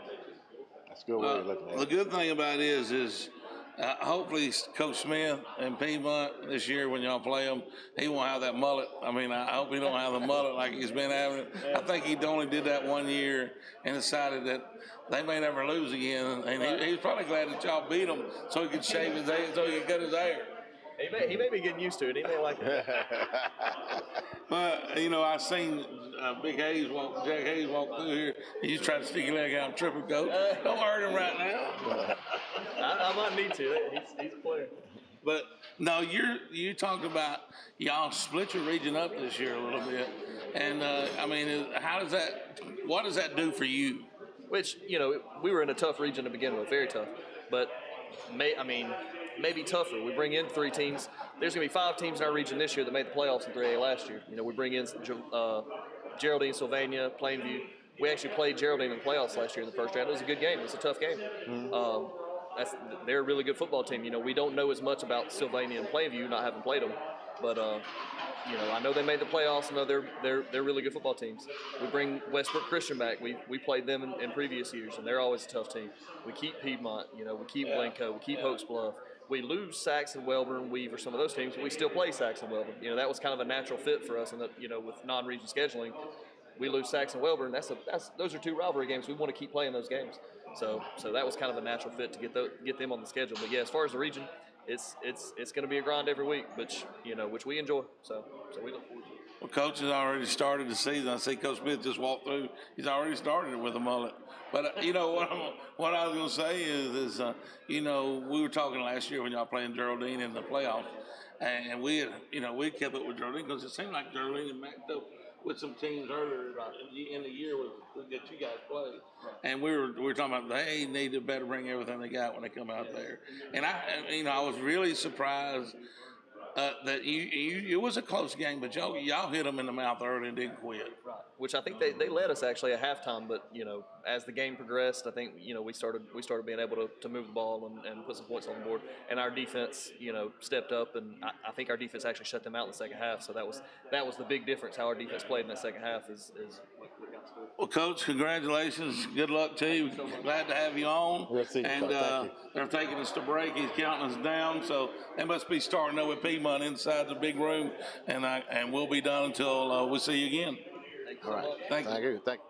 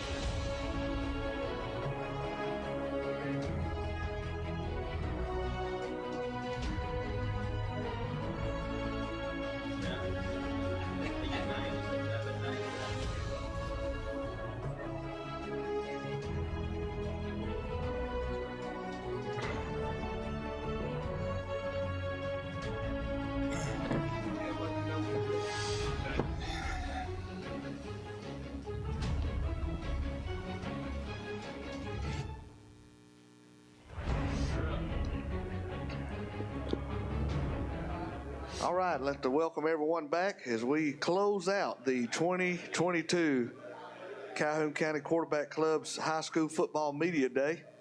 Been a great day. Met a lot of coaches, a lot of players today. Look forward to this coming football season. But our final school up on the stage now is the Piedmont Bulldogs. Piedmont competes in 3A Region 6. The head coach of the Bulldogs is Steve Smith. Today, Coach Smith has brought with him senior wide receiver Max Hansen and senior quarterback Jack Hayes. Coach Smith, we will start with your opening comments, sir. Well, as always, we're very, very honored to be here. This event has grown each and every year, and the job that you guys do covering high school football and the quarterback club, putting this event on every year is something that we greatly appreciate as far as coaches and players in Calhoun County. So much great football in this county, so many talented players and great coaches around here. I just think this is one of the premier events of its kind in the state, and we're just fortunate to be a part of it. All right, we'll open it up to questions from the media. Joe Medley will start us off. Jack, as you can envision the last year of your high school career, what do you want that to look like? Really just another state championship to end the football career. No other goals, really, just to win a state championship. Coach Smith, before we get too far into this season, let's take 2 minutes and go back to last season and that really the last two games, the epic battle with Sachs, and then going into the locker room down, was it 29-6 in the state championship game? Give us some, because we have not talked to the media, since then, other than right afterwards, but give us a sense of what that was like with that group of men when you went to battle with there at the end of the season. Well, our kids are so resilient. They, we had a really big game. I guess it was the third round of the playoffs. We played an undefeated Winfield team that had been kind of steamrolling everybody all year long. And it's probably one of our best all-around efforts of the year. We played really well that night, and as a coach, you always worry if you play at a high level, can you get back up the next week? Well, fortunately, the next week we didn't have to travel very far. We went to Sachs, and Sachs has a great team last year. They the Parnell kid they had at quarterback, and Jalen, those guys that they had, they just had been 4-year players for them. Coach Miller had done a wonderful job with them. We had beaten them earlier at their place in the region. I guess it was week 2 of the year, but they had improved tremendously from week 2 to week 14, and we knew that it was going to be a battle.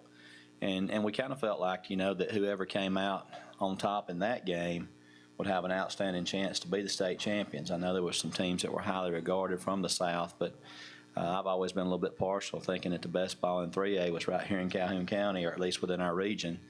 And, that game just turned out to be one that we had some times where we thought we were in control of that game, and then something would happen, a big play, a change of momentum, and those kids from Sachs, they kept battling back. And, to our kids' credit, I'm saying a lot of good things about the opposition there because those kids laid it on the line, but our kids that night showed a lot of heart, a lot of guts to be able to persevere on the road in a hostile environment and to be able to overcome some things that happened there toward the end of the game. They scored late in the game, made a 2-point conversion to send it into overtime. And then you go to overtime, they won the coin toss, and we took the ball first, which most coaches will tell you, you want to be on defense first in overtime. And our kids went out there, though, and put it in the end zone and made a 2-point conversion, and then we got a 4th down stop. And, that was a real a heart-stopping game, but it was really a fun game. And then you get the championship game, and we faced a team that a lot of people didn't think we'd face. A lot of people thought it would be Catholic of Montgomery, but instead Montgomery Academy had upset them in the semifinals. And they were a team that was just very methodical. You kind of knew what they were going to line up in, what they were going to do, but they were just very solid on in all aspects of the game. And they hit us with a couple big plays. They had interception return. They had a punt block. They had broke a long run. Just had a lot of momentum going their way there at the first half. And our guys did a great, great job at halftime of just calming each other down and righting the ship. We talked about just having some small victories there in the second half. Let's go out there and score, get a stop, and see what happens. And, I go back, I watch that game about once a week, probably. And I think probably that second half of that game is the most indicative of what the kids at Piedmont are made of. Just a never say die attitude. They never think they're out of the game. When it got tough and adverse situations there, they pulled together. You didn't see them bickering on the sidelines and pointing fingers and blaming each other. It's just everybody pulling together, doing their job. And, as a coach, that's what makes me the most proud, to see them not panic in that situation and just go out there and pull together and be able to pull it out. Question in front of that. Yeah, Steve, two for you and one for Jack, and it relates all to the same thing. And these guys have heard me ask this a couple times already today. But is this? Do you think this is the year of the quarterback in the county? And I ask that because there's three dynamic guys. You have one of them. Jacksonville, Anniston had the others. Would you buy into that particular premise? And how special do you think it makes a year when you have that circumstance? That's the first one. I have another one coming back from that. I think football has evolved over the years. There's a lot of us in this room that probably played quarterback when we were in high school, and it was a much different mindset, much different type of game, much different mentality. But there are a lot of things now that are done in high school football even that is centered around the quarterback play, and those quarterbacks that are able to run and throw, those guys that can lead their team with their arm or with their legs. And Jack, for us, has been going into his fourth year as a starter, and a lot of people know Jack as a runner because of the style that he brings to the table. He's not your flashy shake and bake type guy that's going run 80 yards for a touchdown. He's more of a guy that's going to run for 7 or 8 yards and then try to find somebody to run over. And I think a lot of times that gets lost. What gets lost for him is his ability to throw the football. I've had some really, really good quarterbacks in my 29 years of coaching. And Jack Hayes throws the ball as well as anybody I've ever coached. He can make all the throws. He can throw the deep ball, the crossing route, short stuff, knows when to put touch on the ball.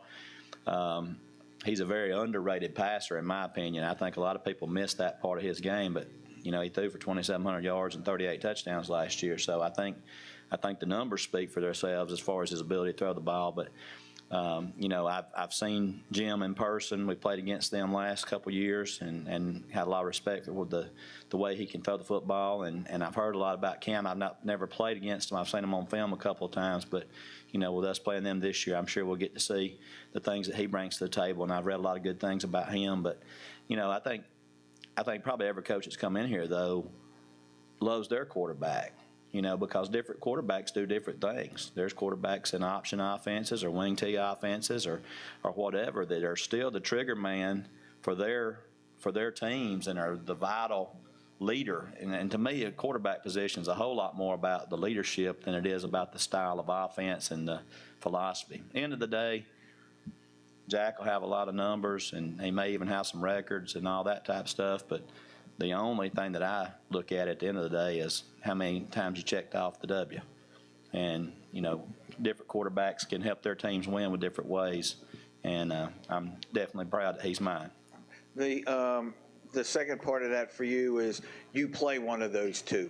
Mm-hmm. You got Anniston a little bit later. Right. How dynamic is that game going to be for, with him and Sandlin on opposite sides? And I do want to finish with one question with Jack. Yeah, I think that may be a storyline for that game, but I choose to look at it as Piedmont versus Anniston. I mean, you got a team that's going to be highly ranked in the 3A preseason poll. You have a team that, if they're not highly ranked in the 4A preseason poll, I think they'll be highly ranked by the time they get in the middle of the season. And I just think it's going to be an exciting game, Piedmont and Anniston. I don't really look at it as Jack and Cam as far as, they both lead their teams, and I think I'm a lot more excited about playing Anniston, and I think Coach White would probably tell you the same thing than about any individual matchups. Well, Jack, I know what your coach just said, but I want to ask you this. How amped do you get when you're in a game with another outstanding quarterback, and what does it do for you within the team goals, obviously, if yours bests theirs? I get pretty amped up playing Jacksonville and playing against Jim and how good of a quarterback he is. And really, the first goal is to go out there and win and show that we're the better team. But, I want to show that I'm the best player on the field when I go out and play a player like that.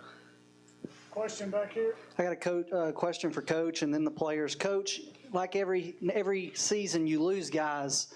So talk about some guys that we may not know that'll step up and fill some of them holes this year. And then Jack, will you talk about Max and his biggest strength, and then Max talk about Jack and his biggest strength? When you look at what we lost last year, you can start on the offensive side. One of the things that people point to is we lost Austin Estes, who was a 3-year starter at receiver. Max is going to slide into that role this year. And, Max is a kid that a lot of people don't maybe not understand the importance he's played to our success the last 3 years. This is a kid that started as a receiver as a freshman, moved to safety as a sophomore, come back to receiver last year as a junior, had an injury, missed a lot of time in the middle of the season, and then when we brought him back on defense, and now he's going back to offense. So he's basically flipped sides 4 times, I guess, in 4 years. But I've had a talk with him, and I don't expect him to be Estes. If he'll be the best version of Max, that's going to be plenty good enough for us. So he and then Coleman Reed graduated as another one of our receivers that people had heard his name for a while. Thomas Probst and Gatlin Gardner, who filled in. Gatlin filled in for Max when Max got hurt last year, but he and Thomas Probst are another couple guys that are going to be in the receiving rotation this year. Omarion Foster graduated. He played some receiver for us last year as well. A younger kid named Ishmael Bethel has been taking those reps during the summer camp time, and I expect a big year out of him. Backfield wise, Parker Thornton returns for his 3rd year as a starter in the backfield. Kind of be running back by committee after Braden Morgan graduated last year for us. Dontavius Jordan will probably get the first crack at that. He was our JV running back last year. He'll be a junior. Across the front, we had seniors in Stephen Rainey, Jack Talbert, and Jalen Sherrill that graduated with 3 starters there. We only got 2 starters back on the offensive line in Landon McDaniels and Connor Williams. But we've got some other guys that's got plenty of experience in Braden McDaniels, Cade Newton. I'm trying to think right off the top of my head right here. Braden, Chris Young Early. Those guys, everybody I mentioned, they're all going to be seniors, so we should have an experienced front. I got looking at it on paper. We may start as many as 10 seniors on offense this year, anywhere 9 to 10. Defensively, we returned several guys. I think we got on the defensive front, Fisher Adams and Trent Young are back, and Chance Murphy. In fact, all 3 of our starters on our defensive line are back. Luke Reinhardt returns as an inside backer, but we did lose Noah Reedy and Landon Smart and Rusty Escamilla last year, graduation-wise. Brody Epps is back as an inside backer. Expect big things out of Brody. Cody Holloway, McLean Mohan return in the secondary. Other guys in the secondary, Trevor Pike has had a really good summer for us. We still got a couple guys battling out for one of those other secondary positions. Sloan Smith returns as our punter and kicker. Looking at probably 6 or 7 senior starters on defense, 8 or 9, 10 possibly on offense, and 1 at specialist. So we can't use inexperience and youth as an excuse this year. With Max, he's just he's a gritty guy. He's gonna get it done no matter what it takes, whether it's fair or unfair. He might take a cheap shot on you to get a block or something, but he's gonna get it done. And he's a complete receiver. He can catch the ball, and he's probably the best blocker we have on our team at receiver, and he just goes full speed every play, and he gives it all he has for us. Jack, he's something that not many people have the time to be like a teammate with him. He's the same guy on the field and off the field. He's going to give it 100% every day we're there. He's going to do everything right. And he's the guy that's going to make the plays when we need the plays.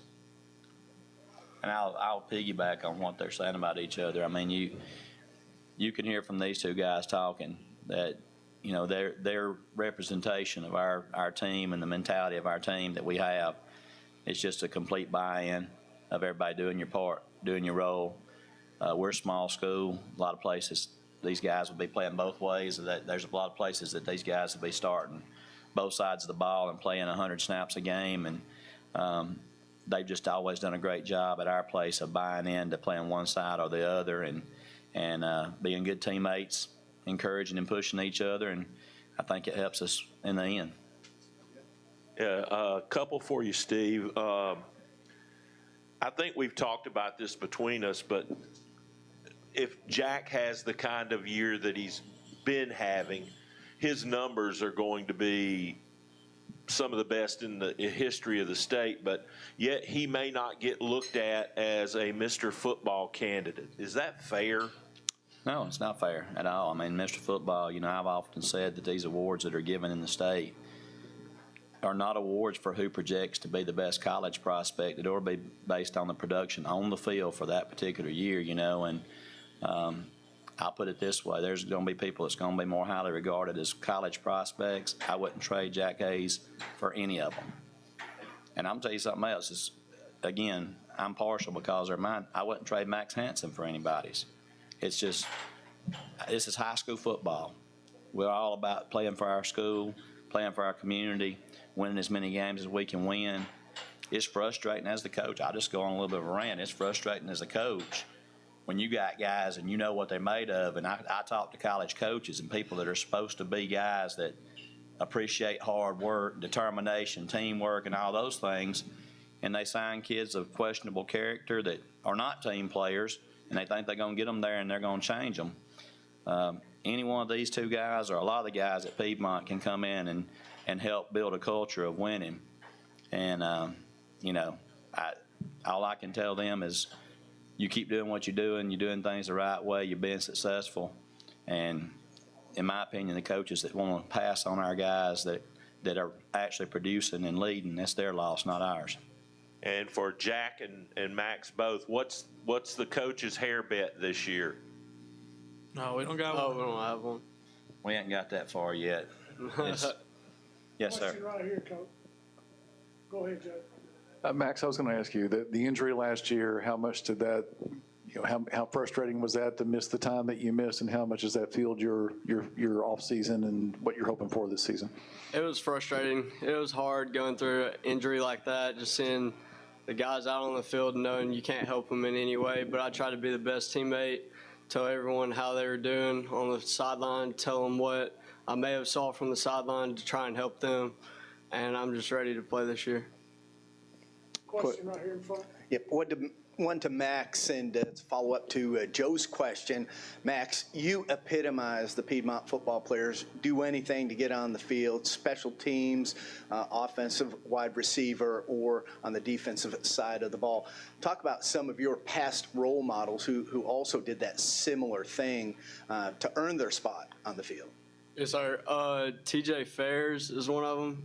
He's a guy kind of like me, a smaller guy.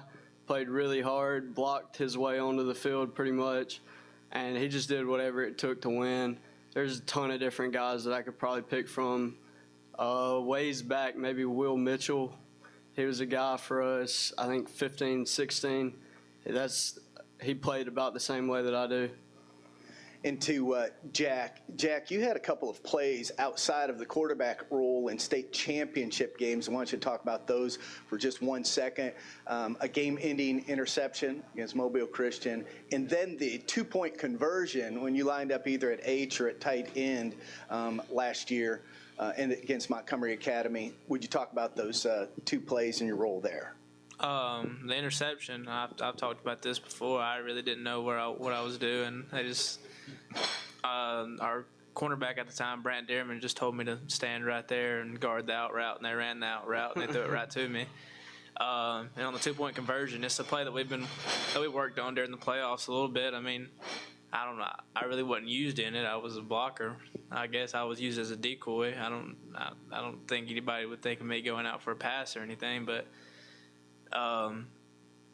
really I was just used for a blocker, and I just got the guy hooked, and Estes used his speed to get around the corner. Talk a little bit about how important it was to get that guy. Well, that's the thing, and again, it goes back to that team first mindset. I don't know a lot of people. If you go back to that 19 game even a little bit more, Jack made the interception there at the end, and kind of the way that happened, I told Coach Blanchard when Mobile Christian got the ball back, I said, I want Jack on the field on defense. He said, okay, where you want him? I said, I don't care. He just needs to be out there somewhere. And he said, well, what about linebacker? I said, let's put him at outside backer. And because they didn't have any timeouts, and we thought they might try to go down the field. And high school philosophy, a lot of times you want to throw it, try to get out of bounds, you want to do it on your sideline. We said, stick him an outside backer over on their sideline and just see. And sure enough, he goes over there and the guy throws it like right to him right there and clinches that game. But a lot of people forget earlier in that game, we probably had 7 or 8 times in the second half we direct snapped the ball to Elijah Johnson, our running back. And we were running lead play, and Jack was leading on Deontay Lawson, the linebacker that they had that signed with Alabama. I said, so, it's people see Jack's passing stats, and they hear about him running the ball, but I don't know a lot of places that's got an all-state quarterback that they don't mind lead blocking on a Division I linebacker if that's what it takes to win. And you mentioned this year the 2-point play where he just direct snapped it to Estes, took the snap, but the key block on that for us to be able to get everybody around the corner is being able to hook the end. And Jack be one of the best blocking tight ends we've had. So we just said, hey, we'll keep Jack on the field so it don't look obvious that we're doing something crazy, and just slide him at tight end. And Estes went to the quarterback position and took the snap, and he's the fastest guy we had, and he ran to the pylon, So it wasn't anything genius on our part, but, I think looking at Jack, looking at Max, like I said, this makes me so happy is bringing them two here today. The absolute model of I'll do whatever it takes for Piedmont to win. I said, this guy switched positions every year for the last 4, and even last year switched it during the middle of the year when he came back. And this year he'll have times that you may look at the stat line and he had 1 catch for 8 yards, but he may be one of the highest, grading guys we got, because Jack, I wouldn't have said cheating like Jack said on Max. This guy will give you anything and everything he's got to get the job done. And if he's asked to stop block for 55 plays and only gets 1 pass coming his way, then he's going to be the best stop blocker he can be for 55 plays. And at the end, he don't care about anything other than we win or we lose. And then, like I said, quarterback that thrown for as many yards as Jack has over his career, but you say, all right, Jack, we need you to go lead block on a Division I linebacker for us to win. Yes, sir. All right, Jack, I need you to line up at tight end for us to win. Yes, sir. Jack, I need you to go play outside linebacker. I know you ain't never played it before. Go over and stand like Brent told you over close to their sideline. Maybe they'll throw it to you. Yes, sir. So, that's – I can only bring 2 people today. That's what they told me I could bring. I did say 3 with another team, but they told me I could only bring 2. But I seriously, I could bring 22 seniors up here today, and they would all have almost the same exact answers as these guys had. They don't care who gets the credit. They don't care who scores the touchdowns. They just want us to win. And that's what I know. I'm not real good at managing people that's got egos. I'm a lot better at managing guys like these two, and they're indicative of what all our guys are like. Coach, that leads me right into my question as we begin to wrap things up. You've coached a lot of very good, some would say great players. Yes, sir. And Jack's older brother could have been categorized as one of those. How do you keep a high school age young man rooted and grounded with as decorated as Jack has been since his freshman year? How do you do that to know that anything could happen, an injury or something, and he'd be brought right down to earth? How do you keep his head out of the clouds? We just try to live in the moment, Danny. Just try to enjoy where we're at, be happy where we're at. Not always, they say the grass sometimes greener on the other side.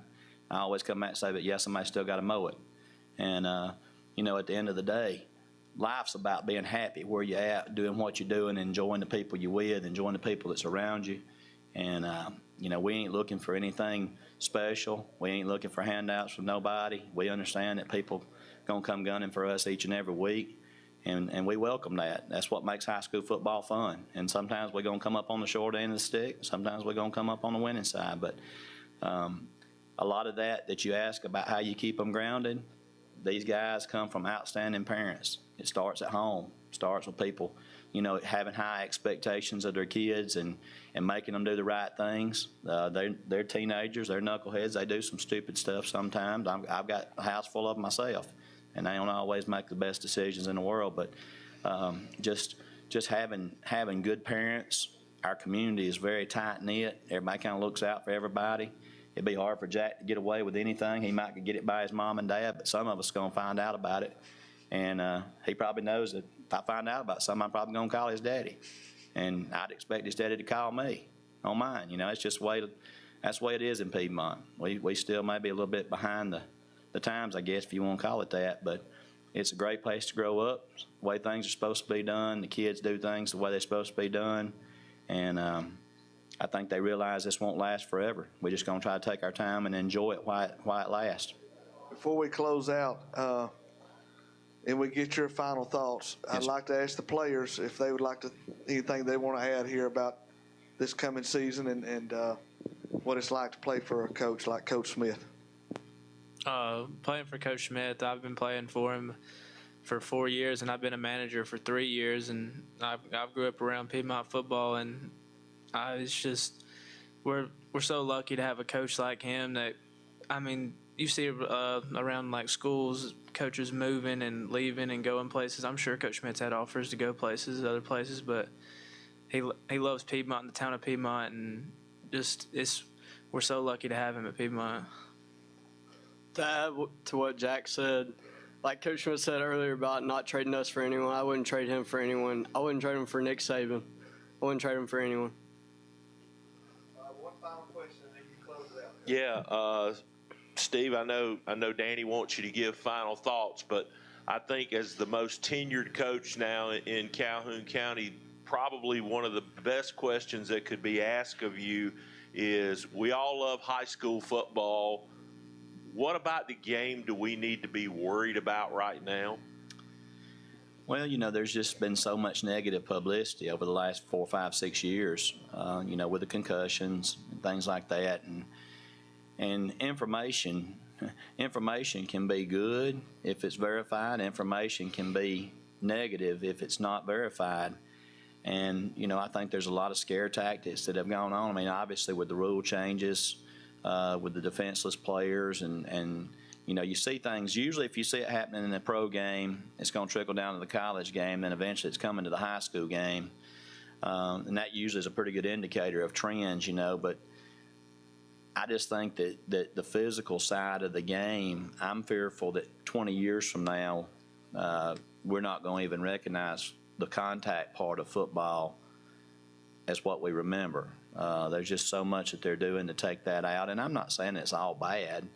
Some of the rule changes have obviously been good, and some of them have been geared toward player safety and all that. But you can get hurt. Some of the same people that won't let their kids play football because they're worried about a concussion will turn them loose on a motorcycle. And I don't know about y'all. I ain't the best driver with 4 wheels on the road. 2, you just have half as good a chances, in my opinion, But I've actually talked to mamas before that were worried about their kids playing football, but then they'd turn them loose on a motorcycle. And, I think in life, again, you go back to what I said earlier about being where you're at and enjoying where you're at and soaking it all in. You can get hurt in just about anything. Football's a contact sport. It's rough. There's a lot of you guys that's in this room right now that played the game, and you got a bad wheel, a bad knee, something, a finger that won't straighten all the way out. That's part of the battle scars of playing the game. But, that's what I worry about the most, Jim, is them continuing to change the rules of football to making it more of almost like tag. And I don't want to be a part of that. Final thoughts.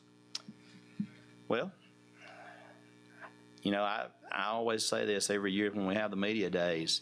When you have this particular day, that the start of the season is just around the corner. And we're going to start practice at our place on Monday. I know some people in the county have already started their practicing. I've learned it goes a lot faster the older you get. I think these boys will tell you that their time in high school has flown by. And my biggest thing that I'm going to tell our team this year is to just try to take some time and be in the moment that you're in and enjoy it. Because I was reading something in a devotional, I think it's a couple days ago, and it talked about, as coaches, we're always pushing for the next game, the next year, put that one behind you and get ready for the next one, and not ever taking time to sit back and enjoy the good things. And, our goals at Piedmont are the same each and every year. Some years we meet those goals, some years we fall a little bit short, but I don't want these guys to sit back and reflect and not have enjoyed the season, not have enjoyed their senior year, because they're going to turn around, blink twice, and it's going to be over. And they're going to be heading into their last semester of high school and then start talking about future plans. And life's too short, Danny, to just rush through it and hurry up and get that year over with. I want to just take the time and soak it in with them and let them enjoy being kids. Everything we do at Piedmont, philosophy-wise, we don't have a spring training in football. So the last time I saw these guys play football was when we walked off the field in Birmingham. But I wouldn't have it any other way, because they go straight into basketball or wrestling or indoor track, and then they go straight into baseball or track and field or golf or whatever in the spring. And I think we've lost sight a lot of times with our push to try to specialize, that kids don't get to be kids anymore. I want them to play everything. I want them to be proud to play everything and represent their school. These guys are honor students. This past year, I think 3 of our top 10 in our graduating class were contributing key members of our football team. They try to do the right things on the field and off the field. And I'm just blessed to get to be a part of a great community and a great group of kids like the 2 that are here and the rest of the ones on our team. I think they'd say they're blessed to have you as a head football coach at Piedmont High School. So this wraps up our media day for 2022. Mark your calendars for next year. The last Friday in July, we'll be right back here for our 5th annual Calhoun County Quarterback Club Media Day. Thank you so much, and have a great afternoon.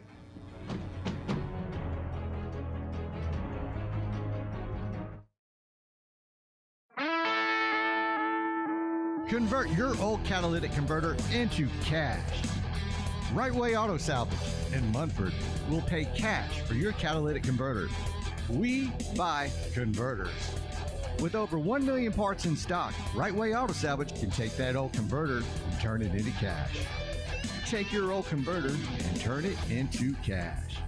Right Way Auto Salvage, located in Munford, Alabama.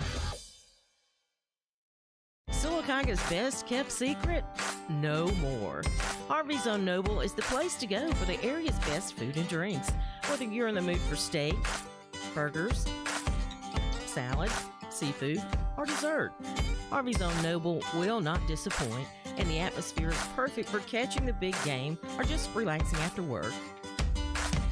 Harvey's is open for dinner Wednesday through Saturdays, so round up the family and we'll see you at Harvey's on Noble, downtown Sylacauga. Hey, we're back here with high school prime time with Buckethead and the King, and I got the Donahoe Falcons here and head coach here, Coach Satchel. What's going on? How you doing, bro? Everything's going good, man. Can't complain. Oh, you want to tell me about some of these? Tell me about, you got 2 players here. I know that. Yes, sir. You got 2 good-looking kids here. Yes, sir. Dress, casket clean. I like yes, sir. that, man. Hey, look, it's about business. So about business. It's about like business. That. But this is Lucas Elliott. He's a running back, safety guy, but he can do it all. So it don't matter position, he'll get out there and do it. And right here is Garrett Orth. He's our offensive starting tackle, and he plays defensive end for us. So I'm looking forward for a great year for these guys, and I'm excited to see them play. Yes, sir. Lucas, let me ask you this. How did that weight room work out for you this past summer? It's been fun getting in it. It's really nice, too. So having all the nice new equipment, it's been fun to use. Okay. You're a 2-sport player, 3-sport player, what? More 2-sport, baseball and football. Yes, sir. My kind of field right there. You know what I'm talking about? Football and baseball. Great. All right. So, John, what I'm hearing from your coach is you're on that front line. Yes, sir, I am. It get dirty down there. It does. You standing about 6'2", all right? You look like you're about 5. No, you're about 6'2". but we're gonna let it stay at 6'2". All right. Yes, sir. So tell me something that you enjoy doing, getting prepared for your game. I think my favorite thing is just working out. Like, I love to just work out. Yeah, that's great. I mean, anything challenge-wise, or for we looking for leaderships. You got leadership on the team. Are you a leader? Or we got some guys that are stepping up.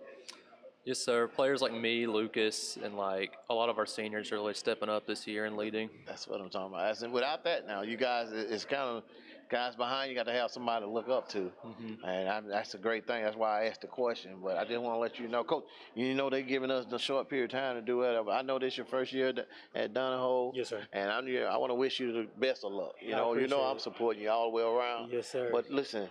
You already made a great impression on me because I'm telling you, and if anybody was here today when you guys first came in, I seen you how you were dressed and things. Yes, a lot of kids came up here with their jerseys on, but Coach got y'all dressed for business. That's right. That's right. That's a good thing. Well, go ahead on and take us on out. We got about 30 seconds here.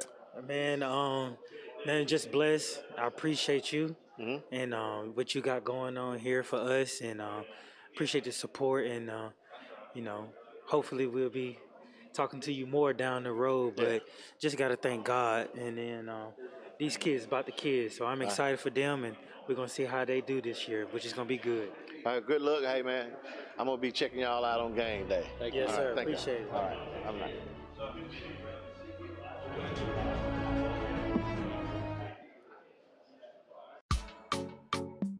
It's Sarah's summer vacation bill payoff. Let us take the heat out of those summer bills and help you upgrade to a newer, nicer vehicle today. Wow, Sarah is paying off your summer vacation and back-to-school bills up to $1,250. No payment for 75 days. Interest rates as low as 1.9%. Hurry, the sale ends soon. Hurry in to Sarah Automotive in Sylacauga. Chase! Chase! Chase! Are you okay in here, John? Chase, what is that? Data was there! It's okay, buddy. I know how to save your data. Save Your Data is an easy, no-hassle solution that will give you peace of mind knowing your critical data is safe, protected, and recoverable. Call today and let Save Your Data save you. Save your data? Save my life? Welcome back to High School Primetime. Bucket and the King here with the state champion Piedmont Bulldogs. Yes, sir. I got beside me Jack Hayes. You have Max Hanson. What's up, man? Hey, how are you? Jack, let me ask you a question. This year, going into the season, where are y'all at compared to last year?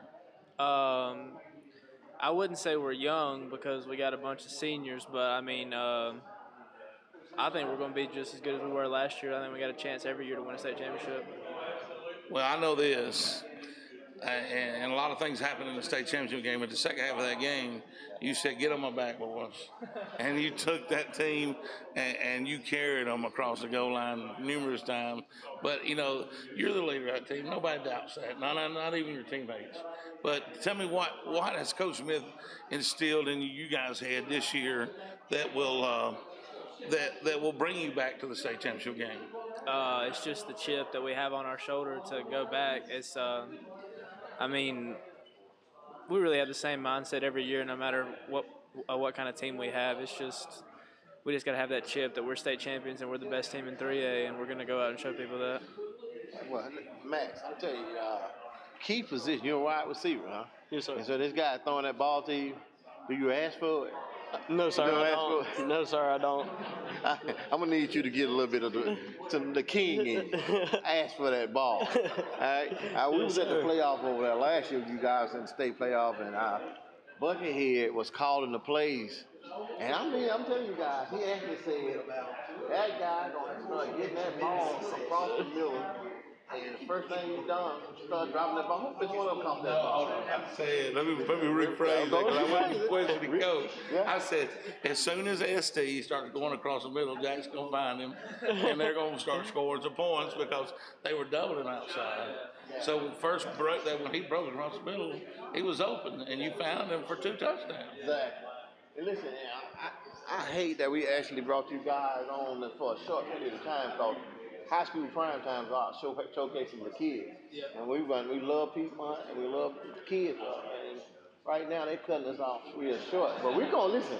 You guys gonna get a chance to see us this year because we got games of the week, and your game gonna be on TV on Friday night when we come up there. So when we come to Piedmont. When we come to Piedmont, we coming to the pep rally. We gonna show out. We hanging out with you guys.